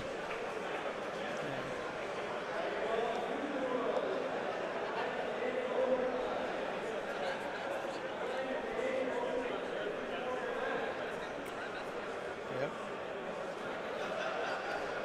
All Okay. right, double justice. 2 blockers here. That's 10 resources. That's 10 resources. Pretty cut and dry. Yeah, That's just it. pass. All right. No resources Yeah. open. I think Ryza's just got to drive it home. Yep. 2 at the base. Got perfect strike. Getting the block. You gotta. Yeah. Token does die, yep. Yeah. Ale's going in. Getting the reduction on the token. G-Quux, and there it is. Ryza wins. Yeah. Our final champion for this GDO4 meta here in California. Ryza with the red and white. Yeah, red There and it white is. in the mirror match. Yeah. The CoreTCG. Yeah, and now that it's over, Regional. the Aegis Gundam is a card that's exclusive to the Ryza's build, right? I can see it being tougher against aggro decks because like blue purple doesn't play as many level 5s, but in a mirror match like that, such a good compliment for it. Yeah. So good. Insane. 3 Yeah. damage is pretty tough to ask for in this game, and Yeah. being able to do that and improve techniques, it makes a lot of numbers very good. Yeah, Ryza playing that very masterfully. Very, very great job on both these players. 9 rounds. And yeah, I mean, that's the last GDO4 tournaments. Huge regional here. 510 players at the CoreTCG regional in Pomona. Insane. Great day. A lot of great matches. I was expecting to see a blue-purple match, but in the finals, but you know. Any day with Gundam is a good day, but sincerely, this was, my expectations were the same, right? Yeah. Oh, we'll see blue purple, we'll see, not a lot of variety, and we did see a lot of red white, but honestly, of the 9 games we had today, I think only 1 or 2 were just kind of, quick games under 10 minutes. I think every game was kind of grindy. We had a lot of back and forth, and I'm really happy that we were able to present this to you guys. Yeah, no, that was really amazing. I'm just excited to see what Gundam has to offer after this. Yeah. Because honestly, it only goes up from here. Definitely. So that's going to be it for us. Thank you so much to CoreTCG for letting us run the stream for this one. I hope you guys enjoyed it as well. We'll be posting the top 16 deck lists in the next day or so, so make sure to keep an eye out for that. And for this entire weekend, thank you guys so much. This was a multi-regional weekend across a lot of Bandai games, so really cool for that. We're going to try to do our best to get that other information out too in the next day or so too. And that's it. Ryza with the red, white, Justice, Atherin, Aegis, however you want to say it, just doing amazing this weekend. Yeah, awesome. I can't even say how happy it was to see all those matches today. So yeah, pretty amazing day. Definitely. So thank you again to CoreTCG. Thank you to all the judges as well. Stream went really clearly, helped us a lot getting information to give to you guys. And again, really excited for GDO5. If you guys are going to be at Gen Con, we'll be there. So make sure to say hello. Don't be a stranger. And we'll see where the Gundam card game goes from here. So from all of us, that's going to be it for this one. Thank you guys so much for watching, and we'll catch you next time. Bye-bye. Bye-bye. Bye-bye.